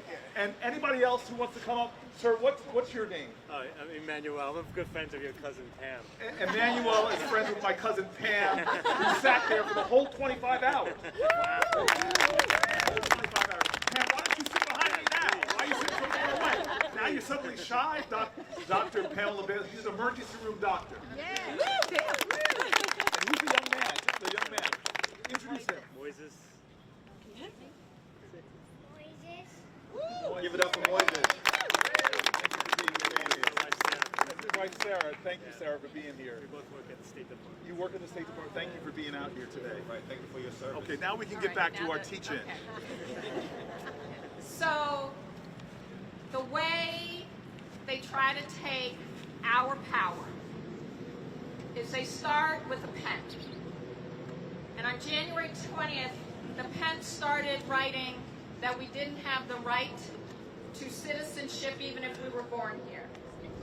That we didn't have the right to learn our history if it said race, if it said diversity, that government should not function if we care about inclusion. These were all executive orders. I won't even go through all of them because there were too many to go through. Because chaos is not a cause, but chaos had a cause. And it started with these executive orders. But the lawsuits started immediately. This is what you have to understand, and I think people know. The lawsuit started immediately because our first tool in the toolbox, in addition to our voice, is our ability to have lawyers who go to court and say, this is unconstitutional. And actually, Mr. President, you don't have the power of the pen, Congress does. Because the founders gave the pen to these people. These people. The only reason these people have the pen is because we gave it to them as the people. So that litigation started winning, by the way. We won. There have been lawsuits that have won temporary orders. Temporary, they're ongoing. From Trump appointees. This is the other thing. It is not about a court system that has an ideology when we have the right judges on the bench. Another thing we fight for is making sure we have the right judges on the bench. The right judges aren't about what party they're affiliated with. The right judges are about whether their positions are principled on the law and on the facts. And so we have had Trump-appointed judges saying, oh, you can't do that. But we've had that because we've had lawyers that went into court. So then what happens? There are executive orders attacking lawyers for even representing clients and going to court and saying, we'll use our pen to say, oh, Perkins Coie and others, you can't go in these buildings, which means you can't represent your clients, which means we're telling your clients not to hire you as law firms. By the way, these are private businesses. Yes.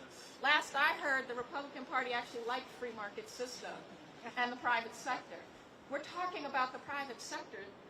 We're also talking about public attorneys eventually, because we'll get to the not-for-profit attacks. But the point is, once you see the power of the ability to have rights and to have legal representation, we see an administration attack it. And then we see some law firms capitulate.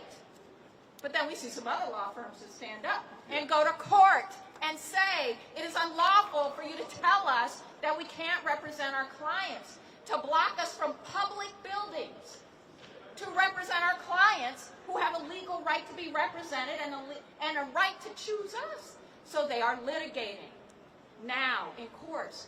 But then let's go back to what we're seeing that Hakeem, you just called out. We are seeing people with rights, like Gilmar Abrego Garcia, who was protected with an order from the United States government that he could not be sent back to El Salvador because his life would be endangered. And this case, let's be clear, is not just about Gilmar. It's about the fact that even when the government said, oh, we were wrong, that was an error. Oops.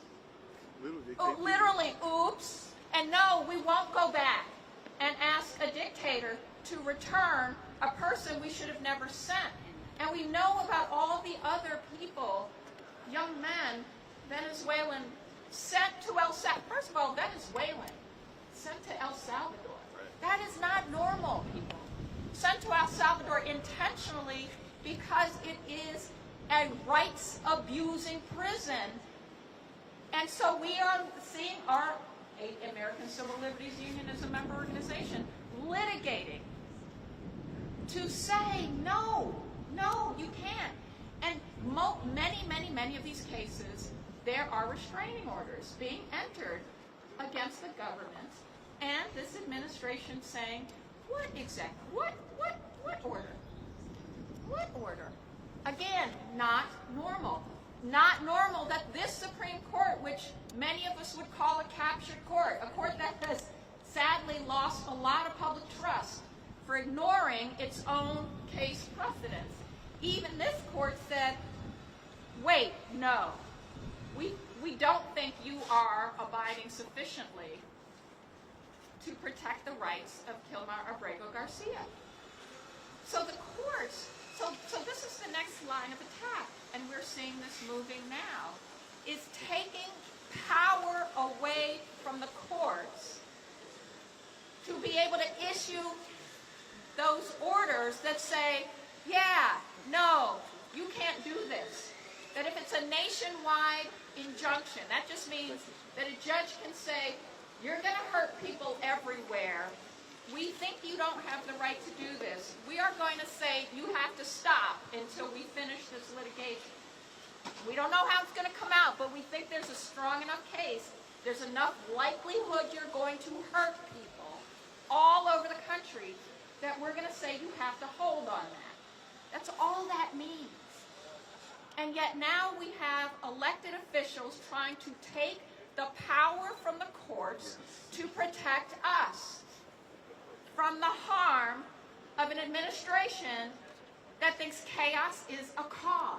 Explain that, what's going on. Yeah, and well, I think to go back to the foundational point, which then leads us to this moment, is that, this in many ways, what we are navigating through right now was the worst nightmare of the framers of the Constitution. We've talked about the fact they were not perfect. They certainly had flaws, but they tried to set us on a march toward a more perfect union. And at that Constitutional Convention that took place in Philadelphia, 1787, historians have assessed that the word that was used the most during the Constitutional Convention certainly wasn't what I may have thought that word would be. My first guess probably would have been democracy. Now, democracy was in heavy rotation.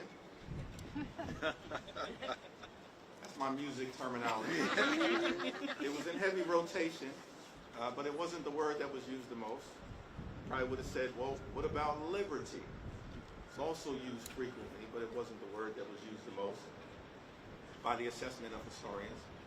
Third guess, I probably would have said freedom.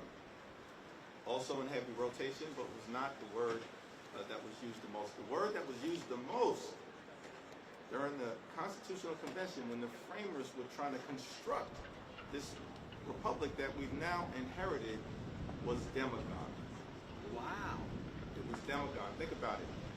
They were trying to break free from a world where kings dominated. Wow.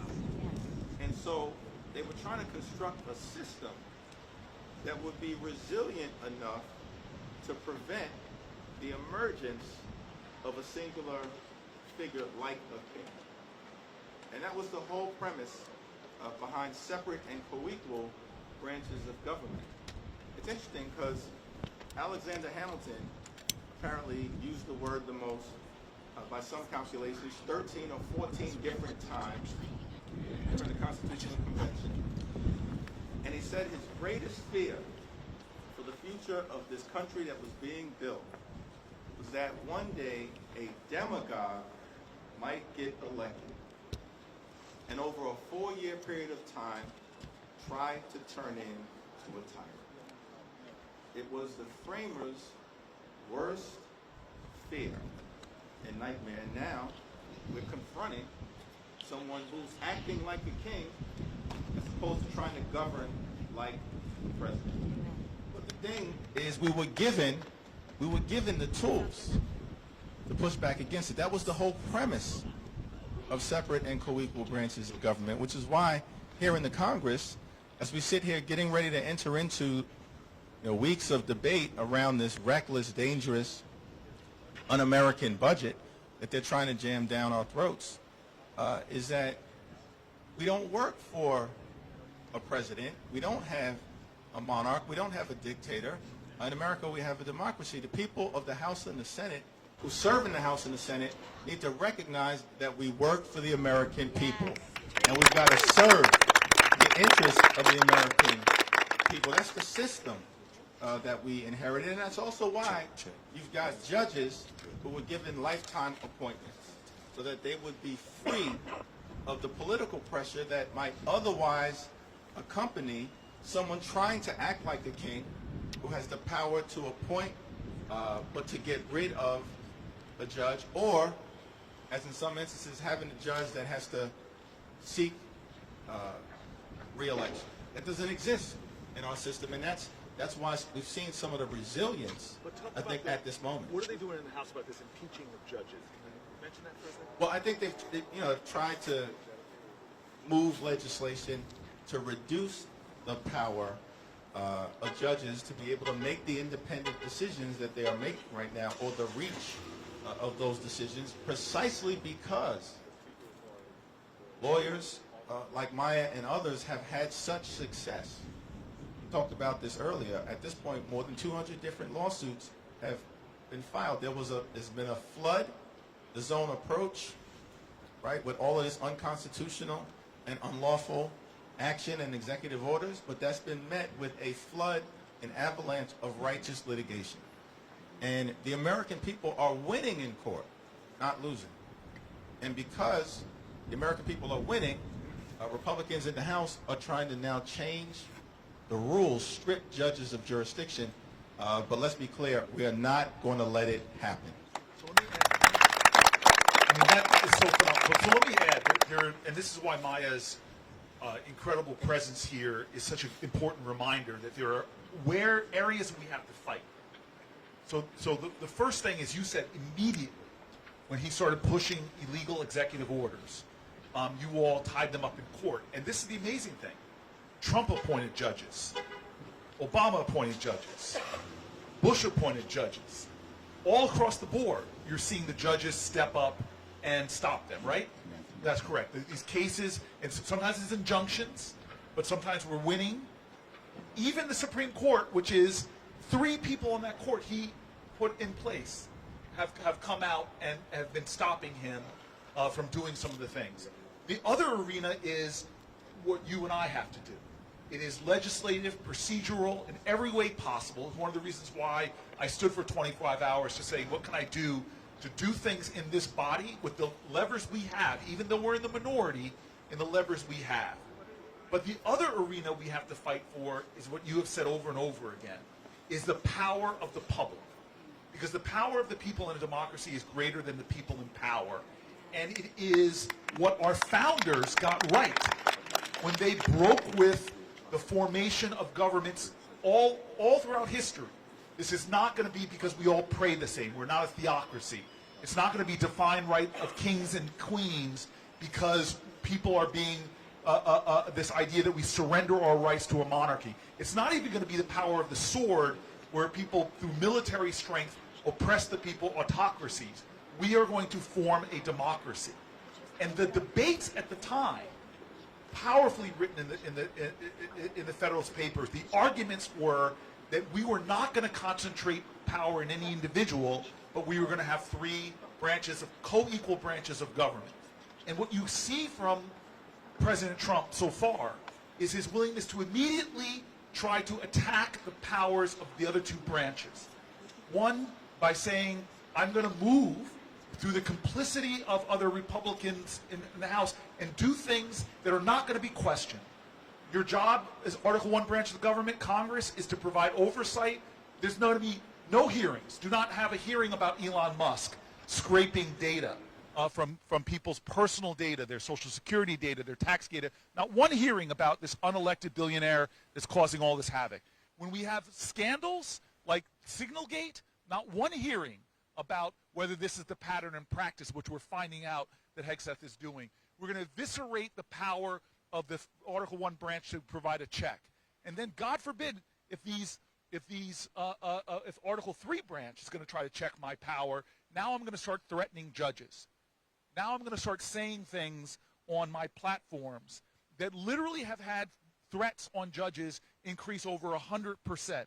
Literally, there's a judge in New Jersey who years ago, Judge Solis, years ago, she had someone come to her house trying to murder her and instead murders her son and shoots and wounds her husband. Her son's name was Daniel Anderall. And then what he does, what's happening now through this whipping up of hate against people, judges, Republican-appointed judges, who are standing against the Trump administration, what's happening to now is now they are getting threatened as well. Literally, they're getting pizza sent to their private homes in the name of the murdered son of Judge Solis, that Daniel Anderall just sent you a pizza to show, as if to threaten them, we know where you live. And so we're creating a context where democracies erode, is when our norms and traditions begin to reduce and threats of violence rise. I've seen what they've done to some of my Senate colleagues, Republican colleagues, who had dared to even question, should we be confirming Hegseth, the most unqualified Secretary of Defense? Just by mentioning or questioning it, you're suddenly seeing them be dragged and threatened. And so what you see right now is the surrendering of power of checks and balances from the Article 1 branch of government. We are not doing an oversight authority. We're not holding hearings. We're not allowing a legislation that we've passed with the power of the pen, the power of the purse. That's being taken back by the executive with no accountability, no checks. And now they're attacking the Article 3 branch of government. This is a sign of autocracies, times of authoritarian leadership, not signs of democracies. This is the kind of things that are at stake right now. And the reason why we're asking people to come down here if you have the time, the day's gotten warm now, it's not as freezing as it was 6 o'clock in the morning when you and I were shaking trying to look tough. We're not shaking anymore. The sun is climbing to its apex. It's almost midday. We've been out here. We're in our 4th hour of sitting here. We're thankful for the joggers have come and sat with us.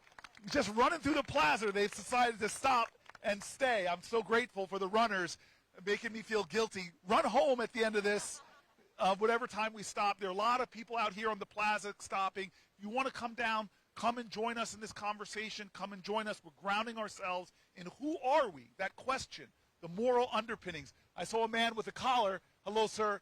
Father, how are you? Pastor, it's good to see you. What's your name? Reverend. Then come sit behind us, Rev. Come on, sit behind us, because you're going to bring us back to the faith traditions. We're talking about the moral underpinnings of this country. The founders were all about public virtue. They pulled from the great philosophers of the day about what it takes to build a good society. That's what's under assault. But the biggest immediacy that's under assault, that we want people who are watching this and streaming to go into the DMs, sneak up into Hakeem's DMs, sneak up. It's okay today to sneak. It's for religious purposes only. Sneak up into Hakeem's DMs. Sneak up into my DMs if you'd like to, and tell us your story. Tell us what motivates you. What's urgency? What are you afraid of? I see these women with these beautiful babies. Thank you for being here. Come on up here and sit there. We need more cuteness with Hakeem and I here. We need more cuteness. Come on, sit right here in front of me. This is how politicians look good. Is put babies in the picture. But we want to hear from you today. We're going to sit here. We don't know how long we're going to sit here, but I imagine it's going to be as long as it's warm. The sun's going up, rising in the east, coming up above the Capitol. Come here. Hi. Hi. But this is about our democracy. But the most urgency thing, and I think the thing that, Hakeem, that you and I talked about why we're sitting here, is the urgency of a 2-week break. Congress has been out and about. They've been holding town halls. They've been traveling the world. They've been going to El Salvador. We've seen heroic actions by Congress people all around. But now they're coming back. And the Republican leadership of this side of the Capitol, not the higher side. I think this is on an angle up there in the Senate, right? That's the higher side. What is the immediate threat? Don't push me here. I'm from Brooklyn. Oh, there you go. Yeah. That was Grandmaster Flash. He's actually from the Bronx. But I think we face this moment, as Cory indicated, where we will come back into session tomorrow, and we'll be faced with an existential struggle to defeat a Republican effort to try to jam a very reckless budget down the throats of the American people, which is totally inconsistent with the approach that many of them spent all last year talking about, which was that they were going to try to drive down the high cost of living in the United States of America. They promised to lower costs. Costs aren't going down, they're going up. And we believe we have to build an affordable economy. That's what we should be working on, right, to make life better for everyday Americans. But instead, we got a budget that's in front of us that is trying to enact the largest Medicaid cut in American history. It will hurt children, hurt families, hurt women, hurt seniors, hurt people with disabilities, close hospitals, close nursing homes. People will die if this budget is successful. That's how urgent the fight is. And we're going to stand on the side of the health care of the American people. And we need the American people to join us in this righteous struggle, because this budget is unacceptable, it's unconscionable, it's un-American, and we're going to do everything we need to bury it in the ground, never to rise again. Yo, Brooklyn. Brooklyn stole my Nets. I want them back in Newark.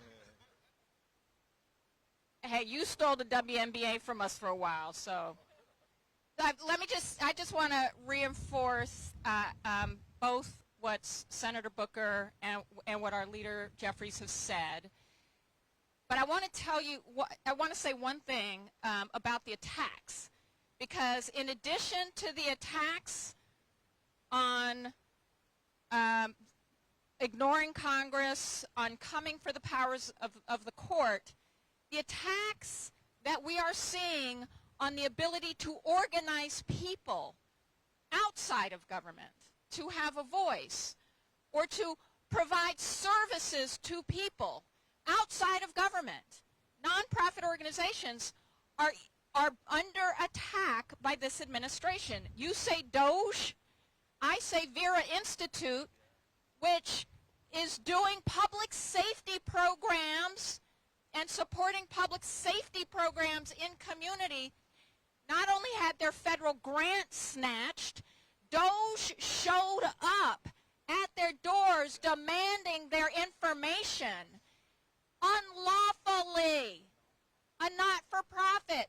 They are not going to stop with Vera Institute. They are using and abusing the positions they are in to threaten the very people who are not even in government, just trying to help somebody.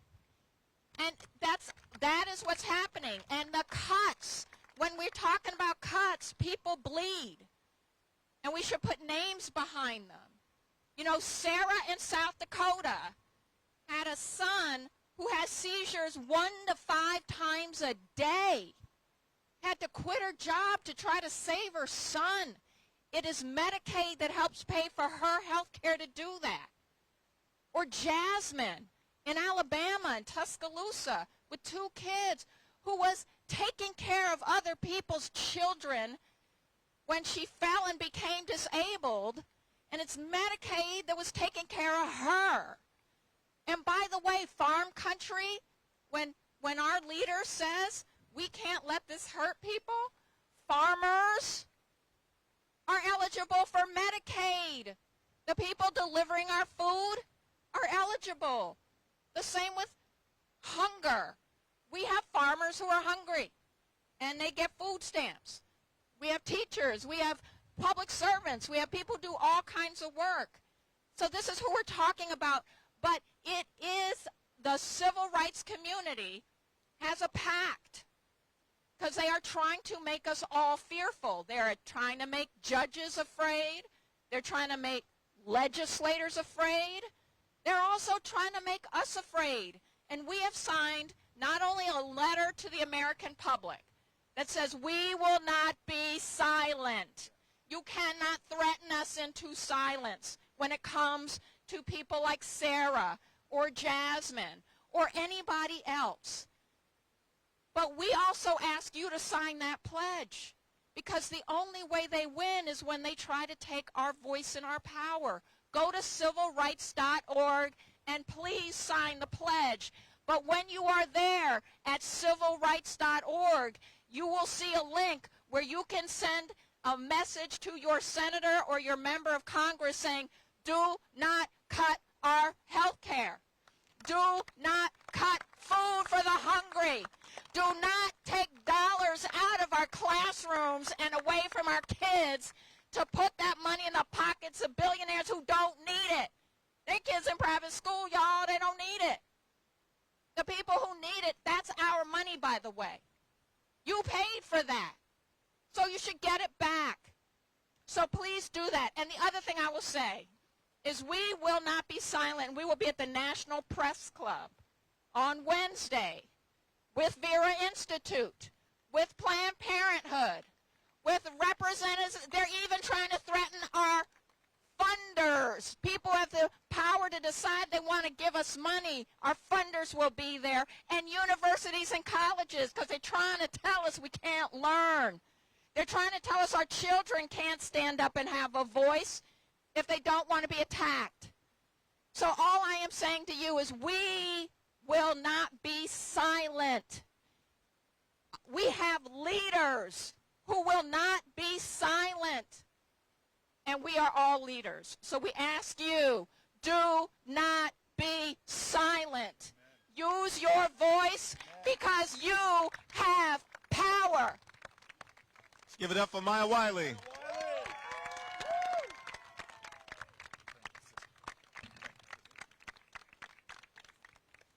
And so we want you all to understand, and I know we've got, Pastor, come on down and sit next to me, please.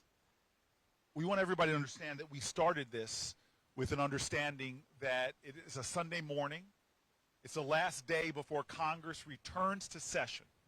They've been away for 2 weeks. And we wanted to have a different kind of conversation. We can't keep doing things like business as usual. We have to think of creative, new things to do. And so Hakeem and I thought, let's sit on the steps of the Capitol, open up a live feed right before the sun rises, and begin a conversation. The first things we talked about were our faith traditions. This nation is undergirded by people who were imperfect like us all, but sought to create here on this soil a grand experiment, an experiment that has influenced the world over, as more and more people have looked towards our constitutional principles and tried to instill them. When Europe was being overcome with totalitarianism, what they began to look towards is the democratic ideals that were advanced by the United States of America. Our ideals have fundamental values. In fact, Pastor, this is where we're going to lead into you. It is this, the founders in that Declaration of Independence, these imperfect geniuses, they laid out this idea of our democracy, but then they said the thing to make it work, they ended the Declaration of Independence with a Declaration of Interdependence. The last words of the Declaration of Independence are all about the obligations we hold to one another, the urgencies that we see within one another, brothers and sisters, and it was almost like a command to every generation of what the standard should be in how we treat one another, how we work for one another, how we pledge each other to each other's well-being. They basically said after the Declaration of Independence, which they literally knew that signing that Declaration of Independence put their necks in a guillotine. They were breaking, they were rebellious, they were breaking with the course of human events and declaring independence from an authoritarian government, at that time, England. And they said, in order to make this work, to thrive, to survive, as if a message to future generations, they said, we must mutually pledge to one another, we must mutually pledge our lives, our fortunes, and our sacred honor. That's what we owe each other. That's the kind of commitment it takes to make this experiment happen. We must mutually pledge our lives, our fortunes, and our sacred honor. We, today in America, how often are we living up to that idea of sacred honor? That word sacred speaks to something that is deeper, that is not material, that's not in a bank account. It is something deeper than that. Calling to this idea of sacred honor is calling to something spiritual. The Constitution is a piece of paper with ink. If it does not live, the spirit of the Constitution, the spirit of our founding ideals, do not live on our hearts, they can't exist other places. And undergirding all of that was philosophy, was faith traditions about what it takes to create a more beloved community. And so today we're talking about that. Hakeem and I wanted to sit here and talk about those traditions that undergird in the shadow of this building here, where they are going to be pushing in a matter of hours a bill that will cut food from the hungry, medicine from the sick, care for the elderly, support for the disabled. Is that pledging lives and fortunes and sacred honor? No. It is all to cut money out of that and give tax cuts that will disproportionately accrue to the wealthiest in America, who are the wealthiest in the world. That is a violation of the very words that were put onto the paper of our founders that mean nothing if they're not living in our hearts. And so I love what Martin Luther did at a time where he saw the corruption of the church in violating its values. He walked up to the wall of the church and he pounded in a statement of honor, and he said, "Here I stand. I can do no other. So help me God." That put his neck in the noose, his defiance. We're not asking people to give their lives. We're not called to get on freedom rides knowing that our buses will be bombed. We're not called to march over the Edmund Pettus Bridge, a bridge named for an arch leader of the KKK. We're not called to storm beaches in Normandy or to stand in front of bullets for our nation. But in this moral moment, when people's health care is at stake, when people's lives are at stake, when the food for our children is at stake, the question is what will you do?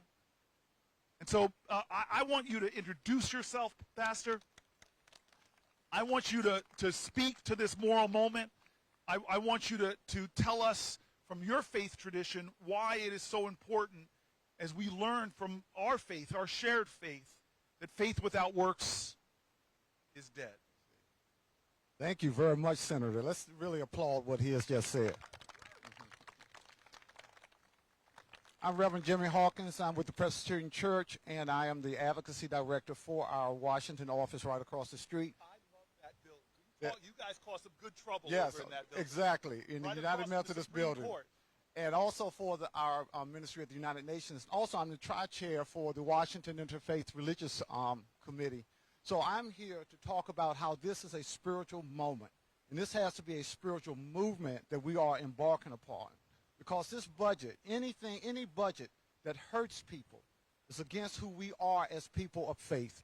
Any budget that cuts food stamps, SNAP benefits, any budget that cuts health care, any budget that takes away from those who are the neediest in society, this has nothing to do with a faith movement. And one of the things that really hurts my heart is that many of the individuals who are supporting and endorsing this budget will say things like, well, I'm going to pray for you. You're in my thoughts and prayers. And yet we'll vote for budgets that will injure those who need help the most. So I've got a few statements that I want to read. This proposed budget would impact the communities that I serve in the Presbyterian Church. While many of them are not directly impoverished, we have ministries in the church that feed hungry people. We endorse advocacy for health care benefits and to see that they are increased. And we also have food pantries like churches all around this country, and it's going to really challenge the resources that we have. But also, this budget does not reflect the needs of the nation. And currently there are there are millions of people living in poverty in this nation. The federal poverty level for a family of four is only $32,000. Family of four. In what state, in what city can a family of four live in under $32,000? And for a single individual, $15,000. I can. When you say the poverty level, we have one of the highest child poverty levels of any developed nation. We were able to cut that in half under Biden for the 1 year when we expanded the child tax credit, but we were one vote shy for making it permanent. So what it basically has said is that child poverty is not an inevitable conclusion in our country, but a policy choice. Who are we giving tax breaks to? Struggling families that can get more back from their tax dollars, more back, a refundable tax credit, or the billionaires? And the wealth of our country is not in the bank accounts of millionaires and billionaires. The wealth of any nation, especially in a global knowledge-based economy, is the genius and well-being of the children. Okay, go ahead. Exactly right. Exactly right. And mostly this budget does not reflect the heart of the American people, and especially people of faith. We do not want to see anyone hungry, especially a child, an elderly person, someone with disability, someone in need. There are charges of corruption that we're already putting too much money into these programs, but most of the recipients of benefits are not young, they're not healthy, they're not able to work. There are individuals who are mostly children, the elderly, persons with disabilities, and mental illness. They are struggling to meet the needs of their families, and many of them without reliable transportation or child care.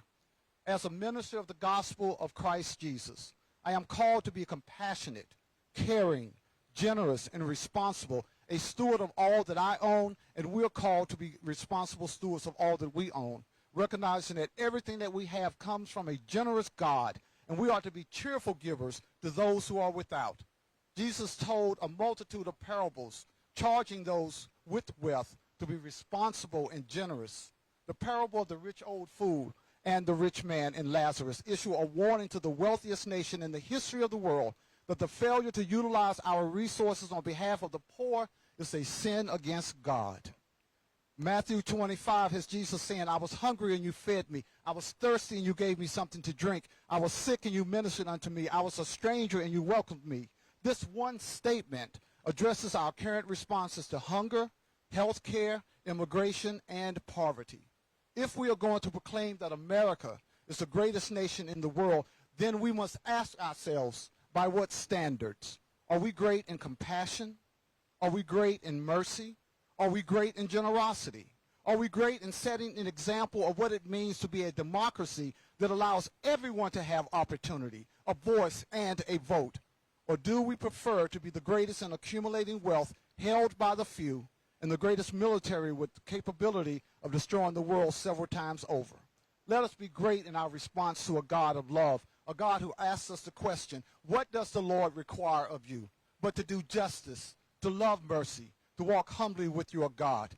Let us be great in caring for children of this nation and around the world by generating budgets that meet the needs of those whose lives would improve with just a little bit of help, and they can go on and make contributions to the well-being of others. Let us be a spiritual nation that walks and talks by our faith, not just saying words of empty rhetoric, saying that we believe in God and that we will pray for you, but by doing things in order to make real, as James said, that faith without works is dead.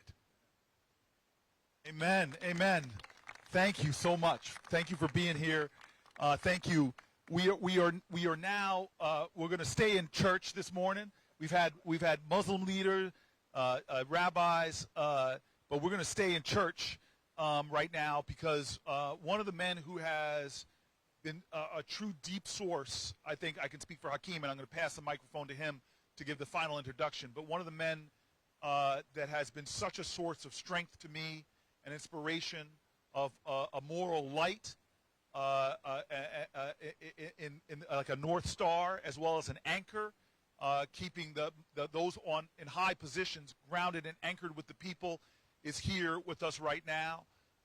He is at the bottom of the steps, and we are going to walk this mic down. Is that the plan? I'm going to give it to you, and you're going to walk it down. But I want to let Hakeem say a word about Reverend Barber, and then we'll get the mic down to him.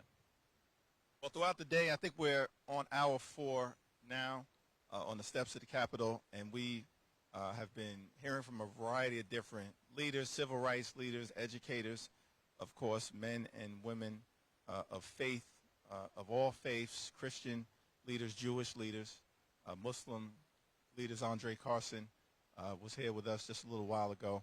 But it's an honor for us to be joined. So thankful that he's graced our presence, one of the mighty men of God in the country who leans in to his faith to make life better for the least of us, for the least, the lost, and the left behind, the poor, the sick, and the afflicted. And so we're thankful that Reverend Barber has joined us. He had initiated Moral Mondays, and hopefully he'll talk to us a little bit about what Moral Mondays was all about down in North Carolina. But we're so thankful for his presence, and let's give it up for Reverend Barber.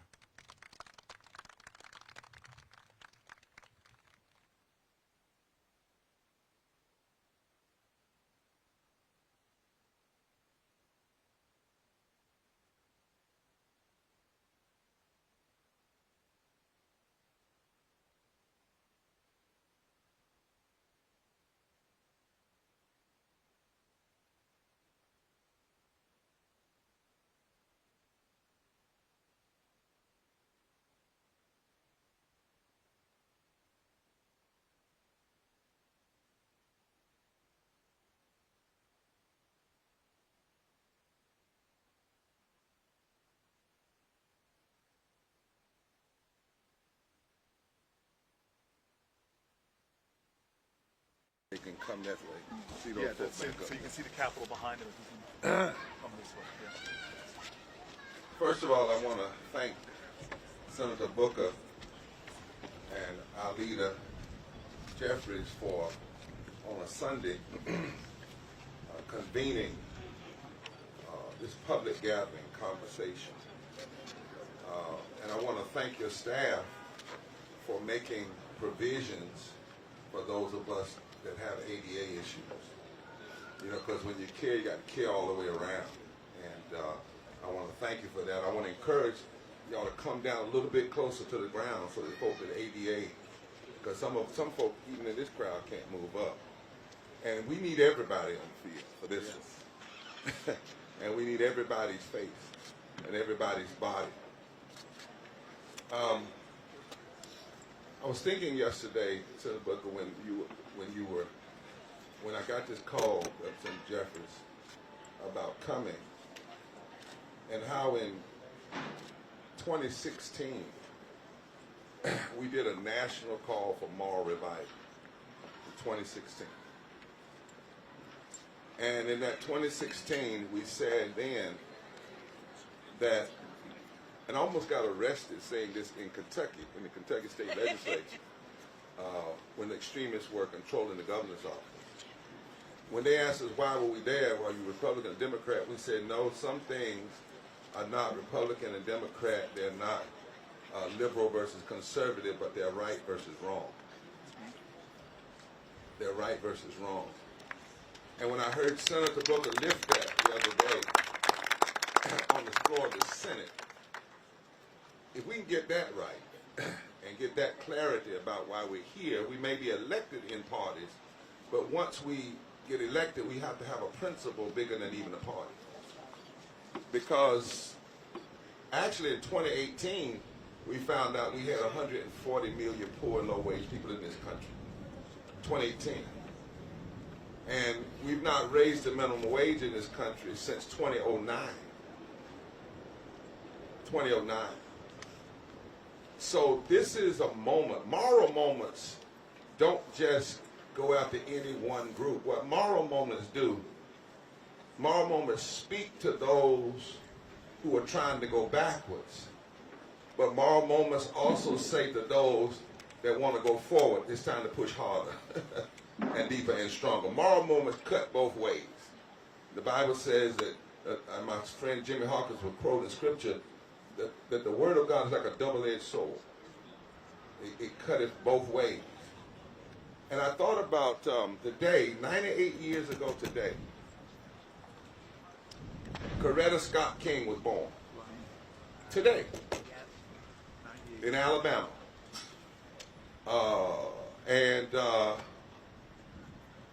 When she spoke on the other side of this building, at Solidarity Day, June 19, 1968, her husband had been murdered, and yet she gathered the strength to do 3 speeches, one about Vietnam, and then she came to Solidarity Day when poor people and others came, over 50,000 of them. And Coretta Scott King first sung a song on that when she came. And you know what the song was? And I think all of the representatives and senators need to learn it and go sing it on the floor of the Senate. Come by here, my Lord. Come by here. Come by here, my Lord. Come by here. Somebody needs you, Lord. Come by here. Oh, Lord. Come by here. She called out because she recognized something was wrong. And then she said these words. I'm going to give them to Senator Jefferies and say them to the folk in the Congress.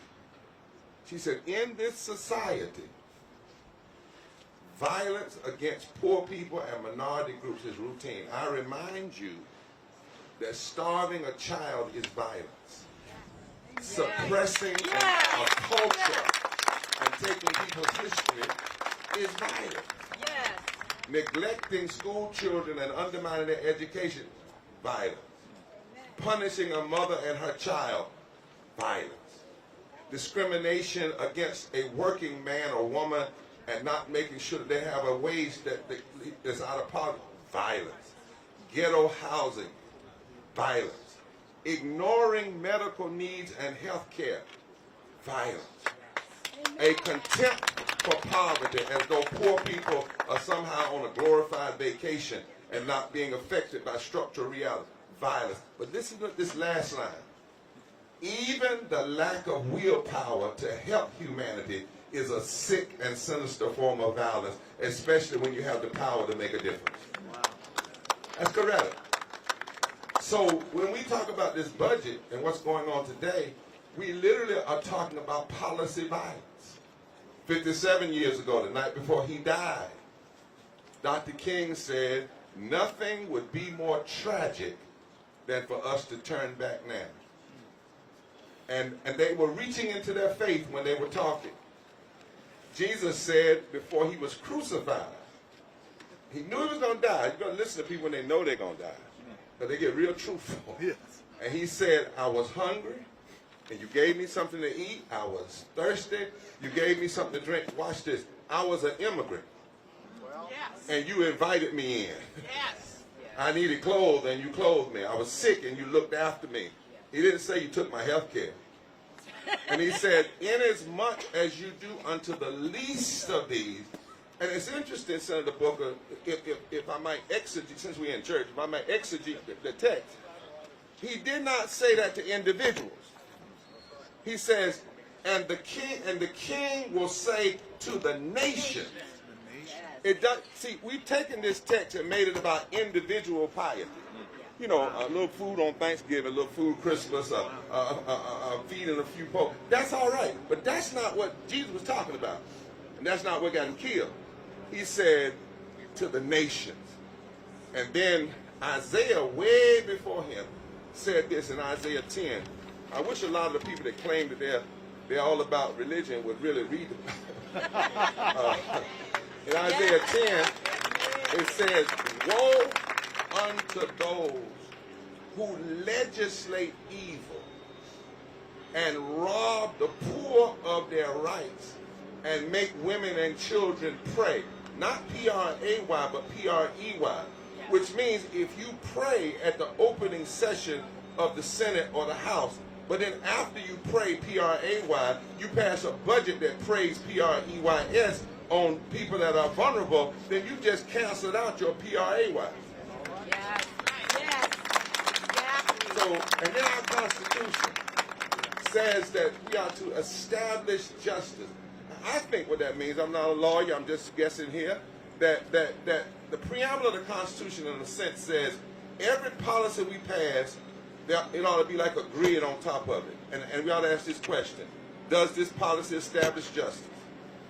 Does it provide for the common defense? Does it promote the general welfare? Does it ensure domestic tranquility? And then later on, does it provide equal protection under law? And if the policy doesn't meet that standard, then it is constitutionally inconsistent, morally indefensible, and economically insane. And so when Trump and Musk and Johnson and them are signing unconstitutional executive order and illegally firing people and trying to pass this great big ugly bill, great big ugly bill, ugly bill, we have to speak up, and we have to speak up. I'm talking about for the family. In fact, not only do we need to speak up, we need to bring them here. We need to come here. We need to put a face on who we're talking about. The family that lives not too far from here, who watched agents of the government snatch their father and disappear him. Sick people in South Africa who showed up one morning to get medicine and keep them alive, and they were told they couldn't receive them no more because USAID is gone. That's who we're talking about. We're talking about the folk, even before all of this, 800 people were dying a day from poverty. 800 people, 295,000 people a year, already dying from poverty. 140 million people in poverty and low wage. Not just poverty, poverty and low wage. Now what you're talking about there is 51% of all our children, 43% of the adults. You're talking about 26 million black people, 66 million white people, 68% Latinos, so forth and so on. That was already happening. They were already poor and hurting. We're talking about those people that this budget would only exacerbate the suffering. This one big ugly bill is destructive and it's deadly because policies are not benign. Now policy don't kill you quick, but to kill you over time. That's why you can measure now how many people actually die from poverty. And there's all kinds of research on it because over time, constant neglect is a form of violence and political abuse. So this budget says, if it were to pass, what we've researched says that $800-some billion for Medicaid, that's 36 million Americans who will lose Medicaid. Policy violence. That's talking about somebody's mama, somebody's daddy, somebody's child. That's talking about rural hospitals. That's talking about people like me with disability. That's talking about people trying to make it. 15 million children that could go hungry because you're pulling back SNAP. You're talking about communities that are going to lose federal housing assistance. And we need to say it clear, and I'm going to ask Congress to do this. Make sure that when every time you mention these numbers, y'all got these good researchers up here, that you disaggregate it by race so that they don't think, we're not even talking about black folk. Or brown. In fact, they're talking about majority white folk, and then in the South, sure enough, majority. And we're talking about places where if this assistance wasn't here, people, that's why there's such a rise now in the country, because people thought, oh, it's just going to hurt them. And that's why we cannot allow this budget to go untalked about. There are forces that would wish that this budget was untalked about, that nobody knew what was going on. They don't want you to target this. But we have to target this. We're talking about a foolish budget plan that aims to make laws across the whole government. We're talking about cutting departments. We're talking about empowering the ability to deport people by putting $86 billion more in the defense budget that the Pentagon doesn't even want, didn't even ask for. And what we have to say in this moment, say all of us. All of us, take your hands off our Medicaid, take your hands off our Medicare, take your hands off our voting rights, take your hands off our living wages, take your hands off our public education, and take your hands off of our lives and let us live. Because in this country, life, liberty, and the pursuit of happiness is supposed to be what not only is thought about, but policies allow it to actually happen. To actually happen. And we need to join as black, white, brown, Asian, native, gay, straight, whoever you are, young, old, rural, we have to say we're not going anywhere. We are America, and we're not going anywhere. And when you have lastly these greedy technocrats with a supremacy foundation who want to rule the country and believe in things like apocalyptic fascism and technocratic feudalism. You know, where you want to destroy something and then say, I told you it was going to fall apart. Well, you made it fall apart. That's what apocalyptic is. And they want to get it by quick, move it. We cannot allow that. We have to come by time. That's why tomorrow, in the nation's capital, actually this evening, we're doing a sermon right over at the Supreme Court. But tomorrow, hundreds and hundreds of clergy are coming, and Senator, we're coming in full vestments. Yes. And bringing impact to people. And we've done research. We've got a research, and we're going to give it to every member of Congress, showing the high moral stakes and negative reality of this budget. And we're going to talk about we're bringing impact to people, and we're coming in to deliver it. And we're coming to the rotunda, and we're coming in full vestments. The reason why we put on full vestments is because there's a story that says in South Africa one time, Bishop Tutu and some other clergy got together and they put on full vestments and went into a courtroom. And one of the courts told that one of the judges said, why are they here like that? And the other one said, I don't know, but I know apartheid is over now. And he said, no, it's not. We're in power. He said, yeah, but the clergy have decided that this is a part of their ministry now. That means that they've decided that this is holy work, that this is not something they can choose not to do. So tomorrow, we're coming to say, this is something we cannot choose not to do. That we, every pulpit, we've been talking to over 9,000 clergy and growing across this country, that we have to have pulpits that are on fire and people of all different faiths that will come and say, in this moment, the only way a wannabe king gets to be king, or wannabe dictators, or wannabe people that want to just control everything get to do that is if we bow.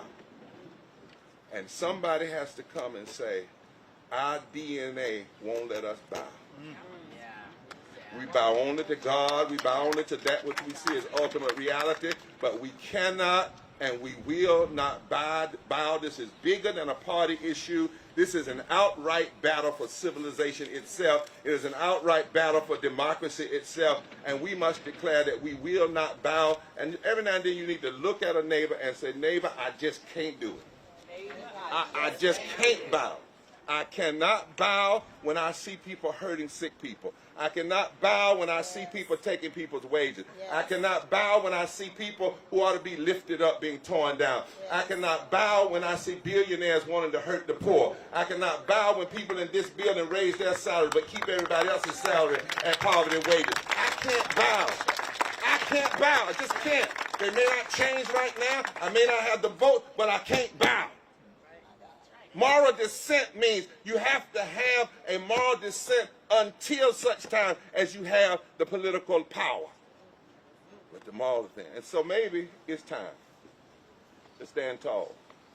And maybe it's time to mobilize our rights. No, not maybe. It is time. Yes. Yes. It's time, I think, to have mass pray-ins. It's time, when election comes, to have a labor strike day so that everybody on election can surely go and vote. It's time to mobilize the biggest potential voting bloc in this country, which is poor and low-wage infrequent voters. It's over 30 million of them, and there's not a state in this country, that poor people don't make up at least 30% of the electorate, and in so-called battleground states, over 43% of the electorate. And the number one reason they don't vote is they say nobody talks to us anymore. Nobody. Well, we have to stop that. We have to talk to them. So Linda Lake has said that is the place in most of the battleground states. If you just registered 10%, well, no, you don't even have to register because many of them are already registered. If just 10% of poor and low-wage people were mobilized around an agenda, not even around a party, around an agenda, they could fundamentally shift. And we can no longer have people say, well, these infrequent voters, we don't have time to mobilize them. If you don't have time to mobilize them, you don't have time to save this democracy. Because God makes it so. Every now and then, then, Senator Booker, every now and then, Congressman Jefferies, you never heard anything else this old country preacher said.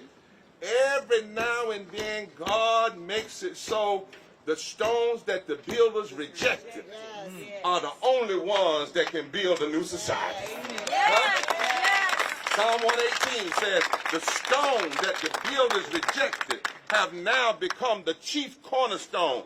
And so that means that all the rejected folk, the sick folk, the handicapped folk, the poor folk, from Mississippi to Montana, from New York to Nevada, from California to the Carolinas, that is the hope of this nation. If we mobilize the poor and low wages, and then they connect with people of conscience, people of wealth with conscience, and others, that is the power.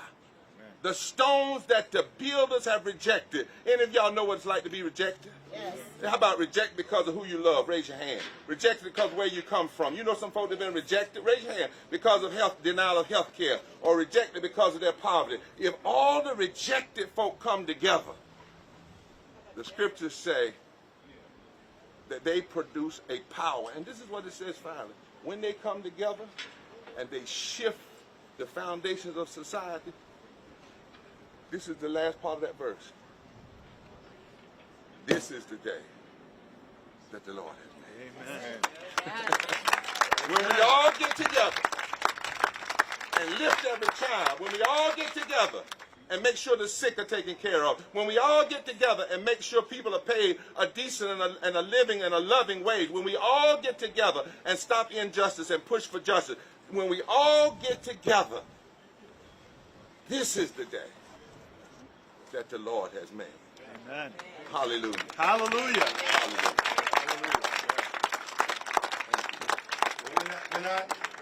We're not sitting in the congregation right now, but Reverend Barber just took us to church. Yeah. And we're thankful. Let's give it up for Reverend Barber. For his moral, principled, powerful, prophetic leadership.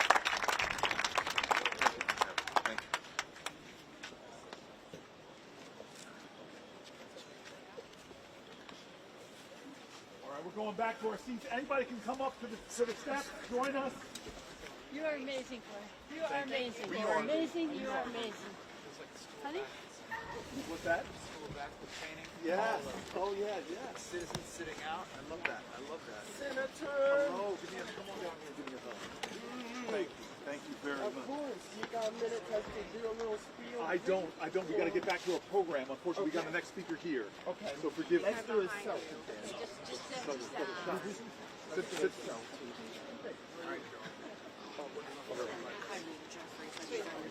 Yes. Hi, I got my kids. We're going to join you. That one. You guys want to say hi? This is Leader Jefferies. All right, people. We're getting back to the steps. We thank Reverend Barber. One more round of applause for the Reverend.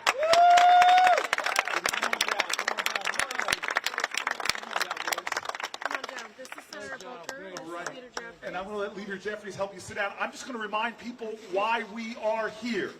Senator Jeffries and I, Congressman Jeffries, Leader Jeffries and I started we're reeling in our 5th hour here. We sat down here before the sun came up. And we said we're going to do an old-fashioned sit-in on a Sunday and talk about the moral underpinnings of our nation, the values that bring us together, that hold us together. We're going to harken back to the people that the founders drew on to do this great experiment, the commitments we have to one another, the arc of the moral universe that this nation, every generation, has grabbed hold of it and bent it more towards justice, liberty and justice for all, that ideal. And how that after 2 weeks on recess, Congress comes back tomorrow. And when they get back to this House, Republican leadership has said they're going to be pushing this bill that cuts billions and billions of dollars, hundreds of billions of dollars from services and support to Americans in order to give tax cuts to the wealthiest Americans. As Leader Jeffries said, renewing these tax cuts from the Trump years, over 80% accrue to the top 1%. And what they're doing in the shadow of the moral might of America and our religious traditions is that they're cutting food from the hungry, health care from the sick, support services for the elderly, resources for the disabled, and so much more. from Meals on Wheels to public education under assault, under attack. And the question is not what they are trying to do. The question is, who are we as a people? Will we sit idly by, or will we rise up, speak up, stand up? And with our nonviolent heart and creative action, can we take this moral moment and ensure that we protect our fellow Americans? That is where we are. And Leader Jeffries and I said we would come out here and sit for a good long time. As I said, we're rolling into our 5th hour soon.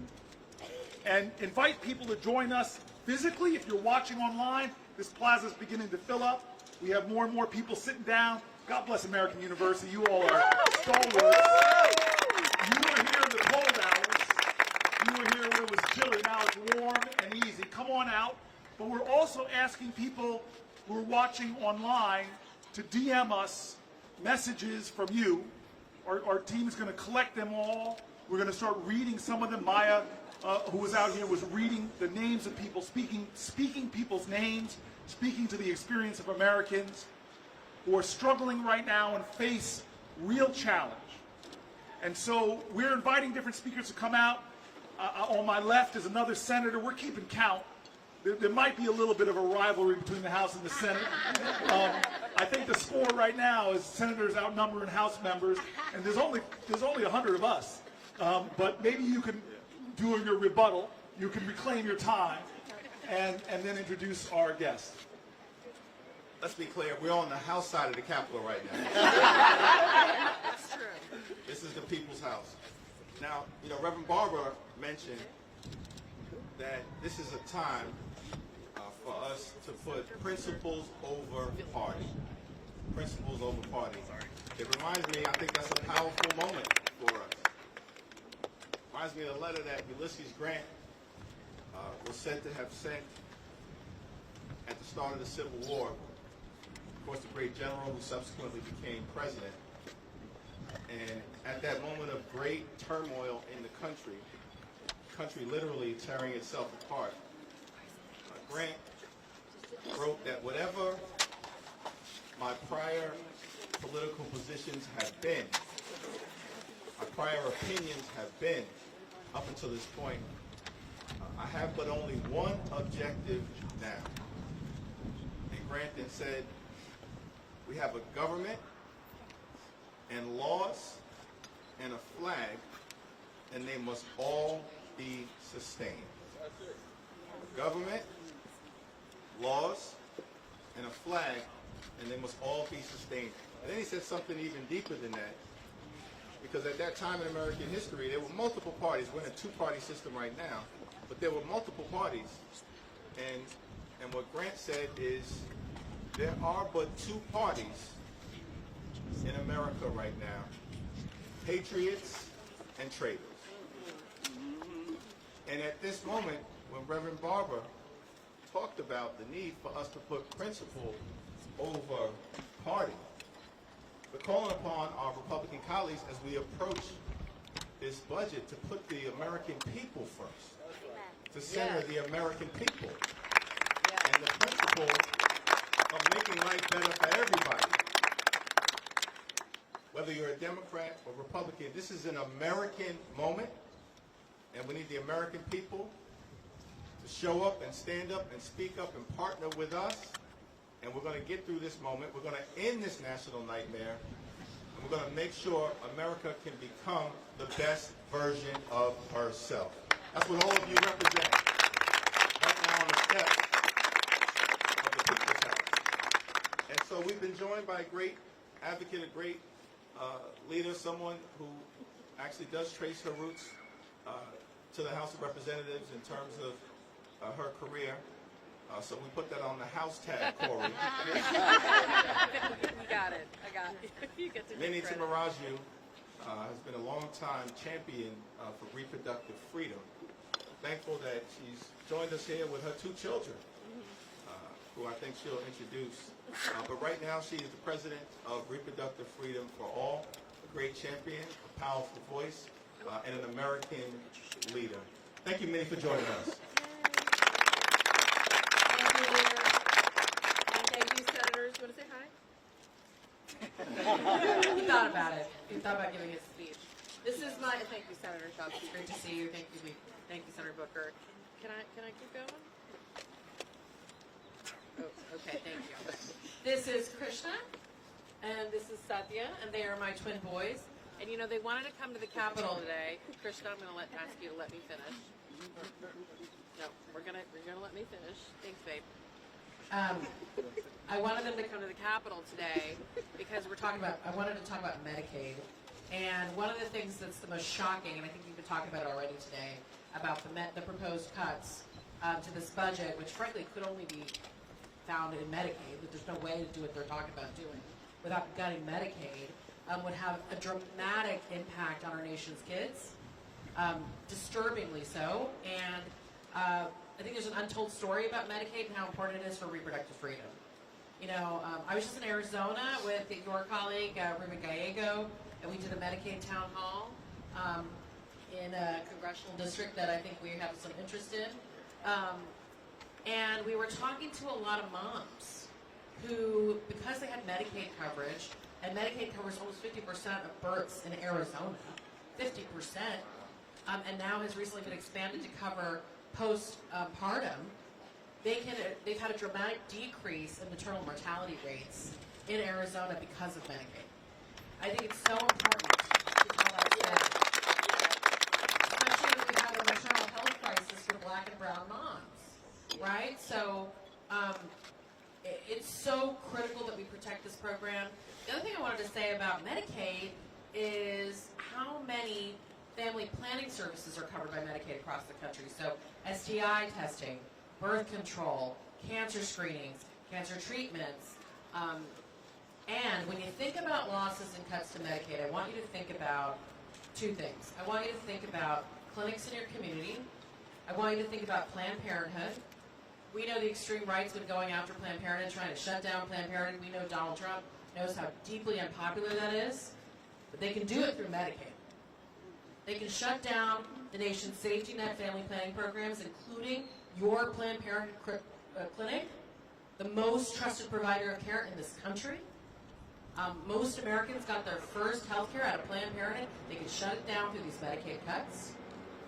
And when they shut down these clinics, even if you never had to have Medicaid, you might need it one day, but even if you didn't have to have it, the impact it's going to have on the critical care infrastructure of your state could mean you don't have care anymore. So that's what we've been running around the country talking about with a lot of your colleagues, and we're going to keep fighting. And I want Leader Jefferies to talk about why we are confident that this what they have referred to the Energy and Commerce Committee creates the conclusion, not from us as Democrats, but from the Congressional Budget Office. I want you to discuss that. But I just want to say that what you're spelling out here is that so many of the providers, the frontline providers of care in America, are providing services at margins that don't exist. That's right. That if the reimbursement rates do not cover the services that people are now providing, and so people like Planned Parenthood and others often have to rely on donations just to fill the gap. And so if you cut Medicaid, forget what Leader Jefferies is going to describe to the extent that they're talking about cutting, but a 5 or 10% cut endangers health care for millions of Americans. But even worse than that is a lot of the hospitals in the most remote areas, in our rural counties, already operate at a serious deficit. That they will face closures. From rural areas in New Jersey, all throughout the Midwest, we are already hearing stories of what this will mean, because to pull out one of the financial rebars of what hospitals use to sustain the architecture of their total services. So even if you don't rely on Medicaid, you can still be affected by those cuts, by the very hospital you rely on. And remember, this comes in the wake of a president who is taking away Social Security offices. This relies on a president who is attacking veterans' care and veterans' services. We are seeing them taking away the kind of services we rely on, and the question we ask again is why? Why are you doing this? Why? Well, we know why. Because they want to give greater tax cuts that will overwhelmingly accrue to the wealthiest Americans. How do we know? It's because that is the 2017 tax cuts that they are trying to renew and even add on top of. They gave tax cuts to the wealthiest corporations who have seen historic profits even before those tax cuts, and to the wealthiest Americans who for the last quarter century have seen a growth in wealth that has been stratospheric. Cutting services to hundreds of millions of Americans while giving the wealthiest 1% tax cuts is immoral, and that's again why we're sitting here on the Sunday before this work period saying we're just going to sit down, open up a live feed, and have a moral discussion. And I'm going to hand it over to my partner in this, Leader Hakeem Jefferies.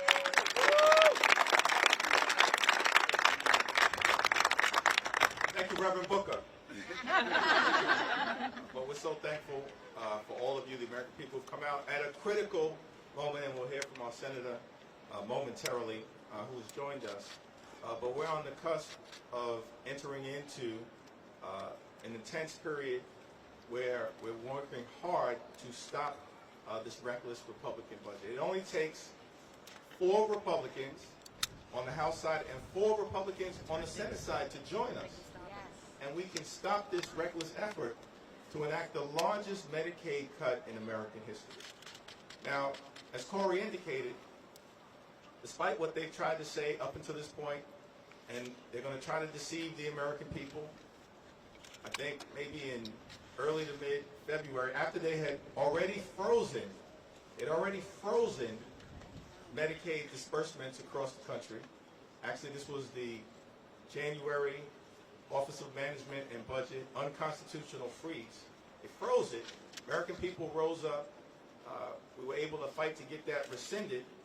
And then what happened is Trump goes into the Oval Office and he has the nerve to say that we're going to love and cherish Medicaid. They are going to destroy and undermine Medicaid. That's the truth. Now they're claiming, to be the last point, we'll go to the next speaker, they're claiming that this is all about waste, fraud, and abuse. Now we believe that government can of course be more efficient, nonprofits can be more efficient, the private sector can be more efficient. We're all about trying to make sure we have the most efficient and effective government, the use of your taxpayer dollars as possible. But we know their excuse is phony because they, for instance, have spent time, Elon Musk has spent time targeting allegedly waste, fraud, and abuse in Social Security, your earned benefit. The average Social Security recipient lives on $65 a day. Exactly. Elon Musk right now has contracts with the federal government that make about $8 million a day. Exactly. If you want to go after waste, fraud, and abuse, Yes. start right there. Yes. Start right there. Yes. So this is not about waste, fraud, and abuse. It's about them taking your money and your health care so they can enact massive tax cuts for their billionaire donors. Let's thank.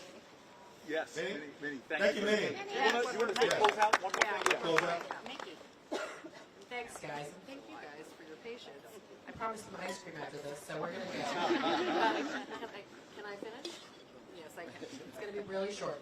So in the wake of the Dobbs decision, I just wanted to connect the dots for so many folks, right? You were in the streets, you were marching.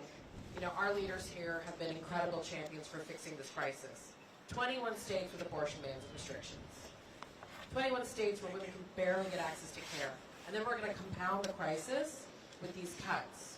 So I want you to put it in context that we are already in a massive crisis for reproductive health and freedom in this country. Yes. And I know Ruth's going to speak in a minute about how it's impacting moms, but it's all connected. We can't be a nation where we've taken away people's fundamental freedoms and bodily autonomy and we're forcing birth, and then we're going to deny them prenatal and postpartum care, and we're going to be sentencing women to die. Disabled. I want to just underscore it. It's not too extreme to say we're sentencing women to die, and we're sentencing children who are sick to lives without their parents. So thank you all for being here. I'm so grateful for your leadership. I'm so grateful. it up for me one more time. A frontline, a foot soldier of justice, and these extraordinary sons of hers. I'm happy they got a chance to see that, and I'm happy that they stole all the handsomeness for themselves, left Hakeem and I with none of it. Oh my gosh. Thank you guys so much. All right, as Ruth Martin is going to center herself when Minnie leaves, I want to let I'm going to ask him to stay for a little longer, but I want to say right over my shoulder, a man with greater seniority. That's why he's sitting on the higher step. He's holding it down on the northern side of the Capitol. Is Senator Brian Schatz from the great state of Hawaii. And Brian is a man of great humility and a man of deep conviction. He is a moral man, and I'm grateful he's here. We're going to hear from Moms Rising real quick. Not real quick, take your time. Hakeem and I didn't put a back end on this. We are going to stay here. That's why we hope more people will come. The sun is climbing. We're almost at our 5th hour. We're going to stay as speakers come, and we hope that more of our colleagues will join us. But I just want to say real quick before Moms Rising speaks, Ruth, as a way of introduction to you, I just want you to know I saw something myself in the power of women organizing. It is what sustains my city in Newark. We have so many women who don't think of motherhood as biology, but think of it as a spiritual bond. Most every community in Newark has somebody that they call mom as an honorific title because they love so strong, they love so mighty. The woman that is one of the most influential in my life is a woman named Miss Virginia Morton. Miss Virginia Jones. Mom Morton was another great mother in my community. Miss Virginia Jones was a tenant president of some high-rise projects called Brick Towers. And she showed me the power of organizing, the power of strength. And what folks know this is often when public like this, you see our public faces but not our private pain. Everybody on these steps I know has grief or hurt or worry or fear or trauma in their lives. And Miss Jones, I didn't know it as I got to know this woman we call the mother of our city. I didn't know until later that her son was murdered in the building, one of the 2 buildings in the 1980s. And it shook me because she remained tenant president of those buildings. She never left. She held that community together with the ferocity of her love. She was a mighty, mighty great leader. But I asked her one day, I said, why do you still live here? I know where you work. I know you could move to another neighborhood. Why didn't you ever leave? And she goes, Cory, why am I still in these buildings? I said, yes, Miss Jones. She goes, why am I still in apartment 5A? I go, yes, Miss Jones, why? She looks at me and she goes, why am I still the tenant president since these buildings were built in 1969? I go, that's electoral longevity. Yeah, why? And she looked at me and she goes, because I am in charge of Homeland Security. And then she smiled and I smiled. She didn't need a cabinet position. She didn't need a title. She didn't need a high position and a salary. She was the mother of that community because she knew where power really comes from. It comes from the courage to stand and the strength to love. And so you have an organization that represents mothers like that who are not content to stay on the sidelines or to stay in the stands. They know that democracy is not a spectator sport. It is a full court participatory endeavor. And I just want to thank you for being with us today. Thank you so much. Moms are pretty amazing, yeah? They're pretty good. They're very strong. We want to thank you, moms across the country. Moms Rising has over 1 million members across the country, and many, many of them are watching right now and are excited to see both of you standing up and championing what our families really need. We're sitting down. Standing up, sitting down, on the floor. It's story time. It's actually what I brought a couple of storybooks from our members who have taken the time to share their experiences and what this horrible budget could do to our families. How we need more people like you all to put families over billionaires. And so, as Minnie was saying before, just moments before, it's just incredibly important to our families. All of these cuts that are on the table are going to decimate our families. They're trying to undermine our public education, take away our access to health care. It's just, SNAP benefits, all these things that we need to make sure that our families are thriving are in jeopardy. Why? For the sake of billionaires? Like, it just doesn't make any sense. Like, make it make sense, right? It's just awful. So I'm really happy to be here today representing Moms Rising members, and I brought my daughter Beatrix to be here with me too, because while she can't yet vote, we've got several more years before that happens. Obviously, everything that happens here has an impact on her future. And Minnie's kids and kids I see down here and all of our kids. So, we're happy to be here. And these stories from our members are pretty heartbreaking. And I know you guys have been here for 5 hours now. Yeah? All right. I will.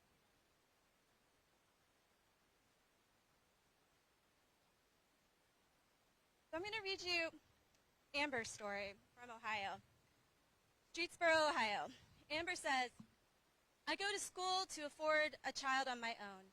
As of now, we barely survive. With SNAP and Medicaid and the current wages most days I don't eat the meals I cook so that my child can have leftovers the next day. I have faced homelessness for 8 months now, waiting for a home on the Section 8 list. I have relied on federal programs and churches to get me through this far. If those programs do not exist, I would have been homeless for a year waiting for Section 8. I have no family to fall back on. It's me and my daughter alone. If they cut SNAP and Medicaid and other federal programs, it would guarantee not only not me being able to feed myself, but I won't be able to feed my child either. I can only work part-time while going to school full-time and being a full-time single mom with no help from her father. To take from an already struggling family to give to a millionaire and billionaires and corporations is absolutely absurd and will very much hurt families like mine. Oh, another one. Okay, great. Sure. This one is from Melissa in Pennsylvania. The cost of living is high while unemployment wages have been stagnant. Healthcare premiums take a big chunk of that wage. I have 2 adult children with autism who still live at home. Rent is incredibly expensive. My daughter would rather save her money to buy a house than waste it on rent. She's also paying her college loan and healthcare premiums through the Pennsylvania Exchange. My son with autism receives a partial SSI payment, Medicaid, and SNAP. Without it, that would be much more difficult for us to afford groceries for a family of 4. I stopped working full-time so I could spend more time helping my son become more independent and emotionally stable. I always carried the benefits for the family since my husband works in his family's small business. COVID ended my long-term job of 22 years, and since then we have to purchase insurance through the Pennsylvania marketplace. Although I am grateful it's available to us, even the lowest premiums with a premium tax credit are almost $900 a month. I was diagnosed with breast cancer last year. Biopsy, surgery, and radiation therapy cured me, but I ended up owing the hospital over $13,000. I pay them more per month than I pay for my car. They have threatened to send us to collections if we don't pay the full amount. My husband does not want to risk our credit rating, and I have to make these payments for 2 more years. We have a middle-income family, and we have worked hard, and we have paid our taxes our entire adult lives and may have to work until we die because of decisions made by this administration.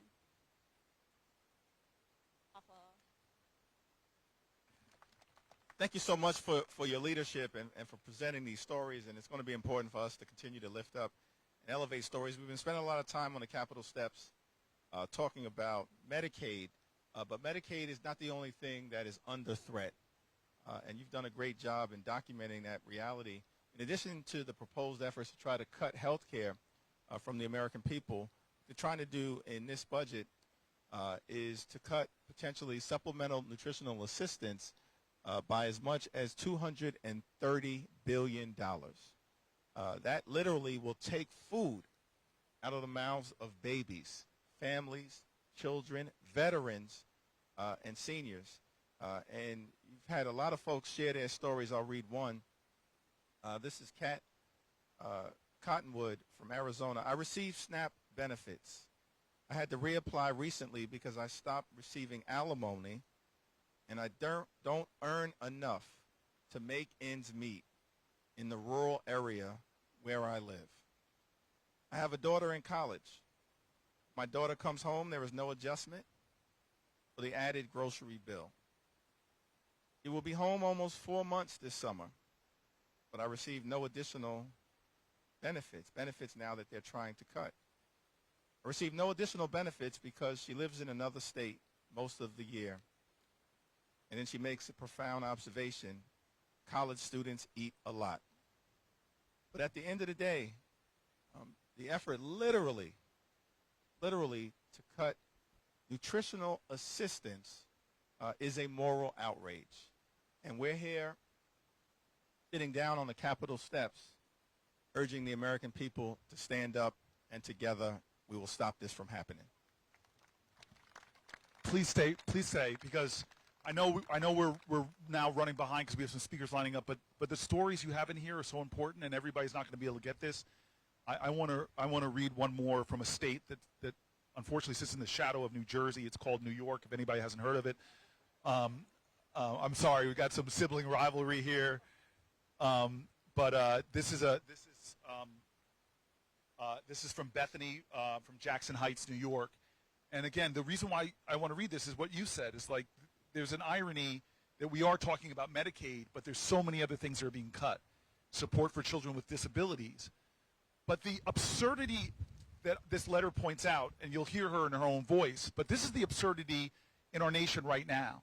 We have a president and Elon Musk and others talk about, we want to have more babies. We want to see more babies being born. But they have no intention of supporting moms who struggle in America,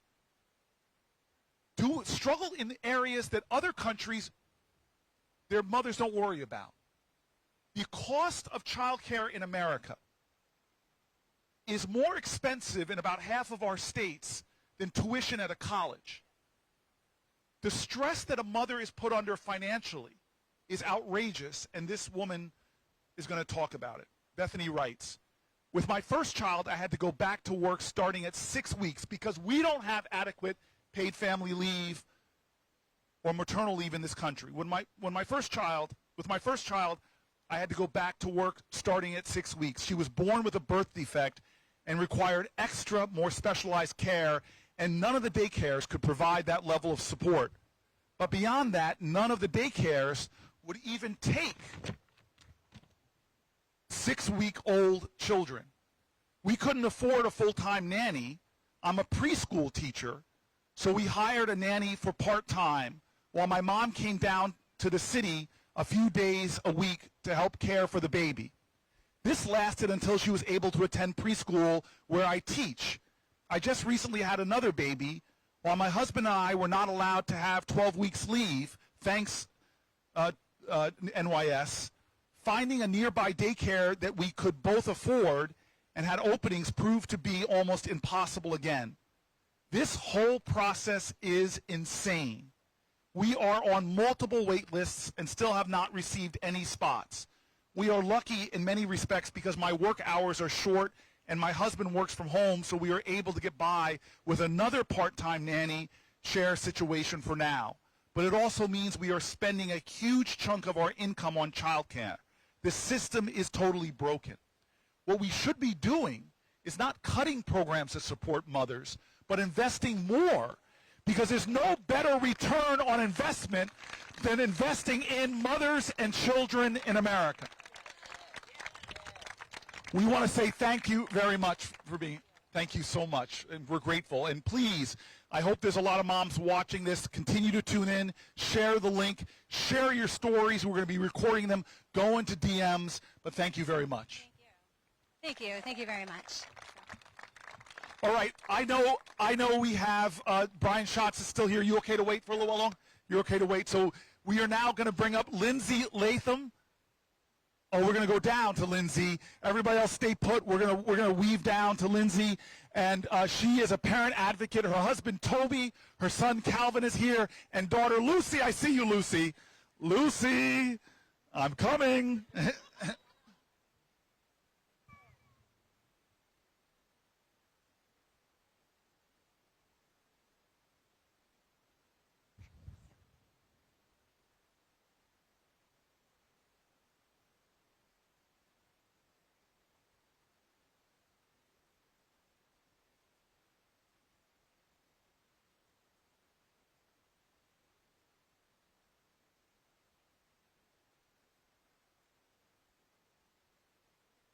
Right.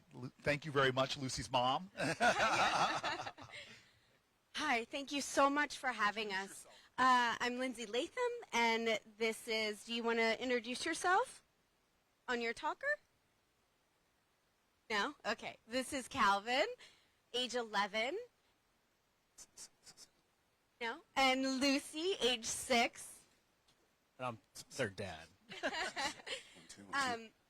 So our journey has started about 10 years ago when Calvin was about 1 years old. He was diagnosed with a rare brain malformation called polymicrogyria. And because insurance is insurance, we went down the road of learning about the Medicaid waiver. We're in the state of Virginia, and currently in the state of Virginia, I'm sorry, you're right. Thank you, Calvin. Currently in the state of Virginia, there are 2 types of waivers. So he is eligible for Medicaid based on his disability, and he also receives attendant care. So on top of actually getting additional medical services, he receives attendants who come to our home and assist with bathing, feeding, drinking, toileting. He is weak on his right side, so he requires a lot of assistance, day-to-day assistance, hands-on assistance, and we were here in 2017 when they wanted to roll back the ACA, and we're here now because we are facing this existential crisis to not only people with disabilities, but families and women and children, and it is unconscionable to think that we are back here fighting for people to have the ability to live their lives and live their lives in a healthy manner. To get Calvin ready for his day, he requires anti-seizure medicines. He takes 4 in the morning and 4 at night, including drooling medication. And Calvin has 3 insurances. His 3rd insurance is Medicaid. If we didn't have Medicaid, we would have out-of-pocket expenses for all 4 of his medications on a monthly basis, hundreds of dollars a month. Both my husband and I work full-time. We have good jobs. We worked really hard to get where we are, and we would be devastated. Our family would be bankrupt if we lost Medicaid. Some of the things that Medicaid paid for just to get here this morning, after taking the morning medications, Calvin has to get in the car. The car seat that he has is specially made for him. Went through both private insurance companies, which denied it because it wasn't medically necessary. And do you know who picked it up? Medicaid. And then that chair that he uses as a mobility aid for when he's fatigued, not medically necessary by his private insurance companies. You know who picked it up? Medicaid. His talker, that's $6,500 off the shelf. 2 private insurance companies said it's not medically necessary for our kid who can't communicate without it. You know who picked it up? Medicaid. So to say that Medicaid isn't going to affect families, they're not luxury items. They're not for Calvin. They're what he needs in the classroom. We brought pictures of him this year. We're also advocates in the special education space where there's going to be cuts and impacts based on what this administration is doing. Absolutely. So Calvin and Lucy, Lindsay, all of us, this is a picture of Calvin this year. It was 2 years ago. We were in this tough discussion with the school district about moving him exclusively to a classroom for kids with intellectual disabilities because he could not communicate what he was learning. But we knew that he was picking up subject matter in the classroom, and he had quote-unquote behaviors. And they also wanted to move him out of the gen ed classroom because of the behaviors that he was exhibiting. But we were confident that he was exhibiting the behaviors because he couldn't communicate what he was learning in the classroom like his peers were. So we pushed and pushed and pushed for the supports for him to stay in his gen ed classroom. And that's him acing his first test in his gen ed class, subject matter class, because he got the supports that he needed to use that system of communication to tell his teachers what he was learning in the classroom.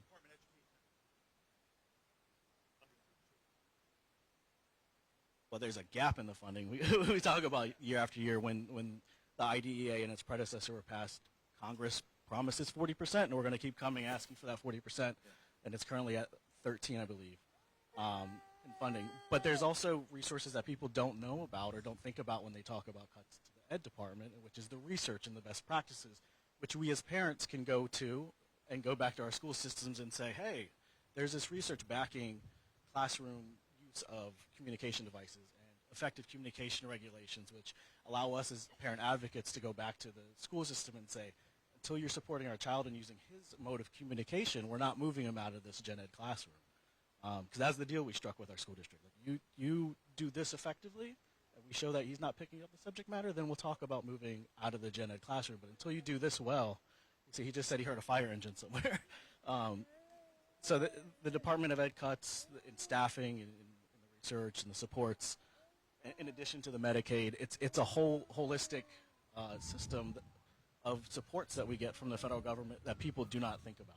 Yeah, one of the reasons that we wanted to be here on the Capitol steps was to give the American people an opportunity to tell their stories, because a budget is just not cold numbers on a piece of paper. It represents our values, and it has deep implications for the American people. And this particular budget will hurt children, it will hurt families, it will hurt veterans. And so we want to thank you for elevating these stories. Thank you for your resilience. Thank you for your presence. Some of my colleagues who serve in this Capitol talk a lot about family values. But that's rhetoric. That's rhetoric if at the same time you're talking about family values, you're undermining American families, and we're not going to stand for it. We're not going to stand for it. So we really appreciate your presence. I don't know if you have any concluding words. I would just say that all of this is intersectional. We have funding from Medicaid that goes to the schools across this country that help occupational therapists, speech therapists, physical therapists. That doesn't only affect kids with severe disabilities like Calvin. That affects everyday kids. There might be interventions that are required. Our paraprofessionals, some of them are paid through Medicaid, and it is incredibly important to understand the intersectionality between our schools and our community-based services. The idea that HHS is cutting the budget for people to live in their communities and have supports. The disability community has fought for decades to be in their community, to live in their community. And it has only been 30 years since Olmsted. Not even 30 years since Olmsted. So you're seeing more people in your community. Oh, I'm sorry. Olmsted is a Supreme Court decision, and I'm not the attorney in the family. Toby is. So going back even further, it's not even since 1975 that kids have been required to be in the school buildings with their peers. 1990 we got the ADA. So all of these laws on the books you want me to hold it closer? Have gotten people with disabilities in our community, so we're seeing them more often, and people are still getting accustomed to it. But Olmsted was a decision in 1999 where the Supreme Court said that under the ADA, folks have rights to have their services and supports provided in the community so they're not segregated. And so for people who are thinking, I didn't see this in my day, it's because you didn't, right? And it's a good thing that's happening, and there are growing pains that go along with it. But we all, as a community, can go through those growing pains together to make sure that kids like Calvin, because that's why we advocate the way we do. I'm an introvert. I don't want to be out here. I'll be dead the rest of the day. My energy will be gone. But we get out here because Calvin is Medicaid.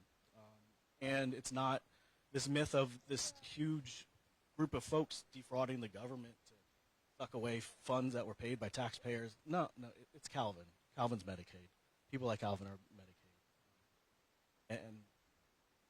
And it's our message is always about community. Lindsay grew up in Baltimore. I grew up in Norfolk, Virginia. We weren't well-to-do families. We made it out because of support from the federal government. I'm a veteran. I did service in the feds with the National Labor Relations Board, trying to protect workers' rights.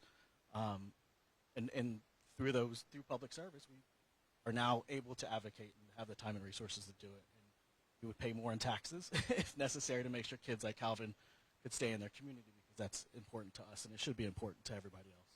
And thank you for your service to this country. You got an administration that is firing veterans. We should be cherishing our veterans and standing by our veterans and supporting our veterans and their families.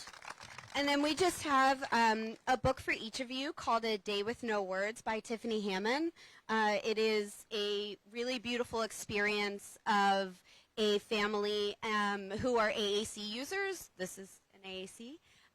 And specifically the autistic community. And we need to lift that voice right now because they in particular are under attack. So we so very much appreciate your leadership and your support and your voice, because a lot of us feel distressed and scared and angry, and it really brings so much hope as we are talking about religion and the week after Easter and what that means in terms of hope.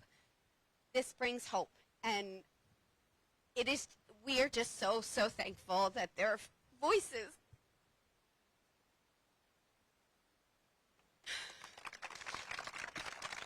So thank you. This is what it means. This is what it means to be a beloved community. We love one another. We look out for one another. We stand for one another. What courage it takes to come out here and sit with your family and bear your personal story. But why is the poverty that most threatens our nation the poverty of empathy? The poverty of understanding, the poverty of love. We are the wealthiest nation on the world. Families shouldn't have to come every 4 years and beg to preserve programs that should be fundamental to a nation this great. We are a loving society. And I'll be damned, we are going to fight to protect these programs. We are going to fight to protect these services. We are Americans. We stand for each other. We love each other, and we will continue to work together. Thank you all for being out here. Thank you. Leader Hakeem, can you walk that microphone up to Brian Schatz? Ladies and gentlemen, the senator from Hawaii. And we've got a congressman who has joined us. Balance the scales here. That's right. But I mean, because us senators outnumbering you, man, and there's only 100. No, not at all. Not at all. Congressman Gil Cisneros from California. Yes. Who served this country in uniform. I think we should defer to the House member first. We'll go to Schatz. No. Yeah. I think you said okay. Come on, let's go to Schatz. Come on, let's all walk upstairs. Let's all walk up.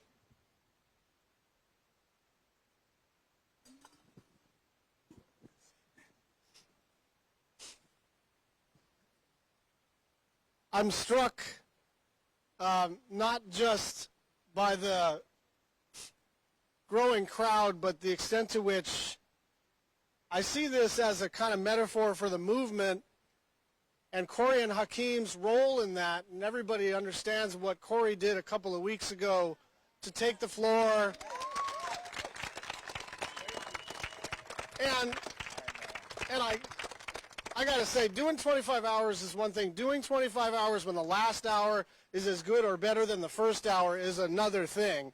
But it's honestly more than that, because the metaphor for the movement is everybody, all of us, even those of us in power, are trying to wake up every morning and try to figure out, what is it that I can do? And the real answer is, whatever you can do is what you should do. Start where you are, use what you have, do what you can.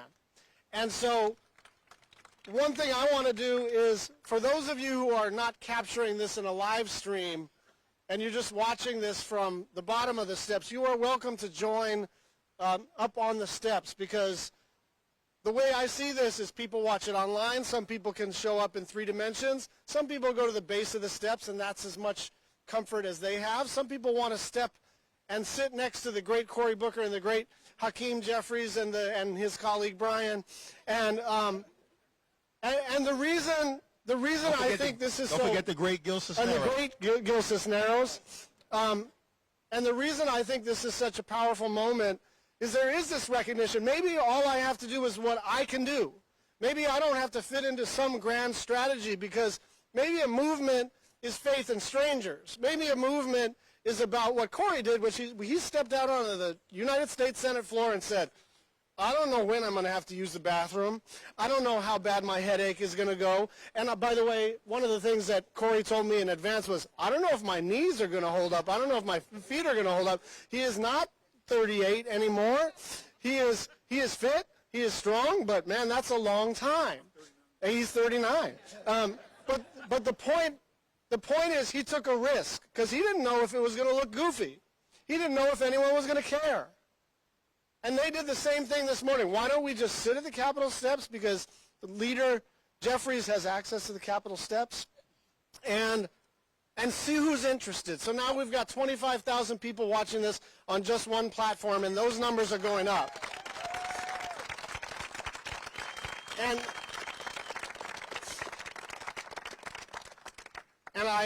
I would be remiss if I didn't mention one of the highlights of my career in the United States Senate, which was we were over there in the other chamber on the steps, Cory and I on Facebook Live, back when Facebook Live was the main platform, and suddenly John Lewis is sitting next to me, and I'm thinking, I'm like floating out of my body going, is that John Lewis sitting next to me, and we're talking about the Affordable Care Act? And this is the important thing that Hakeem mentioned. But this is the message for today. All we need is four. All we need is 4 House members. All we need is 4 senators on the Republican side to say, I refuse to shut down rural hospitals. I refuse to punish the sick and the disabled and children and the elderly and people who need a little help with their groceries. I refuse to do that. And last time, when we were fighting over the Affordable Care Act, it did feel unwinnable. We had 2 no's, and we needed a 3rd, and everybody understands that John McCain moment. That is not some historical incident that we can all read about like it was not something we participated in. We won that fight because we fought that fight.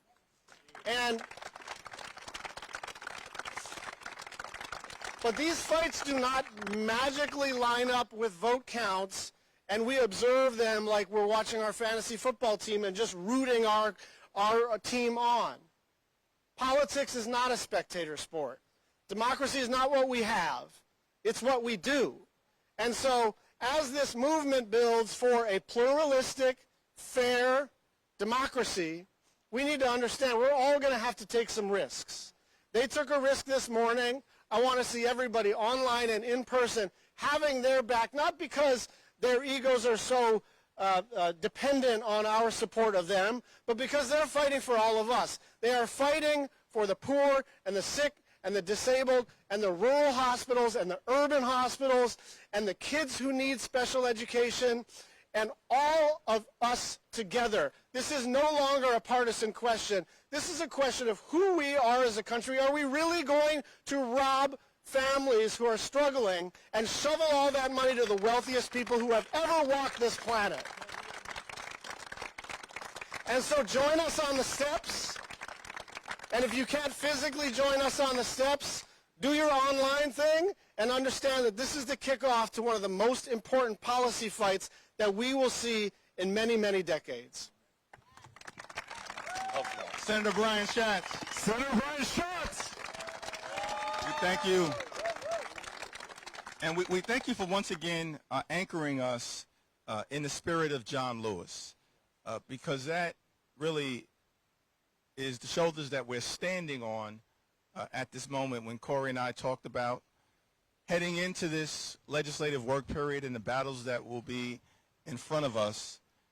We, of course, centered our own experiences with the great John Lewis, and we had the opportunity, along with Gil and Robin Kelly, we've been joined by Congresswoman Robin Kelly from Illinois. Thank you. And I got to try to keep the Senate score going higher and higher. We're also joined by the great Senator Amy Klobuchar. Come on up. And as you can see, this is a sibling rivalry. It is a sibling rivalry. The lines that divide us, like the Hudson River, is not as strong as the ties that bind us. It's great to see Amy yes, joining us, and we'll hear from Amy momentarily. But just to again recenter sort of the spirit of John Lewis and why we all are so inspired by him, our opportunity to serve with him, the lessons that we learned from him. You know, I recall, Cory, the first time that I met John Lewis was on the floor of the House of Representatives, and I see him, he sees me, and he calls me over, and he says, "Are you the new guy?" I said, "Yes, sir, Mr. Lewis." He said, "Well, we're colleagues now. You can call me John." I said, "Okay, Mr. Lewis." Because he's an American hero. And then he said, "You from Brooklyn, right?"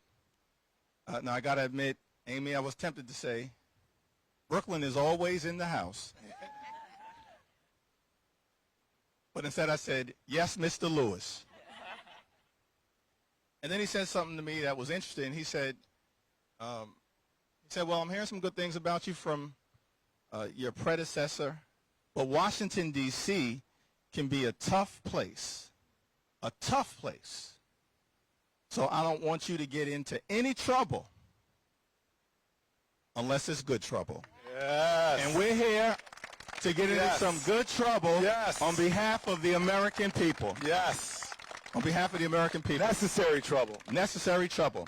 And so let me yield to one of my colleagues, Gil Cisneros, from the great state of California, who served this country in the Navy, wore the uniform, and now is serving this country in the United States House of Representatives. Give it up for Gil Cisneros, joining us all the way from California.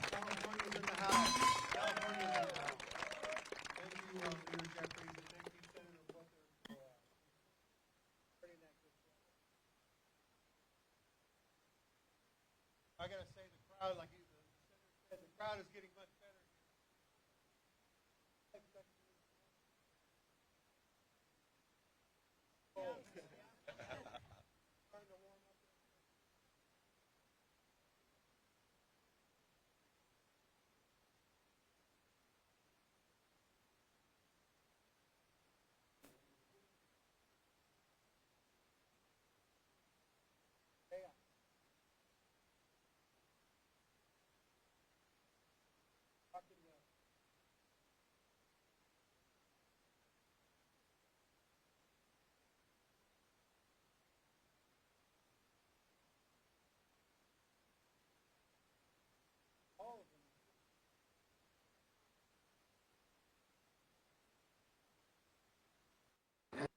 Just don't know what the hell's going on. You know, they don't know anything, and it's just all chaos. And you know, as we're talking to the colleges, as we're talking to the school districts, they're taking our money away. They're taking the funding, the programs. You know, I worked at the Pentagon, and I was the first ever Chief Diversity and Inclusion Officer the Pentagon ever had at the Department of Defense, where we did a lot to ensure that we were, you know, taking care of our people of color, the officers, to give them that chance to rise up through the ranks, whether they were, as I said, people of color, or they were women, or they belonged to the LGBTQ plus community, to ensure that they had an equal opportunity to go and succeed, just like everybody else. And that's what DEI is about, right? Yeah. Diversity, equity, inclusion is about giving individuals an opportunity, taking those rocks and shining them up to become diamonds in the rough, to allow them to show their skills, who may not have known, just like people like me. I had no idea getting out of college what I was going to, or when I graduated from high school, what I was going to do. College, this was not something in my family that people went and did. They didn't have that opportunity. But I got lucky. I joined the Navy out of high school. I saw a chief petty officer who met me and said, "I think you should apply for a program." And I have no shame in saying that it was Navy's affirmative action program that allowed me to succeed and gave me the educational opportunity. And whether I succeeded or failed, after that, it was always based on my merit. And that's what it is. And that's what DEI does, right? It allows people to succeed and give them a chance. But right now, what they are doing, this administration, they're taking books out of schools. And I don't know when the book burners have ever been on the right side. Never, right? Never. But that's what they're doing. They're taking books about history. They are taking books out about people of color. They don't want to allow people to succeed. They don't want to allow people to educate themselves. But that is not what we can't allow them to do that, and we're not going to allow them to do that. We need to make sure that we keep fighting for health care. I'm proud to be a veteran. I'm proud to have worked, as I said, at the Pentagon. Federal employees that work their ass off every day to keep this country running, that are overtasked, constantly overtasked, but get the job done and continue to get the job done. And they want to get rid of these hardworking individuals. They want to get rid of our veterans. 30% of federal employees are veterans. They want to get rid of them. We can't allow that to happen because, again, they are hardworking. They serve their country in uniform. They are continuing to serve their country as federal employees. And we need to keep fighting. We need to keep fighting that they're getting their health care. Yes. Right? Yes. My dad, my father, a veteran, Vietnam veteran, exposed to Agent Orange, is getting his health care through the VA, but they want to go and they want to cut those resources. They want to take money away from the PACT Act that is out there. One of the great bills that this Congress passed over the last 5 years to make sure that we take care of our veterans, and they want to stop that. And we can't allow that to happen. 40% of the people in my district use Medicaid, but yet they want to do that and they want to get rid of that. And we can't allow that to happen. But the movement, and we all know this, the movement has to start with the people. So you all showing up out here today, you all raising your voices, you all coming out. We need to keep that momentum going. We need to keep it going, right? Are we going to keep it going? Yeah. Are we going to keep fighting? Yeah. Are we going to let them know they're not going to take our country? Yeah. All right. We got to do it. You are the momentum that's going to keep us going. So let them know and let them hear you. And thank you all for coming out. And thank you, Senator Booker, and thank you, Leader Jeffries, for continuing to fight and showing your leadership. Thank you very much. All right, thank you. We got a revival here, folks. So this is exactly what I wanted. The crowd is growing. We have speakers coming up. On deck, not next, but on deck is Amy Klobuchar, who I want you all to know, as a college football player, you go to the Midwest, you fight against some really tough, big people. It wasn't until I got to the Senate that I think the toughest person from the Midwest is definitely Amy Klobuchar. But there might be a contender. There might be a contender, and Robin, Congresswoman Kelly, is after that. But before we do that, we want to keep recentering to how we began almost 6 hours ago. Almost 6 hours ago, Just two of us on the Capitol. just as two of us, Hakeem and I came out there when it was cold. It was about 45 degrees, and we sat down here. We opened up the live stream, and we said that tomorrow, after a 2-week recess, Congress is convening back in these buildings to begin, as the Republicans want to do, to get a bill done that would cut health care from Americans, that would cut support for our seniors, that would cut resources for the disabled, and would cut food from the hungry. And we said that that violates the fundamental moral underpinnings of our nation. Our nation has many faith traditions, but from Jain, Baha'i, Hindu, Muslim, Jewish, Christian, throughout the board, every one of our faith traditions talks about loving the neighbor, supporting the poor, providing health care for the sick, every single one. We started talking about our faith journeys growing up in the black church and how Chris Coons was our first guest, sat here and said over 2,000 times the Bible talks about the obligations to be there and to do for the poor. The character of our country is lying in the balance. And that would be wrong enough to cut programs that support millions of Americans. That would be enough. But to do it in order to give tax cuts to millionaires and billionaires is wrong and immoral. This is not left or right. This is right or wrong. And so we not only invited members here, and members of the clergy here. We've had some incredible people speak, but we wanted to have the authentic voices of the foot soldiers for the very hope and idea of America. That we are a nation, the wealthiest in the world, but our wealth isn't just judged by stockbrokers' accounts or bank accounts, but our wealth is shown by how we elevate human potential, how we love one another, how we make sure that everyone has a fundamental basics to stand upon to reach for their American dream. So right now we have a number of people that are going to pass the mic.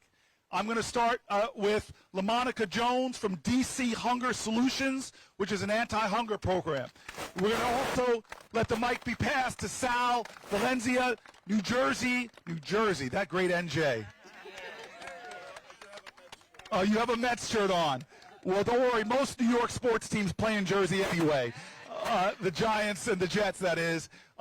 Sal Valencia, thank you for being here from the New Jersey School Nutrition Association. And then, of course, Eric Mitchell, president of the Alliance to End Hunger. And then we are grateful that Crystal Fitzsimmons is here, FRAC president. I want you to introduce yourself. Feel free to talk about your own faith journey, why you do the work you're doing, and what your influences are, and then the urgency of this moral moment as it affects the people you serve. Thank you so much.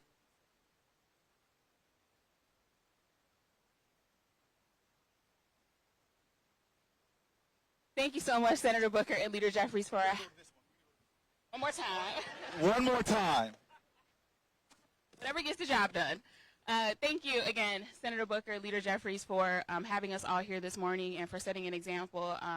We are all privileged and honored to have you lead us here as anti-hunger advocates. Again, my name is LaMonica Jones. I am the Director of State Initiatives for the Food Research and Action Center, more commonly known as FRAC. What that means to most folks, I oversee our work with DC Hunger Solutions, Maryland Hunger Solutions, as well as within New Jersey for New Jersey Food Security Initiative. Every day I hear from district residents, from Maryland residents, as well as from the families and households that we work with in New Jersey about the impacts to SNAP. The district here, we have the highest rate of older adult hunger in the entire nation. The majority of our older adults here are struggling with hunger. These are the individuals that have dedicated their life to work. And when we communicate with them, when we have conversations with them every day, they're struggling to figure out how is it that I can only afford basic necessities. I always say the rent eats first. And so after they've paid their mortgage, after they've paid their rent, they're struggling to figure out how can I afford groceries? How is it that I can afford transportation? How is it I can afford my health care cost? And so when we're having these conversations with individuals, we're working closely in the district to try to figure out how is it that we can make sure that we have the funds allocated to support our households. It's also the same in Maryland. We were dealing with a major deficit, budget deficit in Maryland, a $3 billion deficit, which we advocated really closely with our legislators in order to find means so that we can support our SNAP households. Over 600,000 residents in Maryland are dependent upon SNAP. And so when we look at what those cuts look like from the federal level, we're looking at a large number of individuals that are not going to know how are they going to make their ends meet. How is it that I'm going to feed my family? How is it that I'm going to make sure that my children are able to have healthy school meals every single day? And so, our fight is hard and it's long, but something has to be done. When we think about the potential impacts for states to take on these costs for our federal programs, it's detrimental. DC has a nuanced situation that they're dealing with on top of potential cuts. We're heading into what should be budget season here in the district with our local dollars, and we have $1 billion that's being withheld of DC dollars. That's being withheld. That's not allowing us to do what we need to do within the district. And before you pass the microphone, let me ask you, when you hear them say work requirements for SNAP, what does that mean to you and your program? So when we talk about work requirements for SNAP, that is flexibilities for our individuals to, where we have high numbers or high percentage of individuals that have to find employment. We have the 3-month requirement that says that after 3 months you have to secure employment. But if you're in a position where you're unable to do so, even after trying, you're going to strip those benefits from someone. I've done everything that I can. I'm trying to find a job. I'm trying to find employment, but you're stripping these benefits from me even after I've done absolutely everything that I can. It's unfair. It's And it also unjust. creates a layer of bureaucracy for you that's It does. additive and costly. It does. There's so many steps and hoops that individuals have to jump through in order to just feed themselves, just to nourish themselves. And it's challenging when we talk to our SNAP clients and we're working with them on their SNAP application process, and they're saying, I've done all that I can do. What else do you need me to do? But there's these layers that they have to jump through to say that they need to apply for just our basic necessity. Food is a basic necessity that we all deserve. We all wake up and we all ate today, and it's something that we all should be able to do automatically. Thank you. Yeah, thank you for that. Good.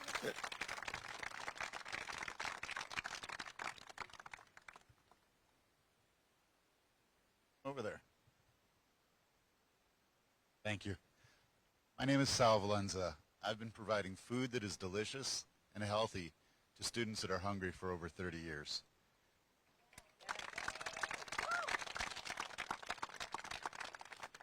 When you think about that, students that are hungry can't learn.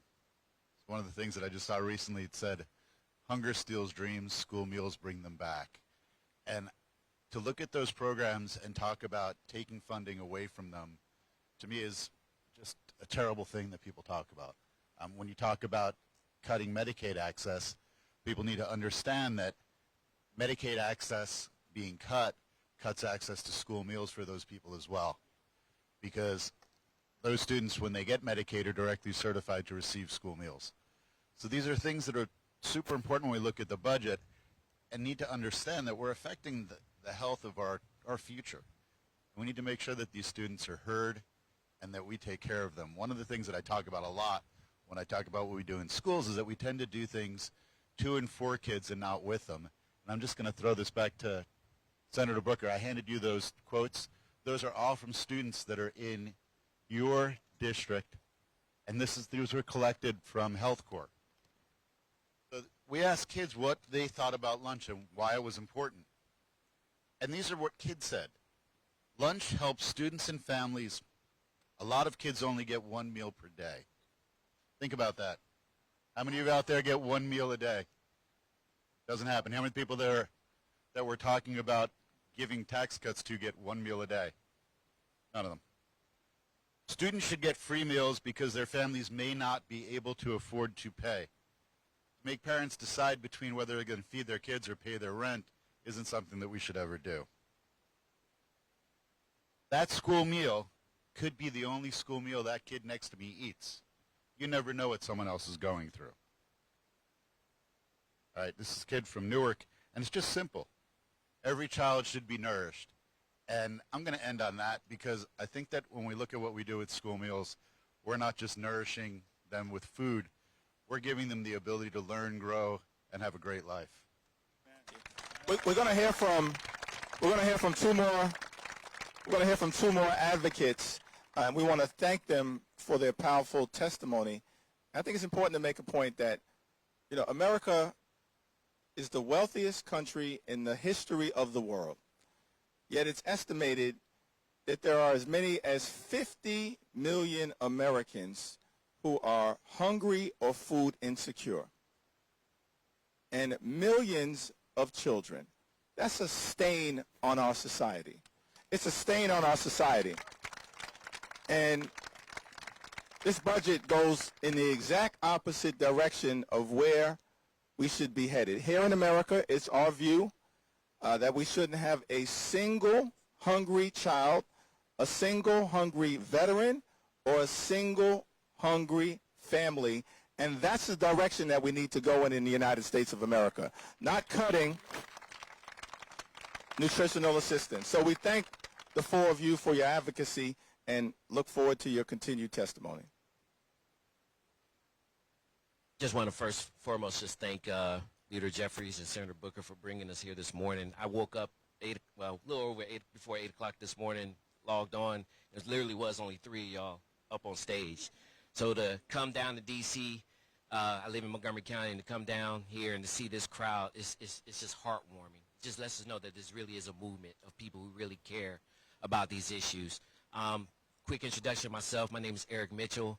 I'm blessed to lead a coalition of over 100 national organizations across many sectors, businesses, universities, nonprofits, international organizations in the fight to end hunger in the U.S. and around the world.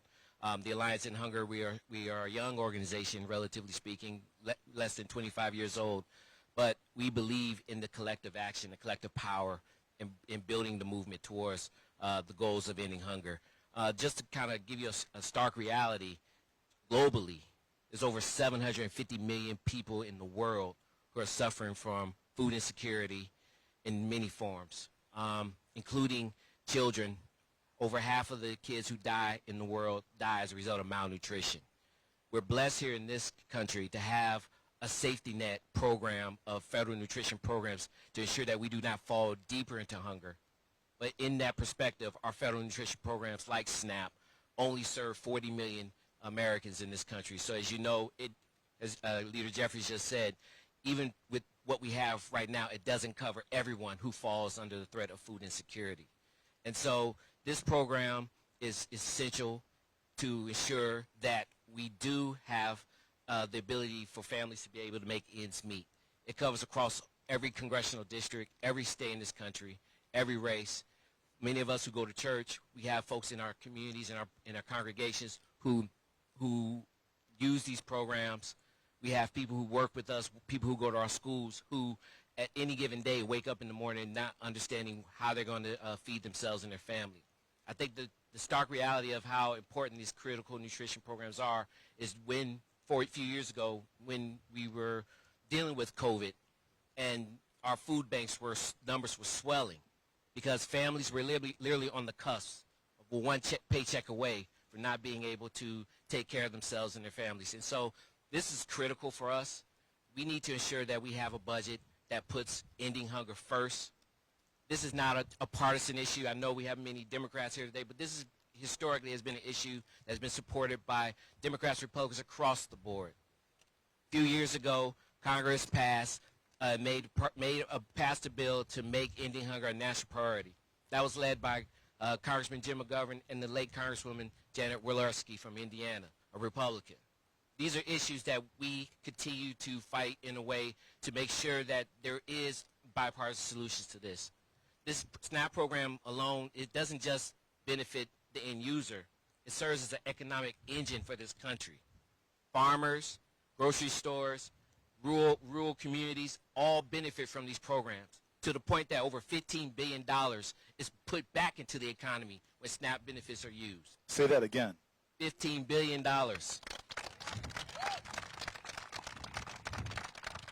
And so if you want to make America stronger, more prosperous, more secure, you don't do that by ripping the very fabric of this country and taking away the ability to have families who need it the most to be able to feed themselves and their families. So I want to thank y'all for this opportunity. Thank y'all for the leadership. We want to thank you for speaking truth to power, being here in this sacred civic space to talk about the moral obscenity of poverty in our country and the challenges. We've got one more speaker. Why don't you pass it on there? It is truly a moral obscenity that we have so many children in poverty. What it does to the development of our children, as we had earlier here, one of our great pastors, one of the leaders of the Moral Mondays, Reverend Barber, who talked very pointedly that poverty amongst children is violence. It is violence. And to not stand up and protect our children. But the investment part is key. That $15 billion is a return in measurable financial means. But what does it do? How can you measure the impact on a child and its development and her abilities in the future by having good, nutritious meals? The unlocking of their potential, the opening up of their artistry, the incredibleness of their invention. We don't know how many children we have lost out for because in this rich country they have been malnourished and not getting the food that they need to develop. So please, last of this great coalition, this great quartet, you guys can sing a gospel hymnal before you leave. We need some music up on here. And if you guys are up there and want to sit, there's still some spaces behind us. As long as you're in front of those chains, we are good if you want to come up and join and sit with us. We're happy to see this crowd gathering, but go ahead. Thank you, and thank you, Senator Booker. Thank you, Speaker Jeffries. And I also want to thank Senator Klobuchar, who is our ranking member on the Senate Agriculture Committee and helping Yes. My chairwoman. I'm, again, Crystal Fitzsimons. I'm the interim president for the Food Research and Action Center, and at FRAC, we're working to build a nation free from hunger. We have about 47 million people in this country, that includes kids, who are struggling to put food on the table. And SNAP is a critical resource that helps make sure that families across the country are not going hungry. For every one meal that the charitable sector provides, SNAP provides 9 meals. So we cannot cut the SNAP program. If you cut SNAP, you will actually be creating hunger. You're taking food off the table of families across the country. We know that SNAP is an incredible program. It improves health outcomes. It reduces healthcare costs by an average of about $1,400 per person. It improves mental health outcomes. It improves birth outcomes. We know that it's just an incredible, amazing program, and the benefits are actually too low. When people talk about cutting the SNAP benefits, currently they're about $6.20 on average, and what they're talking about taking us back to would be $4.80. Can you imagine trying to feed your family for $6.20 per person per day, and going back to less than $5 is just shocking. All of the proposals that are on the table would either cut benefits, take people off benefits, or make the program harder for states to serve. Cutting the program by $230 billion, I can't even believe that they're talking about cutting it by $230 billion, is going to increase hunger across the country and have devastating effects. We do a lot of story collections from families, and we've gotten lots of stories from veterans, from seniors, from families with kids who are struggling. And the common theme is that this will be devastating to them. They're struggling to make ends meet. We are seeing families really struggle to cover the costs of high food inflation, to cover their rent, and this will just make it even harder for families. So we really need Congress, when they come back tomorrow, to all come together and recommit to ending hunger in the United States. That is a core value for us. If we want kids in this country to thrive, if we want to have a productive workforce, if we want to be safe, if we want to give older Americans and veterans and people with disabilities what they need, we need to end hunger in the United States, and we need to not cut SNAP or any of the other federal nutrition programs. Thank you very much. Please give it up for these 4 incredible foot soldiers in the fight against hunger in America. Fabulous 4. Fabulous 4. We know that this administration has already cut Meals on Wheels to our seniors, vital food programs going to our seniors. We know they've already attacked school lunch programs. But we are seeing in this next work period, they're going to begin to go after SNAP. One of the great champions of the fight for SNAP, who knows, as was said so eloquently, that we shouldn't be cutting benefits, we should be investing more in nutrition programs for our children. The highest ranking Senate Democrat on the Agricultural Committee that oversees SNAP, one of my friends and truly one of our great champions in America, Amy Klobuchar. Amy. Thanks, Cory. I love that this, I'm losing my voice out here. You'd think I was out here at 6 a.m., but I love that this started with 2 people, and then 3 people, and then 5 people, and now all of you, and it's only going to grow during the day, because that's what organizing is about. And I want to thank Cory, I want to thank Hakeem, and all the members that are out here, but I mostly want to thank the people that just turned on their stream in the morning, saw it, and decided to come out here. Because what's going on in this country right now is going to take everyone to stand up. There's a reason it's sunny on this day, because we need that sunshine to go right into this Capitol. We need this sunshine to be showing what these guys are doing right now and the horror of what is happening in our country. So I just spent, which is why I lost my voice, I went on a 19-county tour in our own state. And the people that showed up there maybe aren't on this live stream right now. They are people that just finally realized what was happening to them. Because what's happening right now, what's happening right now is not just happening in our urban areas. It is happening in our rural areas in a big way. They are dependent on these food programs and SNAP. And the farmers that produce the food that goes to the schools, that goes to the school lunches, that goes to the SNAP programs are just hanging on an edge. And you know what? The big guys can handle this, okay? The big guys, whether it's in agriculture or whether it's CEOs going to the White House or whether it's investment bankers having people in, the little guys, the little farmers, the soybean farmer I met with in rural Minnesota, the woman who runs a little company called Busy Babies, they aren't invited to those rooms. They don't know how to deal with this. So when their mom can't get into assisted living because they're cutting Medicaid, or when there's the tariffs, these across-the-board tariffs that are affecting their businesses, they don't have any margin to rely on. So that's why this is a social justice issue. This is an economic issue. And when you look at what's happening right now in farm country, they're waking up. I was one of our smaller town halls, and a woman was there, maybe would have been one of you, holding a sign that said, "This is not normal." And the farmer sitting next to her has never been to one of these things. He looks at her and goes, "I'm normal." And she goes, no, that's not what I mean. She's like, "This is not normal what's happening right now, but there's a lot of normal people, whoever you are, that are affected." He goes, "Okay, I get it. Those quiet voices that don't always talk, they're rising up right now. They're rising up right now, and they're showing up. So the people that are watching on the live stream, I want you to make sure you talk to someone that doesn't always go to these things and talk to them about hunger and what we're seeing in our country. Tell them what's the truth. Costs are up, chaos is up, corruption is up under this administration. And that's why these sit-ins and people coming out and getting out of their shells and having the hope that we can have a better world is so important right now. And I want, when people say, "What are you doing to fight?" you got to ask yourself, what am I doing to fight? And a lot of you are standing out here right now and will join us. But I can tell you right now, we are fighting this in the courts, right?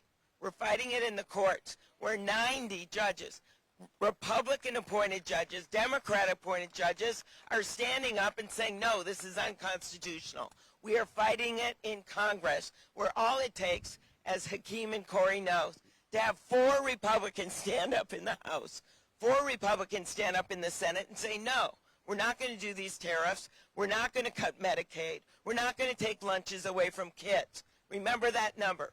4 Republicans is all it takes. And then finally, we are fighting it with our constituents by our side. And that is all of you. So I want to thank you for turning out today. I hope you talk as much as I did, so I lost my voice. But I hope you do it so you share it with everyone else. Thank you, Cory. Thank you, Hakeem. Keep up the great work. Thanks, everyone. Thank you, Senator Amy Klobuchar. We're so thankful for the senator, the great senator from the great state of Minnesota. You know, when we stand up for SNAP, we're standing up for rural America and urban America and suburban America and small town America and the heartland of America. We're standing up for families and we're standing up for farmers. We want to make that clear. Families and farmers. That's who we're out here standing up for all across America. We're now going to hear from two members of the United States House of Representatives. We had one. You wanted to make one last comment. Go ahead. Yes, sir. It just packages what Senator Klobuchar just said. Yeah, I'm a House alum as well. I used to work for Congressman John Lewis. That's why he's allowed to do this. And he'll often say, you know, we got to get in the way and get in good trouble. And this is what example of what this is. But y'all who are online and are out here in the crowd, what I urge y'all to do is go back to your congressional leaders, your members of Congress, and tell them, repeat just exactly, that you will not allow them or want them to support any legislation that cuts these drastically cuts these programs. Put the pressure on our elected officials. That's what they need to do. They need to hear from y'all. They need to hear from y'all back at home. not just here in D.C., but back at home in your communities. Tell them what these programs do to your lives and how it will impact you and their constituencies. That's how we put the pressure on to make sure that policy moves in the right direction. Thank y'all again.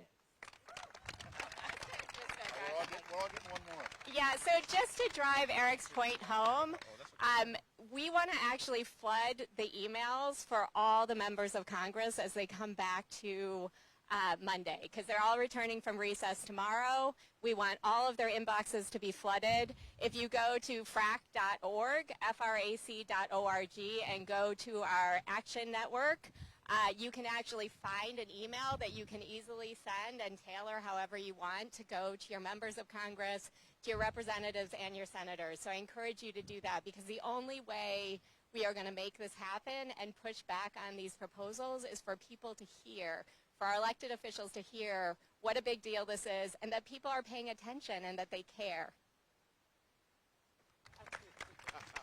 Sorry about that. So we also really need to let the USDA know that we need our local food for schools money back. They took that away. That's hurting the farmers. That's hurting the kids. We need local food for schools money back. All right, now I'm going to yield to a good friend of mine, my big sister in the United States House of Representatives from the great state of Illinois, but she was born in New York, Congresswoman Robin Kelly. I just want y'all to know I came the furthest. I started off in Boston watching you. Yes, yes, yes. And I flew in because I'm going to the Victory Fund to support our LGBTQ plus community. But I just wanted to thank Senator Booker and my little brother, my fantastic leader in the House, for what you are doing today and how you have gathered all of us. Thank you, thank you, thank you. It takes leadership, and you two are great leaders, along with Senator Klobuchar. In my district is urban, suburban, and rural. I start on the south side of Chicago through the suburbs, and I have 4,500 little farms in my district. 4,500. The girl from Harlem, 4,500 farms in my district. So I hear all the sides, and my parents had a mom and pop grocery store, so I know, as a gentleman said, how it's all connected. If people can't buy food, the grocery stores, don't hire as many people. They can't buy as much from my farmers. Illinois is #1 in soybeans. Their #1 customer is China. So you don't think the tariffs are hurting my farmers? Cutting USAID is hurting farmers across the country. Then if you cut SNAP, that adds, insult to injury. But I really want to thank, like the senator and my leader and my other colleagues have said, thank all of you, because as Martin Luther King said, the day comes to an end when good people don't speak up. And we are fighting with one arm tied behind our back, maybe two arms, but we're going to start kicking if it's necessary. But we need you to be there with us. We are partners in this struggle. We are partners in this struggle. We are all in this together. So don't forget that your voices really do count. So we do need you to call your representatives, not even the federal ones, on every level, to let them know that you are watching and that you vote. And I just want to say, last but not least, in my district, if Medicaid is cut, I have 753,000 people in my district. 300,000 people will be affected. 190,000 people will be affected by SNAP. That's just my district alone. If they continue with the Department of Education, almost 7,000 teachers will lose their jobs. So I need you. I need you fighting with me, and I've been fighting, and the leader puts us to work. I've had town hall meetings, tele-town hall meetings, meeting with my school superintendents, every single thing that I can do to encourage everybody to speak up. So thank you for being here. Thank you guys for your leadership. You are the best. Thank you. Thank you, Robin Kelly. Thank you, Robin, from Boston all the way down here.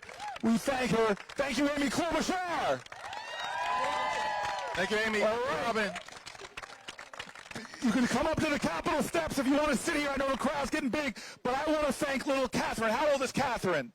4 years old. She came out here and delivered me this gift of a picture. Thank you, Catherine. We love your picture. I'm saving this from the day. Who's next up? So next up, we've been joined by another distinguished member of the United States House of Representatives, one of our newer members, but he's off to a tremendous start. He represents the great state of Rhode Island, and in fact, I believe is the first Ghanaian American ever elected to the House of Representatives. Congressmember Gabe Amo. Thank you, Leader. All right. I'm so grateful for your leadership, Senator. Thank you for your leadership, and thank you really to everybody who's out here. You know, I spent the last couple weeks having a lot of conversations with people at home, and they're afraid. They're scared. They're not scared because of, you know, the craziness of these cuts. They're scared because of what it means to our values. Our values. What do we stand for? So, you know, you hear government programs all the time. Medicaid can be abstract. To me, it means dignity for those with disabilities. For me, it means that the nursing homes that care for so many people are well funded. For me, it means that those women who are about to have babies have the certainty that they will have coverage. For me, it means so many things, and we have to continue to speak to those values. What do we stand for? A budget. A budget is a symbol of our values. So I sit on the Budget Committee in the House of Representatives and heard from Republican after Republican say, we're not going to make these cuts, but yet vote against amendments that would simply state that they shared our values, the values of Democrats, the values of Americans to protect those who need our help the most. And over again, they have said the opposite. And they have done the opposite of what the American people want from them. So in Rhode Island, when I think about this, I think about Al, who came to one of my town halls and said to me, Gabe, I'm scared. And everybody has someone in their life who will be affected by draconian cuts to Medicaid and SNAP. But they aren't just government programs. They are about our values. And so there is no better day than Sunday to reflect on values. Values that we have taught across our faith traditions in our households, that we get from the sacred documents that form this nation. Values. And so over and over and over again, I will ask this week when I see Republican colleagues, where are your values? Who do you stand for? Billionaires or Social Security recipients?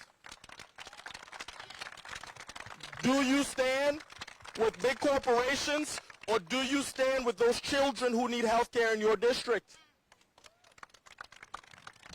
Because the choices are clear, so I implore them, to have backbone, to have courage, to reflect the actual will of their constituents, because I know that across this country, people have that fear. But I will always hold on to hope, because this is an example of how powerful we are collectively. They want us to feel powerless. There is nothing stronger than demonstrations like these happening over and over and over again, and we won't rest. Will we rest? No. Will we stand by and let the will of the billionaires overtake the will of the people? No. Will we fight? Yes. Will we keep going? Yes. Will we keep pushing? Yes. Let us do that, because the chaos and confusion is the point. They want to distract us, but we are not distracted. We have no fear. We will move strongly against their actions. We will find those four. We will keep fighting for people, because that is what we are all supposed to do. So I'm grateful to be here. Senator, leader, thank you for your work, your leadership in organizing us. And let's keep fighting. Let's keep pushing. Let's keep going. Thank you so much, Congressman Gabe Amo. And Gabe represents, I just want to say something, Leader Hakeem. Gabe represents something that's powerful that's happening in America. is the next generations are rising. Millennials and Gen Z are starting to say, I'm not waiting for permission. I'm not waiting for my term. I'm going to run for office at the federal level, at the state level, at the local level. I'm going to organize. I'm going to march. I'm going to protest because it's my future. It is my country. It is our destiny, and I will not stand for what Donald Trump and Elon Musk are trying to do right now. So I want to thank the next generation rising. I want to thank Gabe for his incredible leadership. Gabe Amo, 30-something representative. We're so thankful for him, the next generation. And again, we want to reiterate to the American people that all it takes are 4 Republicans in the House and 4 Republicans in the Senate.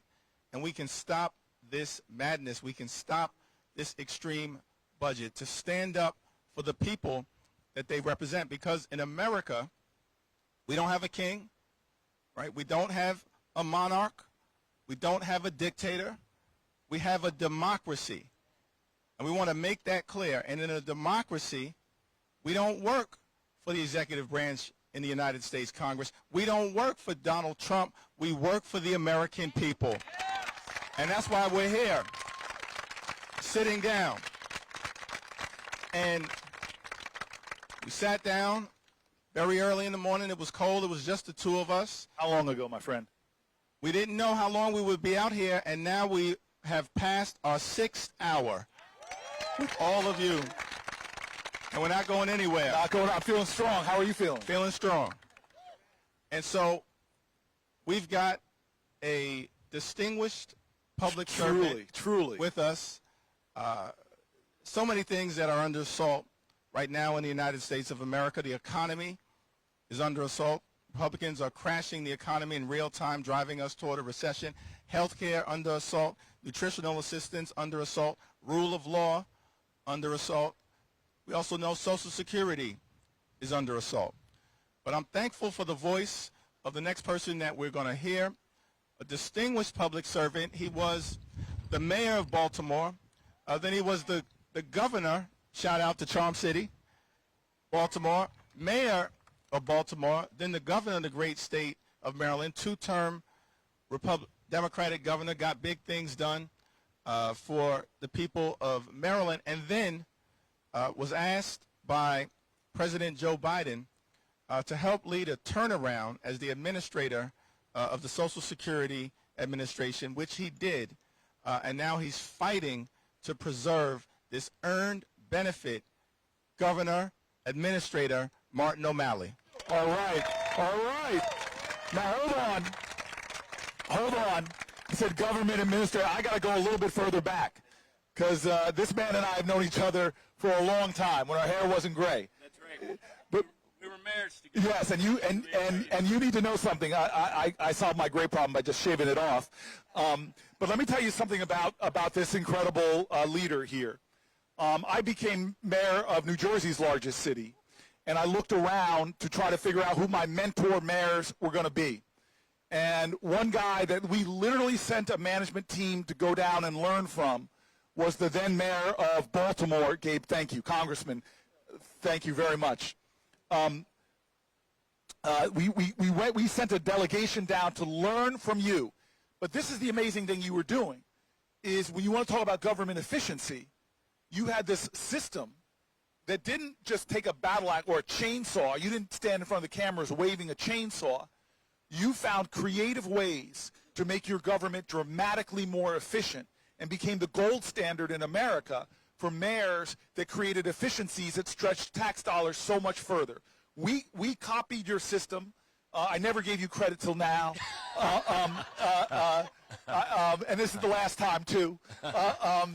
But we copied your system and found an extraordinary way under unbelievable budget constraints to not only live within our budget, but to do more for the taxpayer. You are a great leader. And when the President of the United States, Joe Biden, tapped you to bring reform and efficiency to Social Security, you didn't do what this president's doing, start to cut services to seniors, start to threaten the technology they rely on, like being able to call, or close, literally close in rural places, Social Security places. You actually found a different way to go that was creating more efficiency and more effectiveness. We're just grateful to hear from you today to talk about everything. And the one thing we're challenging people It's Sunday, man. We came out here to go to church a little bit. So if you could talk, I'm curious. Maybe you can start with how were you raised? Is there a faith tradition that you're a member of, and how did it inform your decision to go into public life? Sure. I'm glad I wore the right attire today, too. Yeah, I mean, yeah.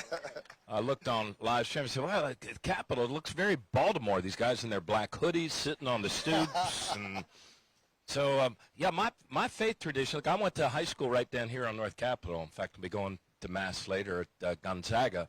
And we were taught to be, it was an all-boys school, we were taught to be men for others, to believe that our highest purpose here in the short time we have on the planet is to actually serve others, that the measure of a life well lived is not how much wealth you accumulate or how many homes you own. It's how many people's lives you affect and that you touch.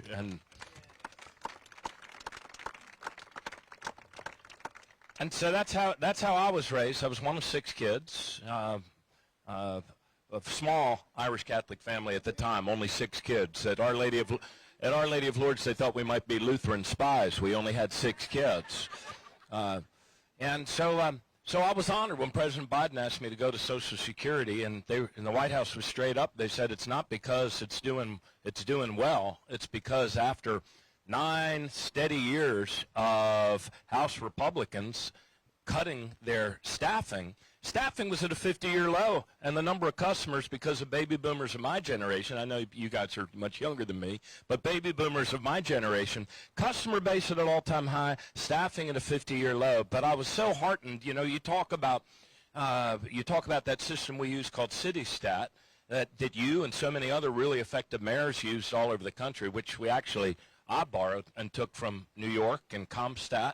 Timely, accurate information shared by all, rapid deployment of resources, creating a scoreboard, really, in a winnable game. And I watched those folks at Social Security, what used to be one of your most highly skilled executive services in any federal agency, literally sprint up that downward moving escalator, and they turned around almost every, not every, but almost every service metric.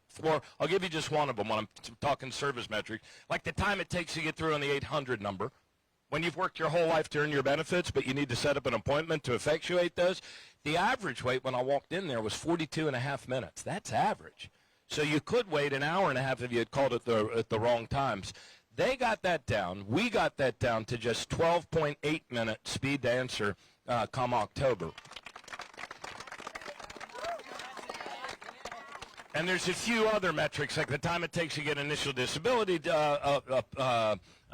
decision, defectuation for the retiree benefits. You apply for Medicare through Social Security. All of those things we got moving in a better direction, and all of them are now going in the wrong direction fast, real fast.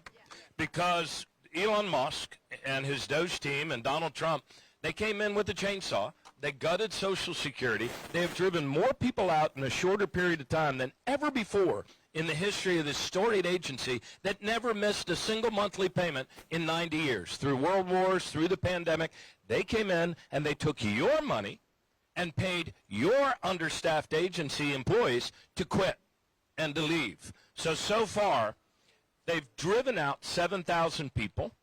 They put their own puppet acting commissioner up front in charge, who's opened that whole database to the Doge people. They are committing crime after crime by falsely putting onto a federal Social Security record information they know to be false. And that information is that you're dead. They are marking people as dead when they know they're not.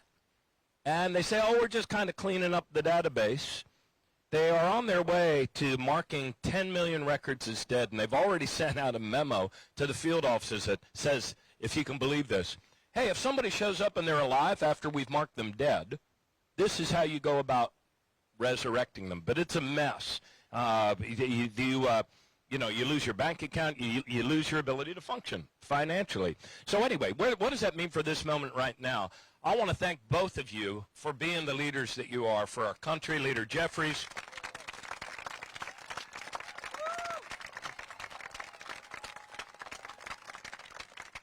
Leader Jefferies and the House Democrats, I've gotten to know a lot of your members very well. I've gotten to know their districts very well. I've been doing more town halls as a former commissioner than I ever did as the commissioner. And Cory, we appreciate that because Republicans have been running away from town halls. Democrats are leaning into town halls because we know who we work for, and it's the American people. And we thank you for joining us all across the country. Yeah, it's been my honor. And Cory Booker, thank you for letting the nation know that we can all do something, and for doing it so eloquently in that phenomenal filibuster that you did.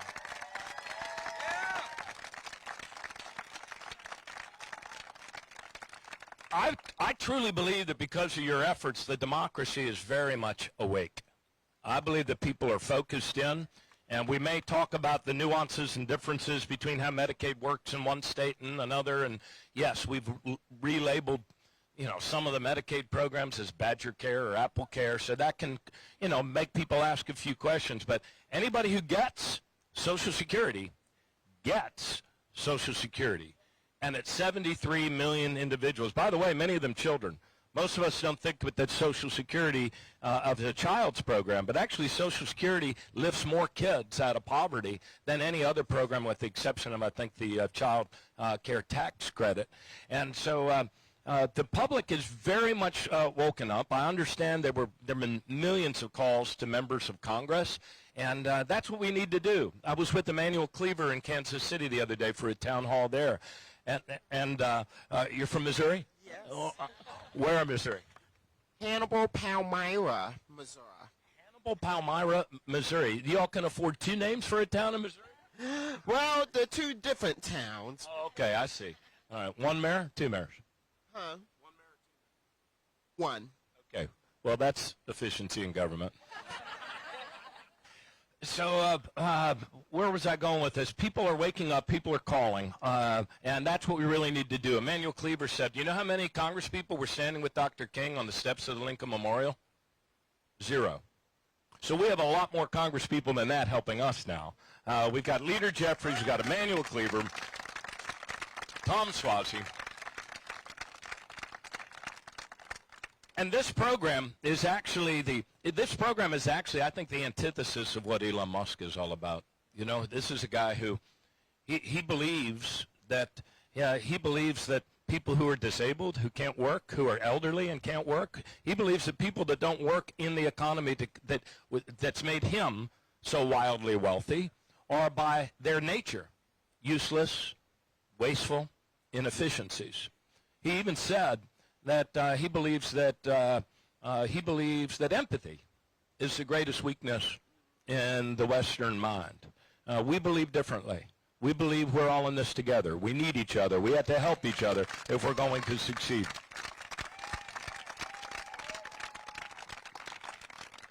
And so here we are. Never had a more pivotal moment in the history of Social Security than right here and now. And it is an issue that cuts across all party lines. All party lines. 80% of Americans believe that Social Security should be strengthened and made better, not dismantled.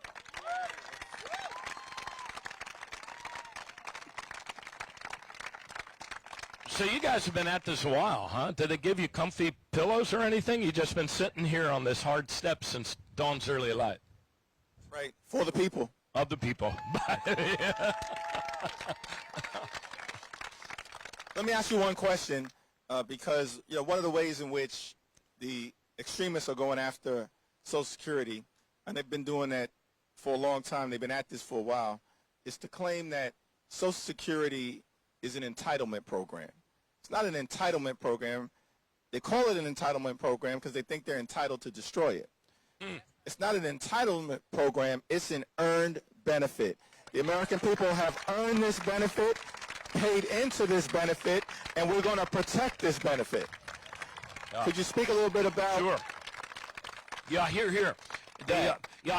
Absolutely.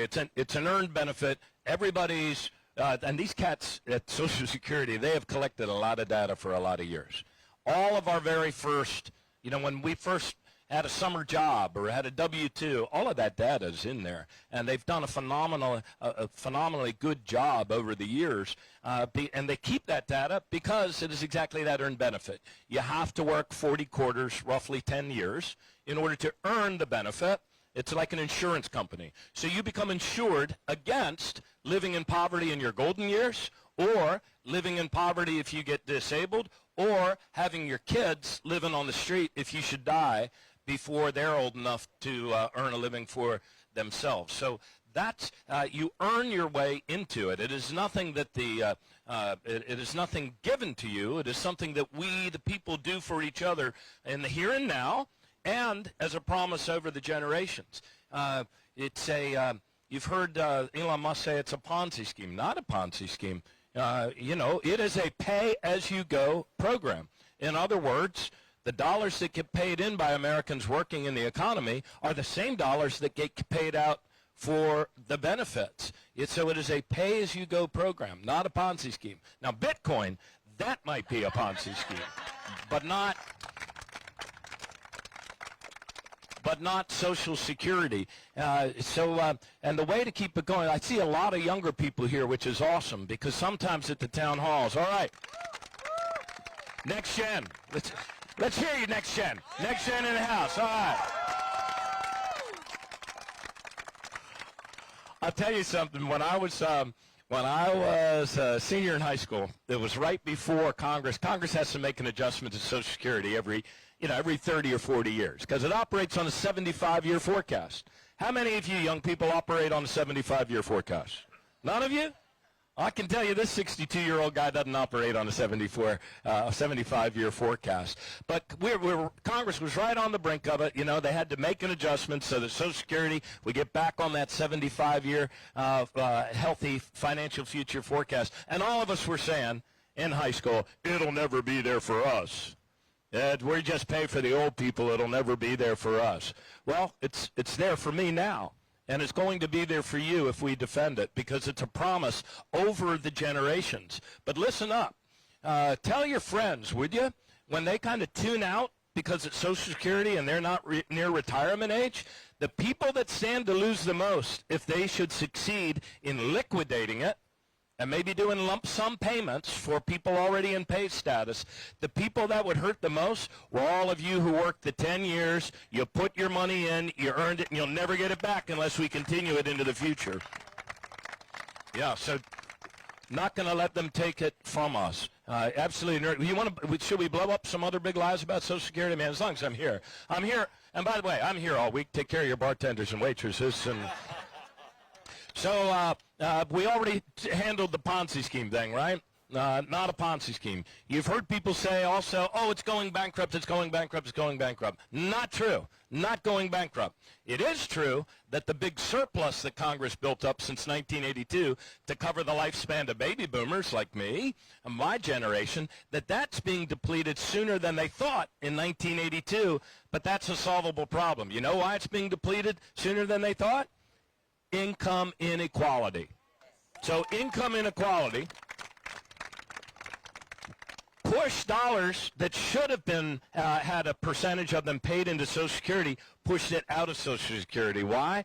Because somebody driving a bus or working at McDonald's pays all through the calendar year, up to the first $170,000. Every person, we pay in Social Security for the first $170,000 that we earn, which means that while that bus driver person at McDonald's pays in all year, Elon Musk or Warren Buffett stop paying 2 seconds after the ball drops on Times Square. And so most Americans believe it would be fair to ask those higher earners to start kicking in at a certain point back to Social Security.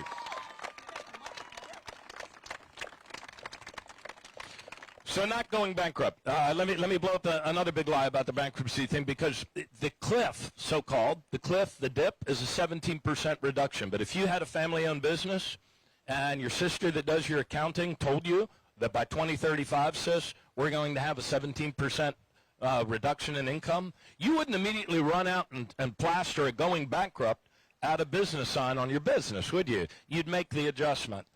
So it's a pay-as-you-go program. The year before I came in, I think we paid in, Americans paid in $1.3 trillion. We paid out $1.4 trillion in benefits, and the difference came from that built-up surplus reserve that Donald Trump and Elon Musk would take from you to make their own for some nefarious purpose. Other big lie.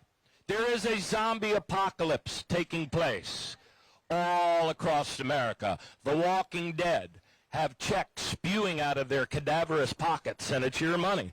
And they're taking it. Not true. There's automatic alerts from all 50 states and the territories. We also get alerted by Medicare. If somebody over the age, I think, of 80 suddenly stops billing to Medicare, could be a miracle, but it's probably evidence of something else. So that doesn't happen. It's been reviewed year in and year out. Not 20 million people. Well, how many people in New York? What's the size of New York now? Is that like 20 million?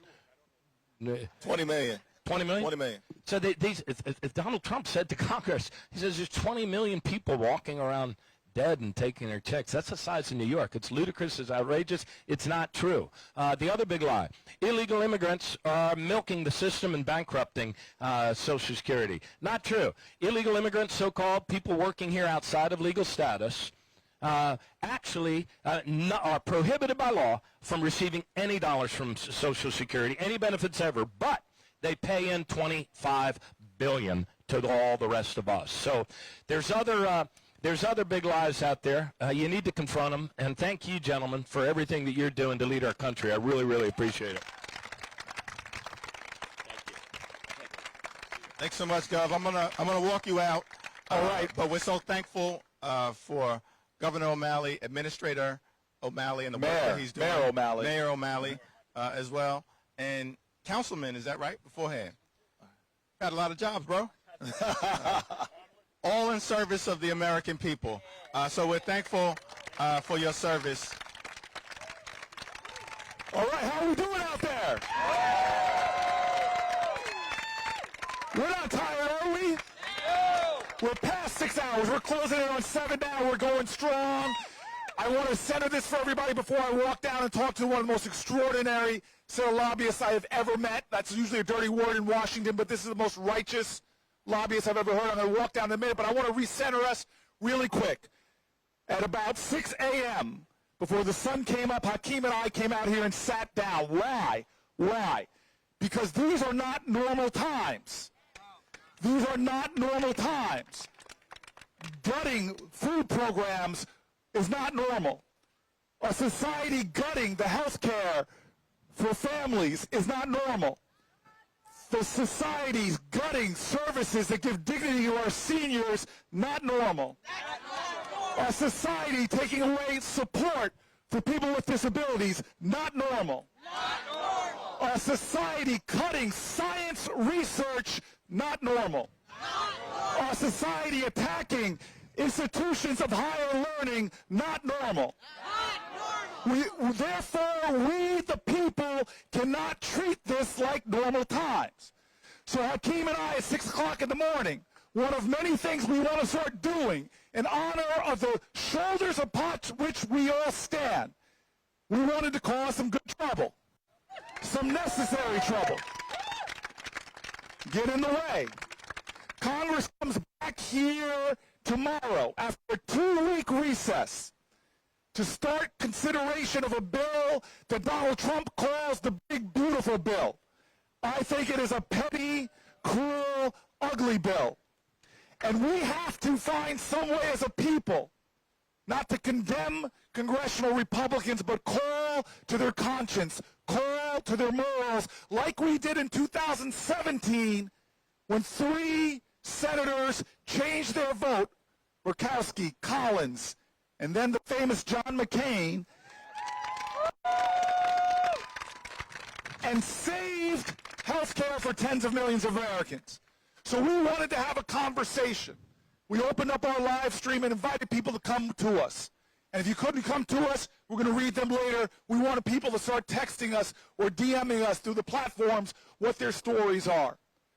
We need to center American people. Donald Trump is not the center of this story. What he does to us does not define us. How we respond is how we are defined. There have been people who've tried to turn our democracy into a dictatorship before. There have been demagogues before. There have been people who've exploited hatred and fault lines to try to crumble our traditions before. But what has made this country survive, persevere, and yes, we shall, has helped this nation overcome, has been our collective determination not to let powerful people in powerful places win. We have shown generation after generation that the power of the people is greater than the people in power. And this is a time where we need powerful people. And so for closing in on 7 hours now, we've been sitting in.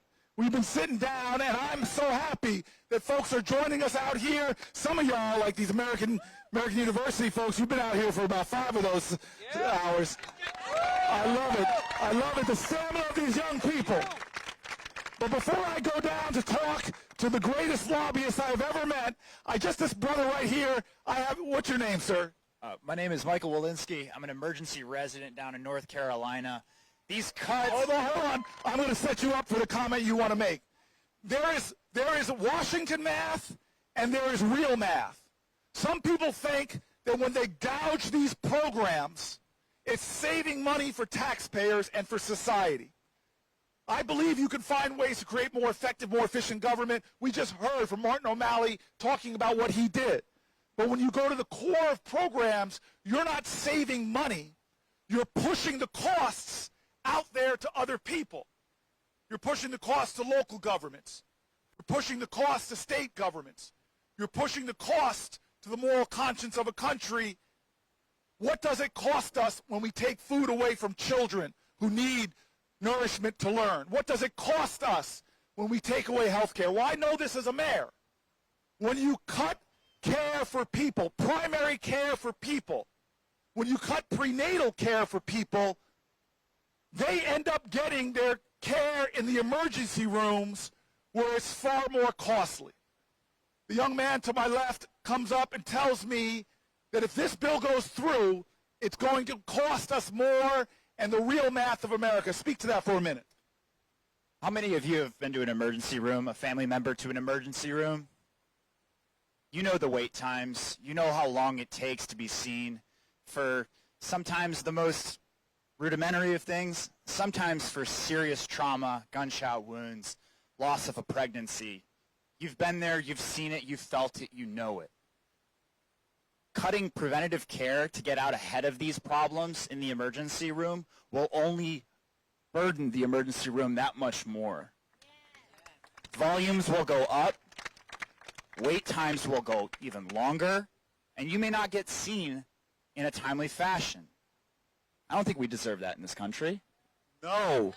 And the most expensive care, it's far more costly for America. It's far more, not costly, it's far more wise, fiduciarily wise, to give people access to preventative care than it is to deal with them later. Now, I'm going to walk down these steps to just bring us to one of the most extraordinary things I remember from the healthcare fight in 2017 was the people that came to lobby, Congress people and senators.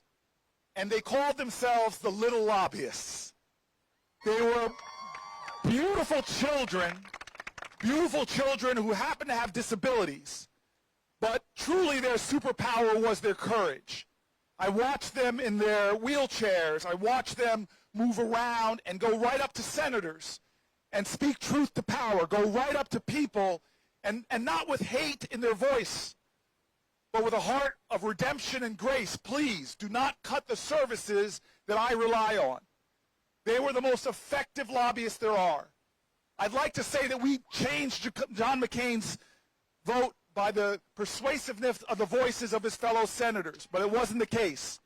It was the people telling their stories, and none more powerful people than the little lobbyists here. And I don't know who I'm giving the microphone to, but I think I'm giving it to you. Would you introduce yourself? Aleda Hogg. Thank you, Senator. Thank you. You're talking about 2017, and I just want to give a shout out. I see so many of you from 2017 who are here fighting for health care. I see you. I thank you. And those of you who are joining us in 2025, we have been waiting for you. So I just want to introduce us real quick. We are the Little Obvious. We are a family-led organization for children with complex medical needs and disabilities. And in 2017, I was watching the news like everybody else, but I wasn't hearing my story being told. And I kept thinking, who's going to tell my story? Who's going to tell my story? And then I thought, oh, I'll tell my story, right? So our story is 10 years ago, I had an amazing birth, and then 15 minutes later, my baby was rushed to the neonatal intensive care unit, where she remained for the next 5 months of her life. She was diagnosed with a number of serious medical conditions affecting her airway, lungs, heart, and kidneys. She uses a tracheostomy to breathe and a ventilator for additional respiratory support, a feeding tube for all of her nutrition, and a wheelchair to get around. I am so pleased to tell you that Xiomara, the joy of my life, is thriving today. She's thriving. She's 10 years old, double digits club, and in the 4th grade, and she is just the joy of my life, and she is thriving, and I want to be very clear, in great part because of the access to health care, and specifically because of Medicaid. So, and families like mine wanted to share our story. Children with complex, oh, hi! 2017, right there. Wanted to tell our stories that children with complex medical needs and disabilities rely on Medicaid to live at home, to go to school, to be in the community. You know, it wasn't that long ago that a child like mine would have been automatically institutionalized. Automatically. For being disabled, for needing a ventilator. Children with ventilators didn't come home. But thanks to Medicaid, Xiomara gets to grow up at home, gets to grow up with her big brother. So that's what Medicaid means. And I want to take the opportunity to introduce you to some of our Little Obvious family. We have families across the country, and some of them came to D.C. in 2017, and 18, and 19, and 20, and, right? And the thing that we share, we have experienced the joys and challenges of raising disabled children. We know what is possible because we see it. We live it every day. Thanks to Medicaid, we know what is possible.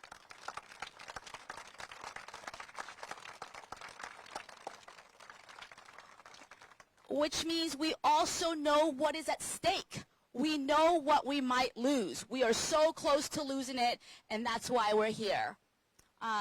This is my very, very dear friend, Jamie Davis-Smith, who we have roamed the halls of Congress together many, many times. And I am so honored that you're here, and I'm going to pass the mic to you.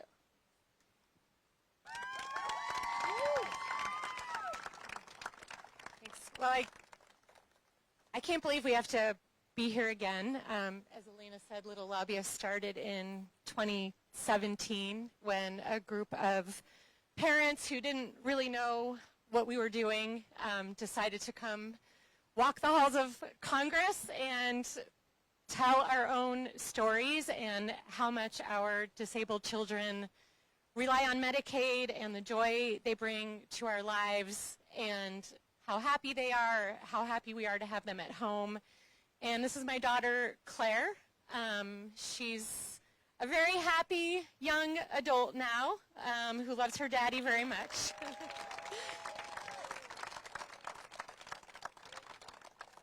And thanks to Medicaid and the home and community-based supports that we've been able to access, Claire has been able to thrive, not just survive, but thrive at home with her siblings, go to the playground with them, go to movies, just be a part of our family, go to school. Medicaid has helped pay for her wheelchair, which needs to be replaced periodically as she grows, special equipment she needs at home to be able to sit at the dinner table with us and attend school with her peers.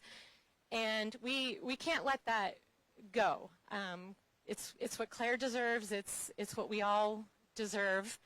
And so we really need to save Medicaid. Families like ours all across the country deserve it. And I wanted to briefly tell the story of a dear friend of mine in Pennsylvania who couldn't be here today, but she grew her family through adoption, and she adopted two wonderful children, four total, but two wonderful children with disabilities who she adopted out of foster care. And the reason she was able to do that is because of Medicaid. She could take care of these children and commit to caring for them because she knew Medicaid would help with their medical care. And Medicaid is really what's enabled her to really care for her family and these children in the way they deserve to be cared for. And in her adoption and foster care communities, there's a lot of talk about how without Medicaid, a lot of these children will just continue to languish in foster care because families won't have the resources that they need to care for these children who are currently in foster care. And that's a travesty. That's not who we are as Americans. We need to take care of the most vulnerable members of our society, including our disabled children. So thank you all for being here, and I think Claire's dad wants to say something. Well, I would just add that many Americans, I suspect, were probably like I was. You know, before Claire was born, I didn't really know much about what Medicaid was, what Medicaid did. And, you know, if you told me about kind of the program that Elena just spoke about, which is a kind of initiative by Ronald Reagan to help people like our daughters and our children stay at home with us instead of being institutionalized, I wouldn't have known the first thing about it. But I also didn't realize that the health insurance that I had was woefully inadequate to kind of cover the needs that my family would have when Claire was born. I had, at that time, the health insurance plan that was most prevalent, most common in the metropolitan area where I'm from. So it wasn't some weird plan. When, you know, Claire didn't walk until age 3. When we needed physical therapy so she could learn how to walk, the plan said, well, we don't cover that. We cover rehabilitative physical therapy, not habilitative physical therapy. And because she's never known how to walk, we won't pay for that. That was a surprise and nothing I expected.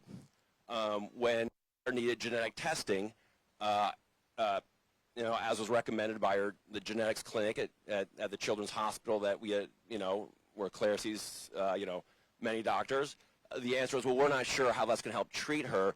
That just seems like some curiosity you have as to what the genetic condition you have that your daughter has because you haven't been able to identify it through means other than genetic testing. And, you know, many of you probably think that if you need to buy a wheelchair, that your health insurance will cover that as well. You may be surprised by just how much durable medical equipment it costs and how low your benefit is. And so you're kind of talking about, you know, for us, we have health insurance.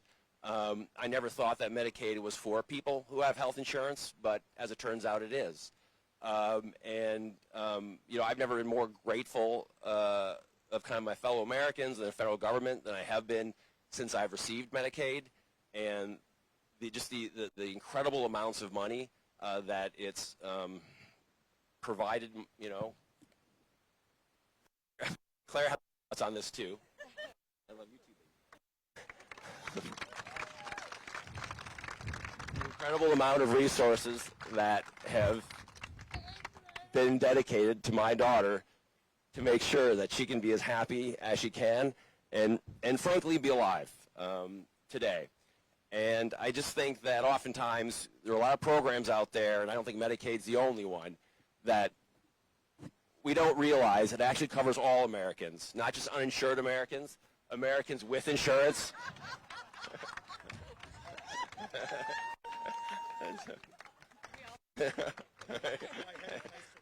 Yeah. And I don't really think that most Americans actually want to stop services. I don't think they realize that they're covered by Medicaid. When they're going to be in a tough situation, it'll be there for them. I don't know that they realize it covers, you know, special education services to our schools. Your schools will be underfunded if Medicaid is cut. And, you know, all I can say is myself and Adam, we're both very, very grateful for everything everyone's doing today to fight to save Medicaid. We're very optimistic because we think Medicaid's an important program for all Americans, and we think we're going to come together and, you know, leadership in the House and the Senate, and hopefully a change of heart maybe in the executive branch. We think we're going to be able to turn this thing around. Thank you for being here, the family. I'm sorry that you have to come down here and fight for what should be basic in a country like ours. To hear that there are children in foster care that their parents and their families want them, but they just don't have the resources to take care of them. And so for you to do this, as I said earlier, the biggest, most costly, most threatening poverty in America is a poverty of empathy, is people not understanding what their fellow Americans are struggling with, and not because we can't afford it, not because we're not the richest nation on the planet, but because we're not prioritizing. And the reason why Hakeem and I came out here nearly 7 hours ago was to try to center stories like yours, open up a live stream and hope that more Americans, tens of thousands of Americans, will watch and hear these stories and understand what we're fighting for, and ultimately do what this courageous little lobbyist is doing, is to say, if this little lobbyist can come down to Congress, can fight, then I can come down and talk to my congressperson, talk to my senator, let my voice be heard. You do not stand alone. You're not alone. We love you, we see you, and we will fight for you. Now, Cole, I've heard about you, sir. I am so happy that you are here. I am so grateful for you as one of the great little lobbyists, and I see your T-shirt. Look at that great T-shirt with the American flag here. Can I say hello to you? Can I shake your hand? Do you want to say hello to everybody? Hi. Thank you. And maybe I'll let you speak for a minute. Would you like to say something? Thank you so much. My name is Victoria, and as you just heard, this is my son, Cole. You want to say hello? Okay. He is 8 years old, and he was born with mitochondrial disease. He spent most of the first few years of his life in the hospital, and if it weren't for Medicaid, we would be in big trouble. He hit a lifetime cap within the first 4 months of his life, and we would not be here today if it weren't for him having access to Medicaid. He also requires 20 hours a day of skilled nursing, and the only insurance that pays for private home care nursing is Medicaid. Without Medicaid's involvement, he wouldn't be able to go to school with his peers. He wouldn't be able to access his community the way that he does. And he would be in an institution, which is just crazy to me. He is so full of joy and hope and life, and all of our children are, and that's the thing that I think a lot of people forget when we're talking about children with disabilities. They are still children, they are still people, they have hopes and dreams and joy, and Medicaid is one of the resources that allows them to chase those dreams. And Cole has big dreams of being a video game designer and a plumber. He's having 2 jobs. Right? I don't know which. No? Okay. You don't know which one yet, and that's okay. You have time. But Medicaid has been such an important resource for our family. It allows me to be a mother to him and not just a full-time 24/7 caregiver around the clock. I get to experience life with him, and it has been such a blessing. And we're so grateful to be here today to share our story and lend our voice to hopefully making some change. We're so thankful for our little lobbyists who are here standing up in defense of the best of America and the health care of the American people. And, you know, I was struck. We mentioned earlier, as Cory and I started this, standing on the shoulders of so many civil rights heroes and great patriotic Americans of every race, of every religion, fighting for what the best of America is, but of course inspired by our experiences serving with the great John Lewis. several of us, the great John Lewis, had the opportunity to work alongside him. Many of us were down in Selma just last month for the annual Civil Rights Pilgrimage to mark the 60th anniversary commemoration of Bloody Sunday.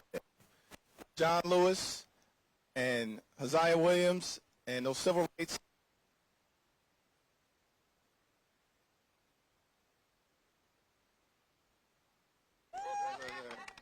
Happy birthday, Cory. Use your outside voice. I use my outside voice, but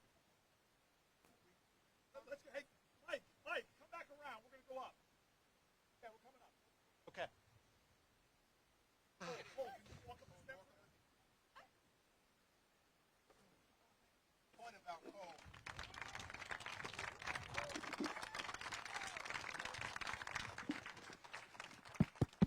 Okay.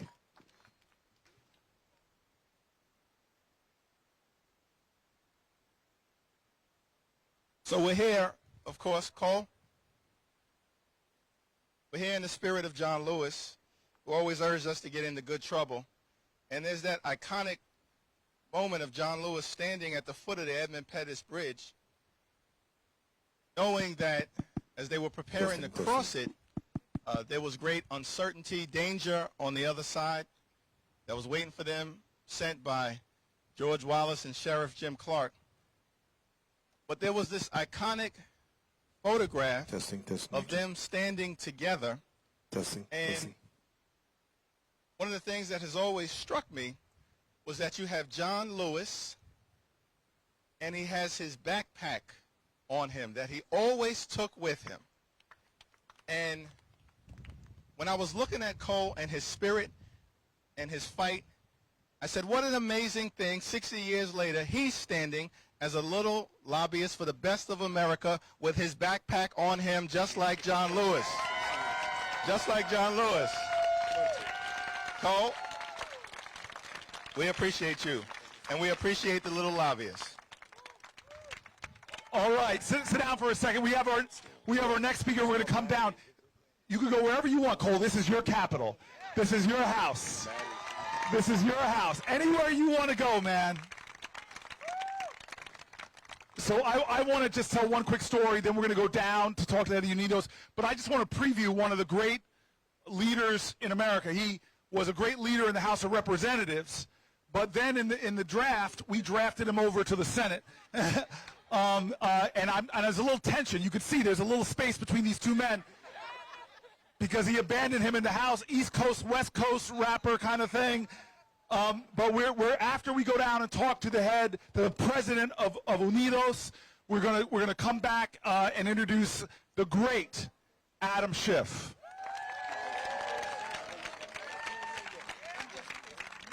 But I want to keep recentering us to you. I want to keep recentering us to the purpose here. The purpose is that tomorrow Congress is back in session. And they are saying they're going to push a very big bill. Thank you. Thank you. I'm embarrassed that I need reading glasses, but thank you for them. Congress is back in session. They're going to be pushing a piece of legislation that will cut food for the hungry, cut health care for the sick, cut services for our seniors, support for the disabled, programs to support the little lobbyists, future leaders of our country, not future, current leaders of our country. And so I want to, we said today that we would talk a lot about John Lewis. So before I come down to talk to one of the best, a much better president than the one that sits in the Oval Office, the president of Unidos, I just want to share that moment where you're with the backpack and the raincoat on the Edmund Pettus Bridge. That day, March 7th, 1965, there was a guy at home, white guy on a couch in New Jersey watching TV. Most of America that night, we only had 3 TV stations. I know some of the young people, what hardship, I know. And here's also the hardship. This is why people were so in shape back then, is that you had to get up to go change the channel. That exercise alone was a lot. Well, this guy on the couch was watching a movie called, talk about moral moments, watching Judgment at Nuremberg. and they cut away that night to show that incident on the bridge. Breaking news. And he watched what was happening. And here's this guy in New Jersey, and this white guy who was so disturbed, morally disturbed, that his first instinct was, I got to go to Alabama and help. And then he slumped back on his couch and he realized he had just started his law firm, that he could barely afford the cost of his family, he couldn't afford a plane ticket, and he kind of slumped down on the couch. But then he realized something that is a great American tradition. I don't have to do everything. I just need to do something. And I'm not going to allow my inability to do everything to undermine my determination to do something. I'm going to do the best I can with what I have where I am. And he decided, it sounds meager, but that he could afford one more hour of pro bono work than he was already doing. He was already a committed guy. And he found a small group in New Jersey called the Fair Housing Council, called them up, and they said, we need some help because we're trying to break the housing discrimination in New Jersey. And amazingly, they go to work and they create a sting operation where they send black couples to look at houses in all white areas, and when they're told the house is sold or a house is off the market, they would send the white couple to see if it was real. And indeed, it often was lies, and they exposed it. And they got good at it, bringing it to the newspaper, putting pressure. And then about 4 years later, he gets this case file from a family coming up from the South that kept getting turned away. And they said, okay, well, we'll do the sting operation. They sent them to go look at a home. They fell in love with the home, but the real estate agent said, I'm sorry, this home is sold. So they leave, and the white couple comes and finds out the house is still for sale. They put a bid on the house for the black family, and the white couple's bid was accepted.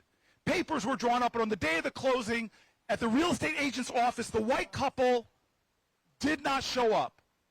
The lawyer did, volunteer lawyer, and the black man from the family. And they walk into the real estate agent's office and confront the real estate agent. You told this family that the house was sold. It wasn't. Produced the contract for the white family. Now we want to, but the guy didn't even let them finish. The real estate agent gets up and punches the lawyer in the face and sigs a Doberman pinscher on the black guy. Fight breaks out. Things get broken. They're able to get out there, not too messed up, and they start writing legal letters, alerting the press. The owners of the home, the good people that owned the home, were so embarrassed when they heard what was happening, they agreed to sell the family, the black family, the home directly. And the black family moved in. They integrated this area of New Jersey. But that's not the end of the story. 43 years later, the baby, just 4 months old at that time of that black family, gets elected as the 4th black person ever elected to the United States Senate. Me. I am here because one American who was sitting on the couch said these are not normal times. This is a moral moment. I have to do something different than I'm doing now. Do not underestimate your power to make a difference. Nobody standing up in a righteous cause to defend health care, to defend services for the disabled, to defend food for the hungry. No one standing up in the cause of our country does so in vain. Ladies and gentlemen, I'm now going to walk down the steps one more time to introduce. Does she have a microphone already? Is a mic coming? Oh, this is wonderful. We got a mic, and as we introduce Janet, I want to acknowledge that we've been joined by 3 members of Congress, House of Representatives. Yes. Congresswoman Marilyn Strickland from the great state of Washington. Yes. Is that Washington, D.C. or Washington? Great state of Washington. State of Washington. Washington State. I know. Congressman Greg Landsman from the great state of Ohio. Woo! And of course, we got Congresswoman Maxine Dexter from the great state of Oregon. Yes! We got the Pacific Northwest in the house. Pacific Northwest. Oh,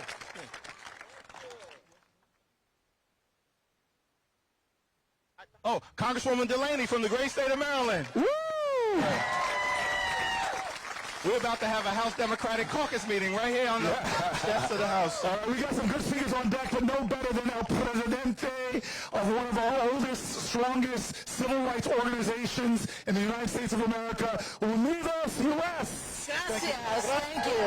Thank you. Thank you. I just want to say how much I admire this senator, because I think history will tell a story about this moment in time when one senator stood up for 25 hours to voice what we as all Americans wanted to be heard, and stood there in his official capacity in our Senate and represented the voice of millions, a turning point for our country. Thank you. And I think today, with the leadership of Leader Hakeem Jefferies and in partnership with Senator Booker, I think people are going to look back at this moment and say this was the day that the people stood up, stand down, and we fought for the future of this country that we want. Thank you, Leader Jefferies. I'm proud to be the leader of the largest Latino civil rights and advocacy organization in the United States. Proud to represent over 300 community-based organizations serving millions of families every day across this country. And we understand firsthand the threats that we're facing today and the opportunity that we have to fight back and to see that vision of the future America we want to see. The Latino community has been a core part of the contributions and the economic engine for this country. And we need to continue to see that strengthen across other communities so that we can have a strong economy that represents the values. You know, I was fortunate. I'm hearing the competition between the Senate and the House here a little bit going on. I'm a House alum, a former member of the committee staff for the Energy and Commerce Committee, and I saw the real workings of the Congress when it came to establishing Medicaid and what the challenges are, but how we can make sure that it's fully serving everyone. And I see directly today the threats to dismantle Medicaid, a core safety net for Latinos and everyone. We need this program. And right now we're seeing a budget. And I remember long enough to also know that I worked in a House of Representatives alongside Congressman John Lewis. And it was John Lewis who said, when you show me your budget, you are showing me who you are. When you show me your budget, you are showing me your values. And when you show me your budget, you are telling me what I need to do to make sure we're lifting up the values of this great nation. So today, when I see cuts ordered in the proposal that's about to be taken up in this Congress starting tomorrow, in this budget reconciliation bill process, I reject this notion that we can stand idly by while they propose an $880 billion cut in Medicaid. No, we will not accept that. 70 million Americans rely on that. 20 million Latino families. This would eviscerate the very needs of our community. And right now, our communities, all of us, we're focused on the economics. And we're hearing and remembering what the president in the White House said, that on day one, he would fix the economy. Well, we're 100 days into this economy, and guess what? We're worse off than we were a year ago, and many people believe right now, including Latinos, that we're going to continue to be worse off if we let this go. So what is the key? We need to be about solutions. And ultimately, what these leaders represent here right now, We're counting as a Latino community and others to mobilize because congressional accountability is what is going to get us to the other side. We need to hold members of Congress for every vote they take. And we need to make sure we're communicating that in every language possible, that no se va a aceptar estos presupuestos. We are not going to accept these budgets. We are going to make sure they represent our values and the future that we know can make things better for this country. I'm proud that my team was down in McAllen, Texas last night in a town hall with Congressman Hakeem Castro. And we heard story after story of how folks are concerned. And they showed up. At least 200 folks showed up with short notice to make sure that we could hear and that we could communicate to Congressman Castro. And we're going to be doing this. The concerns around health costs, housing costs, jobs, the ability to buy essential goods, to not have to make the tough choices between rents and health care and food. You heard from all of my partners previously. We partner with FRAC and so many of the other organizations. There is a real threat to hunger in America. And it is going to get worse if we see this budget reconciliation package. Every day, all of us need to say, presente. We are here, and we're going to communicate to every member of Congress. We're going to show up in town halls. We're going to write letters. We're going to make phone calls. Y no vamos a hacer todo lo posible. Vamos a hacer todo lo posible para avanzar. ¿Sí se puede? Sí se puede. ¿Sí se puede? Sí se puede. Adelante. Siempre adelante. All right. Oh, no, we're not done with you yet because you have to translate for me, okay? All right. Tengo fe y esperanza. I have faith and hope. Que la gente unido. That a united community. Vamos a tener éxito. Will have success. All right. Thank you, everybody. Gracias. Muchas gracias. One last thing. When Senator Booker spoke to our crowd at one of the last events, he ended on one note. And that note was ánimo, ánimo, ánimo. And that means hope, spirit, and yes, we can. So muchas gracias. Yes. Con ánimo, vamos a subir. You want to say something? So we're going to, thank you, Jane. What an extraordinary leader. Give it up. What an extraordinary leader. And we're going to transition now. We've got Senator Schiff, and we got several members of the House of Representatives. And as we transition, just again to recenter us, we began today at around 6 a.m. It was just two of us sitting on the Capitol steps.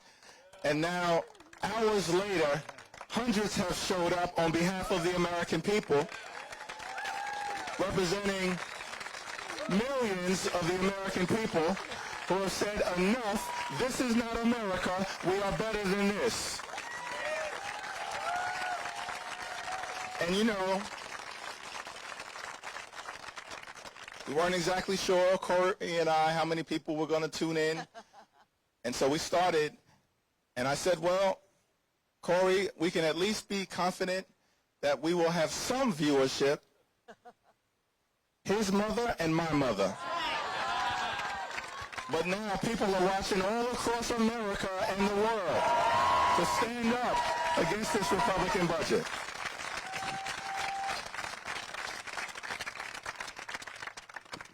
We are very blessed today, all the way from the great state of California, one of our most fearsome fighters, sharpest legal minds, most courageous hearts, one of the people that even though I'm a couple inches taller than him, he is a giant in the Senate, and I look up to him. Everybody give it up for Senator Adam Schiff. Thank you, my friend. Happy birthday, Pa. Happy birthday. Well, Cory and Hakeem, thank you for bringing us together today. Thank you for your extraordinary leadership in the Congress of the United States. We're so blessed to have you both. And thank you all for coming today. Thank you to those that have witnessed and spoken out, particularly the young people. I was so impressed listening to Cole It brought back wonderful memories when he said that he wanted to be a video game programmer or a plumber. When my daughter was a similar age, she wanted to be a hospital doctor and help people or make fusilli at the California Pizza Kitchen. But it brought back to mind, too, our own family experience with health care and just what's at stake in the debate over this reconciliation package. When my daughter was around 4 or 5, and this story pales in comparison to the families you've already heard, she had her tonsils taken out, and I remember the doctor telling my wife and myself that there's a very small chance, less than 0.5%, that 10 days to 2 weeks after you have your tonsils out, you could begin bleeding profusely from the mouth, and you could die from that. It's never going to happen to your child. Don't worry about it. It's never going to happen. So sure enough, 10 days to 2 weeks out, at about 1 or 2 in the morning, our daughter comes into our bedroom bleeding profusely from the mouth. And we are terrified. And we scoop her up and we take her to the Children's Hospital of Los Angeles, great, great hospital. And they take wonderful care of her, and she's fine.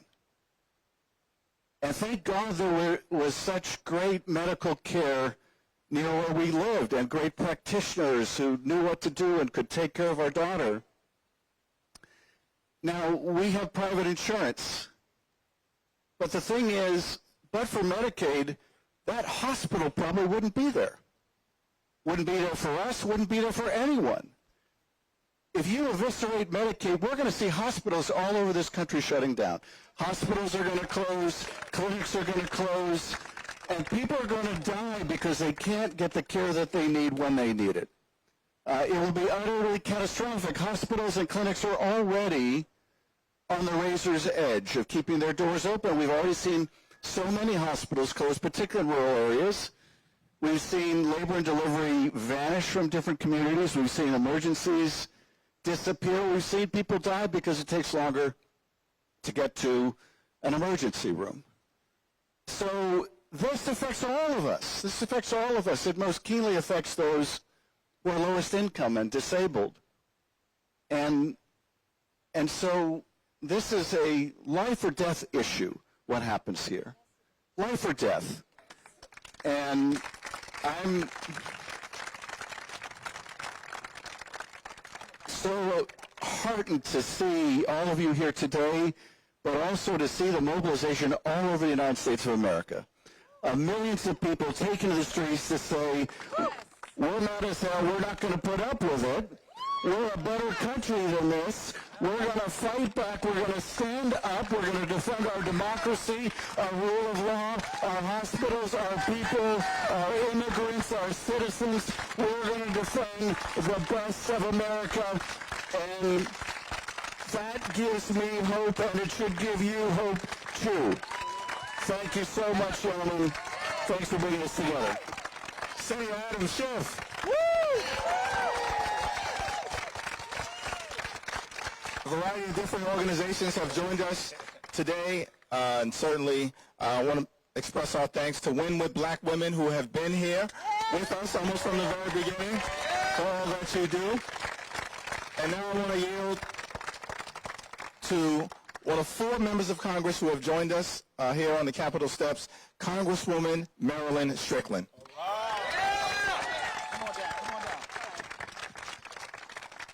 Well, hello, everyone. Can you hear me? Yes. All right. Well, it's my honor to be here with you today on the steps of the Capitol, the place where we take an oath of office. And when I heard that this event was about faith and this upcoming budget, I thought about the definition of faith. I think about the fact that my parents were people of faith, devout churchgoers. Their daughter, Marilyn, maybe not so much. But here's the deal. The number of hours you spend in a building does not indicate your closeness with faith and doing the right thing.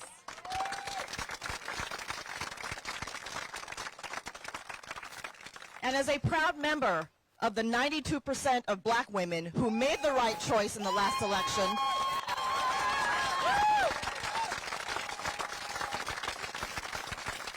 there is something very important. My colleagues have already talked about this. This budget that is being proposed is the opposite of being someone of faith. You can't take food away from children and say you care about families. You can't take health care away from people, including families who are working hard, and say you are a person of faith. You cannot say to America that we're going to make your life better and do everything that says the opposite. But as we think of what is in front of us, I want you all to understand, faith is about belief. Faith is about understanding that things can and should always get better. And I'm going to share my family story with you, because a lot of you don't know this. So my father was from rural Georgia, a young black man born in 1920, and he joined the Army to serve his country and to send money home to his family. For a lot of African American families, the military is one path to the middle class. He was stationed in Korea, where he met my mother in Min Kim. They got married. I was born. We came to the States when I was 1.5 years old, and we ended up in the state of Virginia in the 60s. My father wearing his uniform and my mother dressed up, holding their baby daughter, Marilyn, went from motel room to motel room in the middle of the night, and no one would rent a room to them. And finally, a woman working at a front desk took mercy on us and let us stay there. They never imagined in their wildest dreams that their daughter would be a member of the U.S. House of Representatives.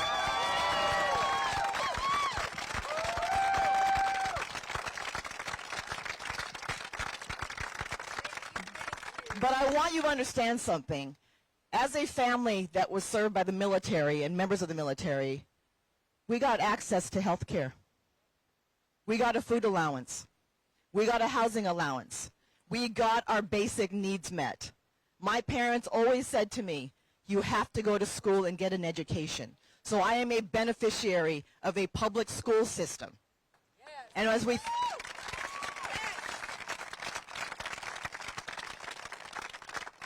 think about this unadulterated assault on the middle class and opportunities for people, we must stand up and use our voices and say, no, this is not tolerable. And here's something I want you all to think about as far as what we can all do together. 90 million people did not vote in the last election. And I guarantee you, we all know some of those people. And I'm not here to shame anyone. I'm not here to say we're here because of y'all. There are a whole host of reasons. But we can do better. So when we show up and we vote and use our sacred duty that John Lewis fought for his entire career, when we say to ourselves, this America is our America, and regardless of your background, you have claim to this country, we can show up, we can use our voices, we can tell our stories. But when we go back into session, I guarantee you, we are saying no to cruelty, we are saying no to hurting people, and we are saying no to the opposite of what faith is supposed to mean.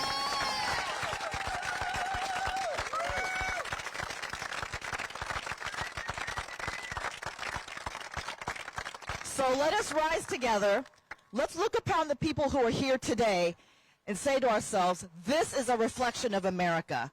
This is who we are. We can always do better, but we have to take action together. So thank you for letting me be here today, and let's go out and let's handle our business. Congresswoman Marilyn Strickland.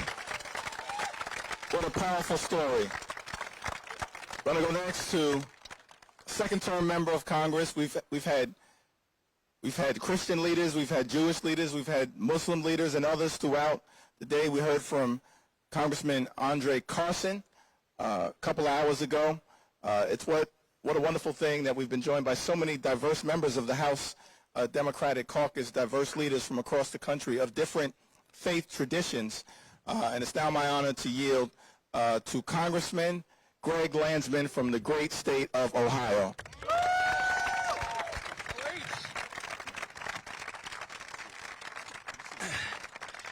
Happy birthday.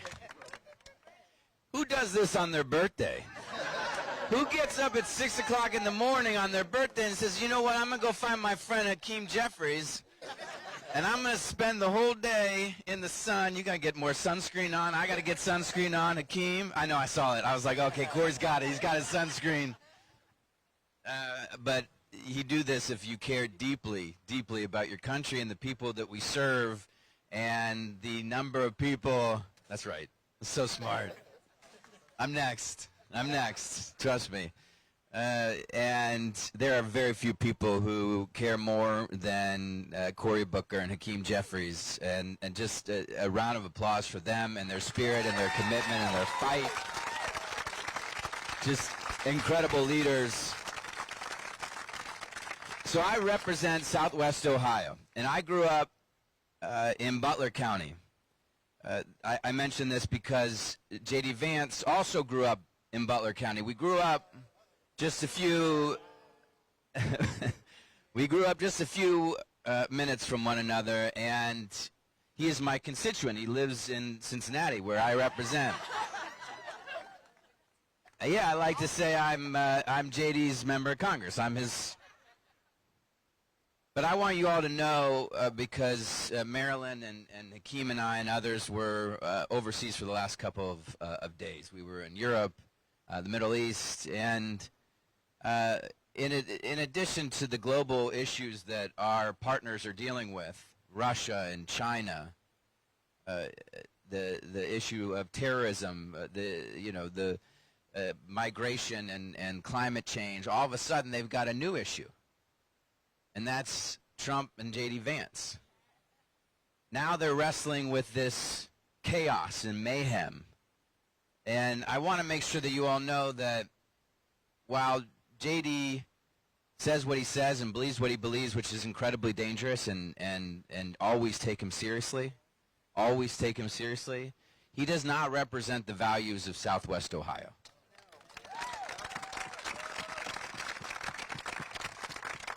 He does not. We believe in our democracy. We believe in our freedoms. We believe in our economies.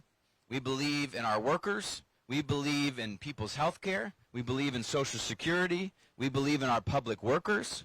We believe that the best way to keep America safe is through global partnerships, the rule of law. But since we were flying home yesterday, we were on I don't know how. Also, it's Cory's birthday, and you could be doing a lot of things. I mean, really anything else. But Hakeem, we've been flying all over the place. Could have slept in, man.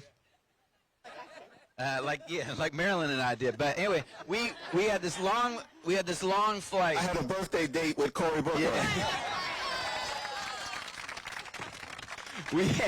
we had a long flight. And I decided, as we were approaching 100 days of this mayhem, of this chaos, of this corruption, of the cruelty, that I would make a list of the top 10 things. Yeah. The top 10 things that have gone horribly wrong in the last 100 days. I know. It's not a happy one, but it's important for us to take stock. And as you're thinking, as you're going through this with me, think about what you think are the worst, right? Because these are our fights. These are the big fights ahead. Number one, they have indiscriminately fired tens of thousands of public employees, hundreds of thousands of public employees. Please, for all those public employees who've had their lives upended, give them a round of applause. Tell them that we support them, that we love them, that we care about them, that we know how important they are, and that we are going to do everything in our power to get them back to work.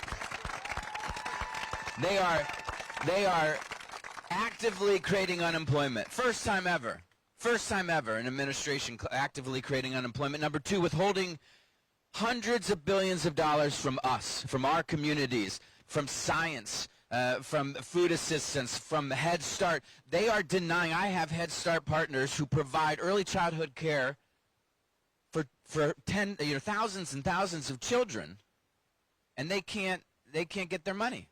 They can't get their money. Hundreds of billions of dollars. Think about what that does to our local economies. Food assistance. Our food banks are drying up. Number three, the lawless removal of people.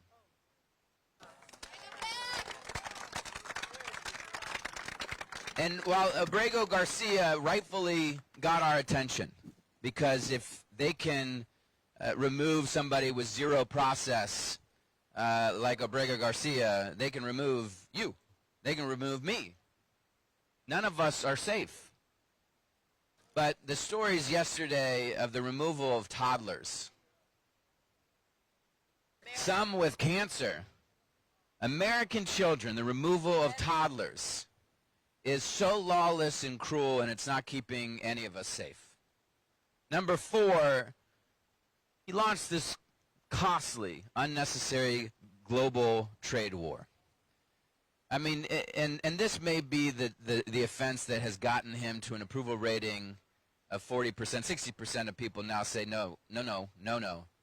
And it was I don't think it's just because he took people's money, but he has crushed people's retirement accounts. He has raised prices all over the country. He is crashing our economy. Number 5, ignoring a Supreme Court order. Unbelievable. Number 6, and this is profoundly disturbing, and one of the things we heard loud and clear on our trip is that this is a man who switched sides during a war. He has decided, and I don't know, Hakeem, if you said this already, because it's been many hours since 6 a.m., but Hakeem has been talking about how this is a Chamberlain versus Churchill moment.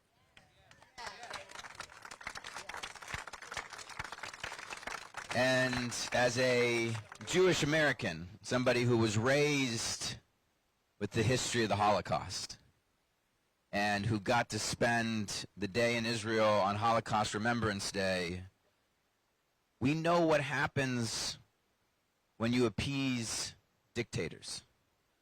And Chamberlain tried to appease Hitler in the late 30s, right? He ended up invading Poland anyway. And what do you think is going to happen as Putin gets appeased by Trump? He's going to invade Poland anyway. We need all of us to be the Churchills. As Hakeem has said, that the United States Congress, if he's going to be Chamberlain, we're going to be the Churchills.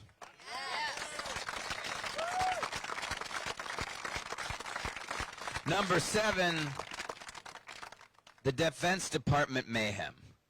I mean, look, it's one thing to have a Secretary of Health and Human Services that, no, it's not. It's not, it's just, look, I mean, I said loyalty to Trump when I heard about RFK doesn't mean we all should be getting measles, but that's where we are, right? This man is going to lead to an outbreak and a deadly virus. The Defense Department mayhem is going to get people killed. It is going to get people killed. And the clock is ticking on this administration to fire Pete Hegseth to keep us safe. Now, the last 3 have everything to do with this budget. They are going to spend 5 now. It keeps going up. $5 trillion on tax cuts, most of which will benefit the wealthiest people in this country. They are going to destroy Social Security to do so. They are going to try to take health care away from tens of millions of Americans. Almost $1 trillion in health care cuts. And they're going to add trillions of dollars to our debt. Now, I just want to make sure that as we take on this fight, and I assure you that we are ready for this fight. I mean, I assure you, we may not have been ready for RFK or Pete Hegseth or the fact that he might trade sides in a war, though we know he might have.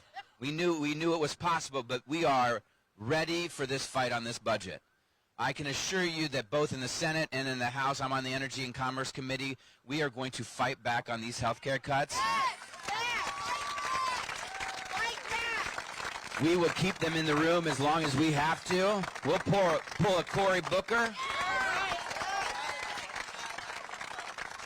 Although we'll let people drink water, but, you know, if it means that we have to hold them in that room until they say, look, and this is a math thing, and then I'll yield the mic. This is a math thing. You could do, and this is what we support, you could do tax relief for all the people who need it. Working people, middle-class families, farmers, and small businesses. Paid for by the people who make the most in this country, the uber wealthy and the big corporations, and you wouldn't have to cut a single dollar in Social Security, you wouldn't have to take health care away from anybody, and you wouldn't add a dollar to the national debt. That is the better way. But as we fight this health care fight, remember this. It may be Medicaid, but Medicaid is a program. It's health care. Okay? It is health care. And it's nearly $1 trillion in health care that they're going to take out of a system that is already struggling. Rural hospitals will close. Doctors' offices will shut their doors. People who have nothing to do with Medicaid will lose their coverage. You are talking about the fact that when all of these people lose, millions, tens of millions of people will lose their health insurance. Children will die. And that is one of the things that we will repeat over and over, not because we're hyperbolic or we're exaggerating or because we do care, but because it's true. Don't do this. Don't pass this budget. Back away. Back away from this budget because children will die. And as we take on this fight, just know that we will stand up for our federal employees because of the core services they deliver. We will keep hammering on this administration to release every one of the dollars that this Congress appropriated for our communities. That we will fight back against all the lawless removals, whether they're toddlers and U.S. citizens or not. That we will take back our tariff authority and end this global trade war that is costing Americans millions and their jobs. That we will hold these folks accountable for ignoring the Supreme Court. That we will not let this country switch sides in a war, that we will support our allies in Europe. That we will keep calling for the end of the mayhem at the Defense Department and the firing of Pete Hegseth. That we will make sure that nobody loses their health insurance, that nobody loses Social Security, and they don't add a single dollar to the national debt. We will fix this country together. God bless you all. Thank you, Cory. Thank you, Hakeem. Thank you, thank you, thank you. Congressman Greg Landsman, give it up for him once more. And thank you for recentering the fight that we're in. We made the decision to gather here because over the next few weeks, we'll be pushing back against the Republican efforts to jam this far-right extreme budget down the throats of the American people. And we wanted to make sure that heading into that fight, we were very clear with our Republican colleagues. There will not be a single Democratic vote to take away the health care of the American people. Not a single Democratic vote. And so that means, as Cory and I have been saying, all it takes is 4 Republicans in the House or 4 Republicans in the Senate to do the right thing and come to the conclusion that you don't work for Donald Trump, you don't work for Elon Musk, you don't work for far-right extremists, you work for the American people. But the start of this, before we go to the next congressperson, we have to remember how we got here. I was moved by your story. In one generation, what seemed impossible was possible. How did we get here? The great Congresswoman mentioned the Civil Rights Act of 64, Voting Rights Act of 65, Fair Housing Act of 68. How did those things happen?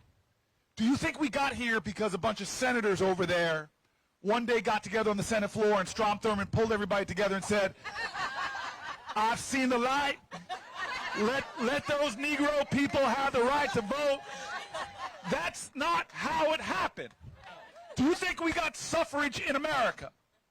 The right to vote for women because a bunch of men on the House floor got together and said, hey, fellas, put it in right here, okay, on the count of three. On the count of three, women get the right to vote. Ready? 1, 2, 3, wait. No, that's not how it happened. What happened first before Obergefell? And they actually decided to let people marry who they love. Did it happen at the Supreme Court first? Or did it start at Stonewall? Did it start with Harvey Milk? We've got to remember how we got here, from Selma to Seneca Falls. We are here because of the power of the people. Change does not come from Washington. It comes to Washington. Power concedes nothing without a demand. Without a demand. And so we came out here today to start with our grounding, our foundation. Below these buildings, constructed, some of it with slave labor. The bedrock of our nation is not the people who are presidents or vice presidents or senators or congresspeople. The bedrock of this nation was seen in those dark days, hiding out in barns, when black folk and white folk got together and plotted the greatest infrastructure project America has ever known, the Underground Railroad.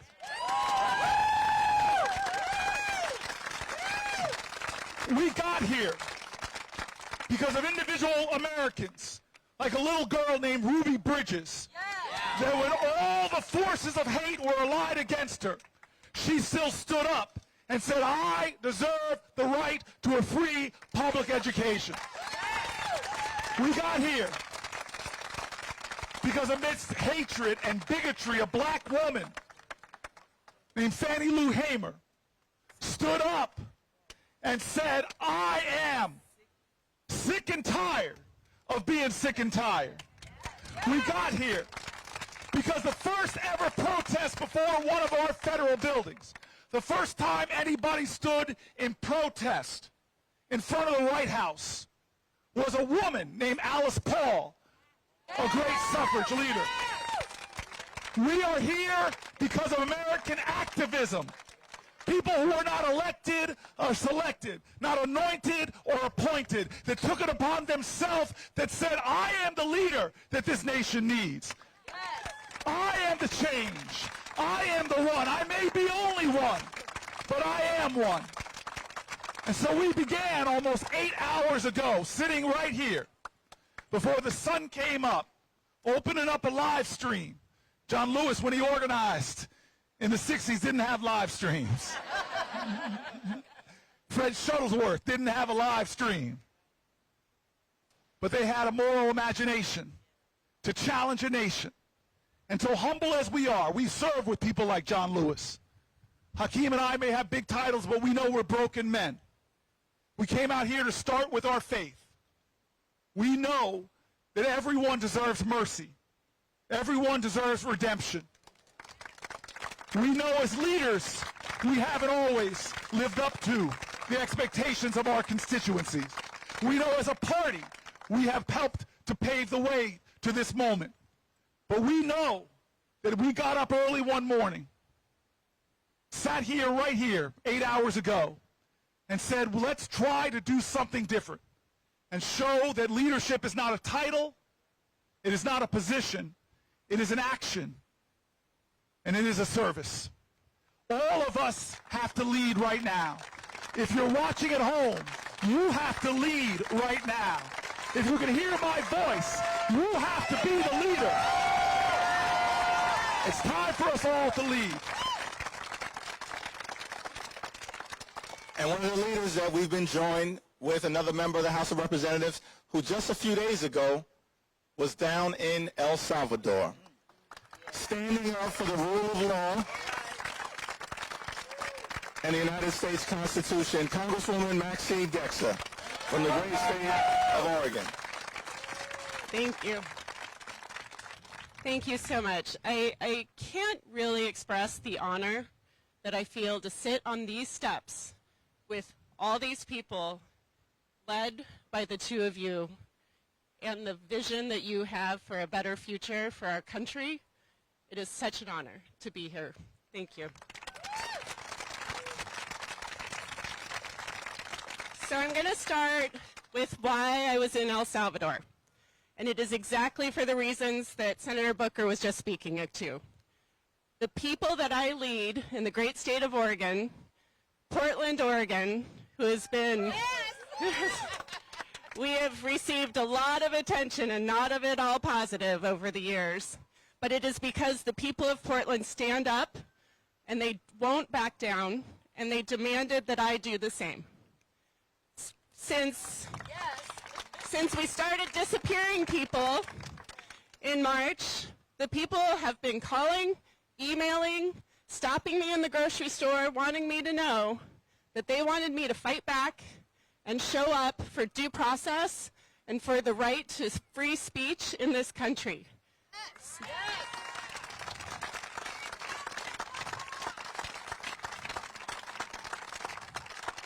I am honored and privileged to have two children, 18 and 21, who are both on college campuses, and they are terrified. They have friends who have international visas who aren't sure that they can leave the country and get back in. They are concerned that they are not being heard or represented, and the people that I represent are saying the same. So last Sunday, almost exactly 7 days ago, or it is 7 days ago, but almost exactly at this time 7 days ago, I boarded a plane with 3 other members of Congress to make sure that people understand the importance of this moment. That if people can be taken from our nation with no due process and be disappeared, it can happen to anyone. It makes absolutely no difference in the eyes of our Constitution who you are, what you've done. You are entitled to your day in court.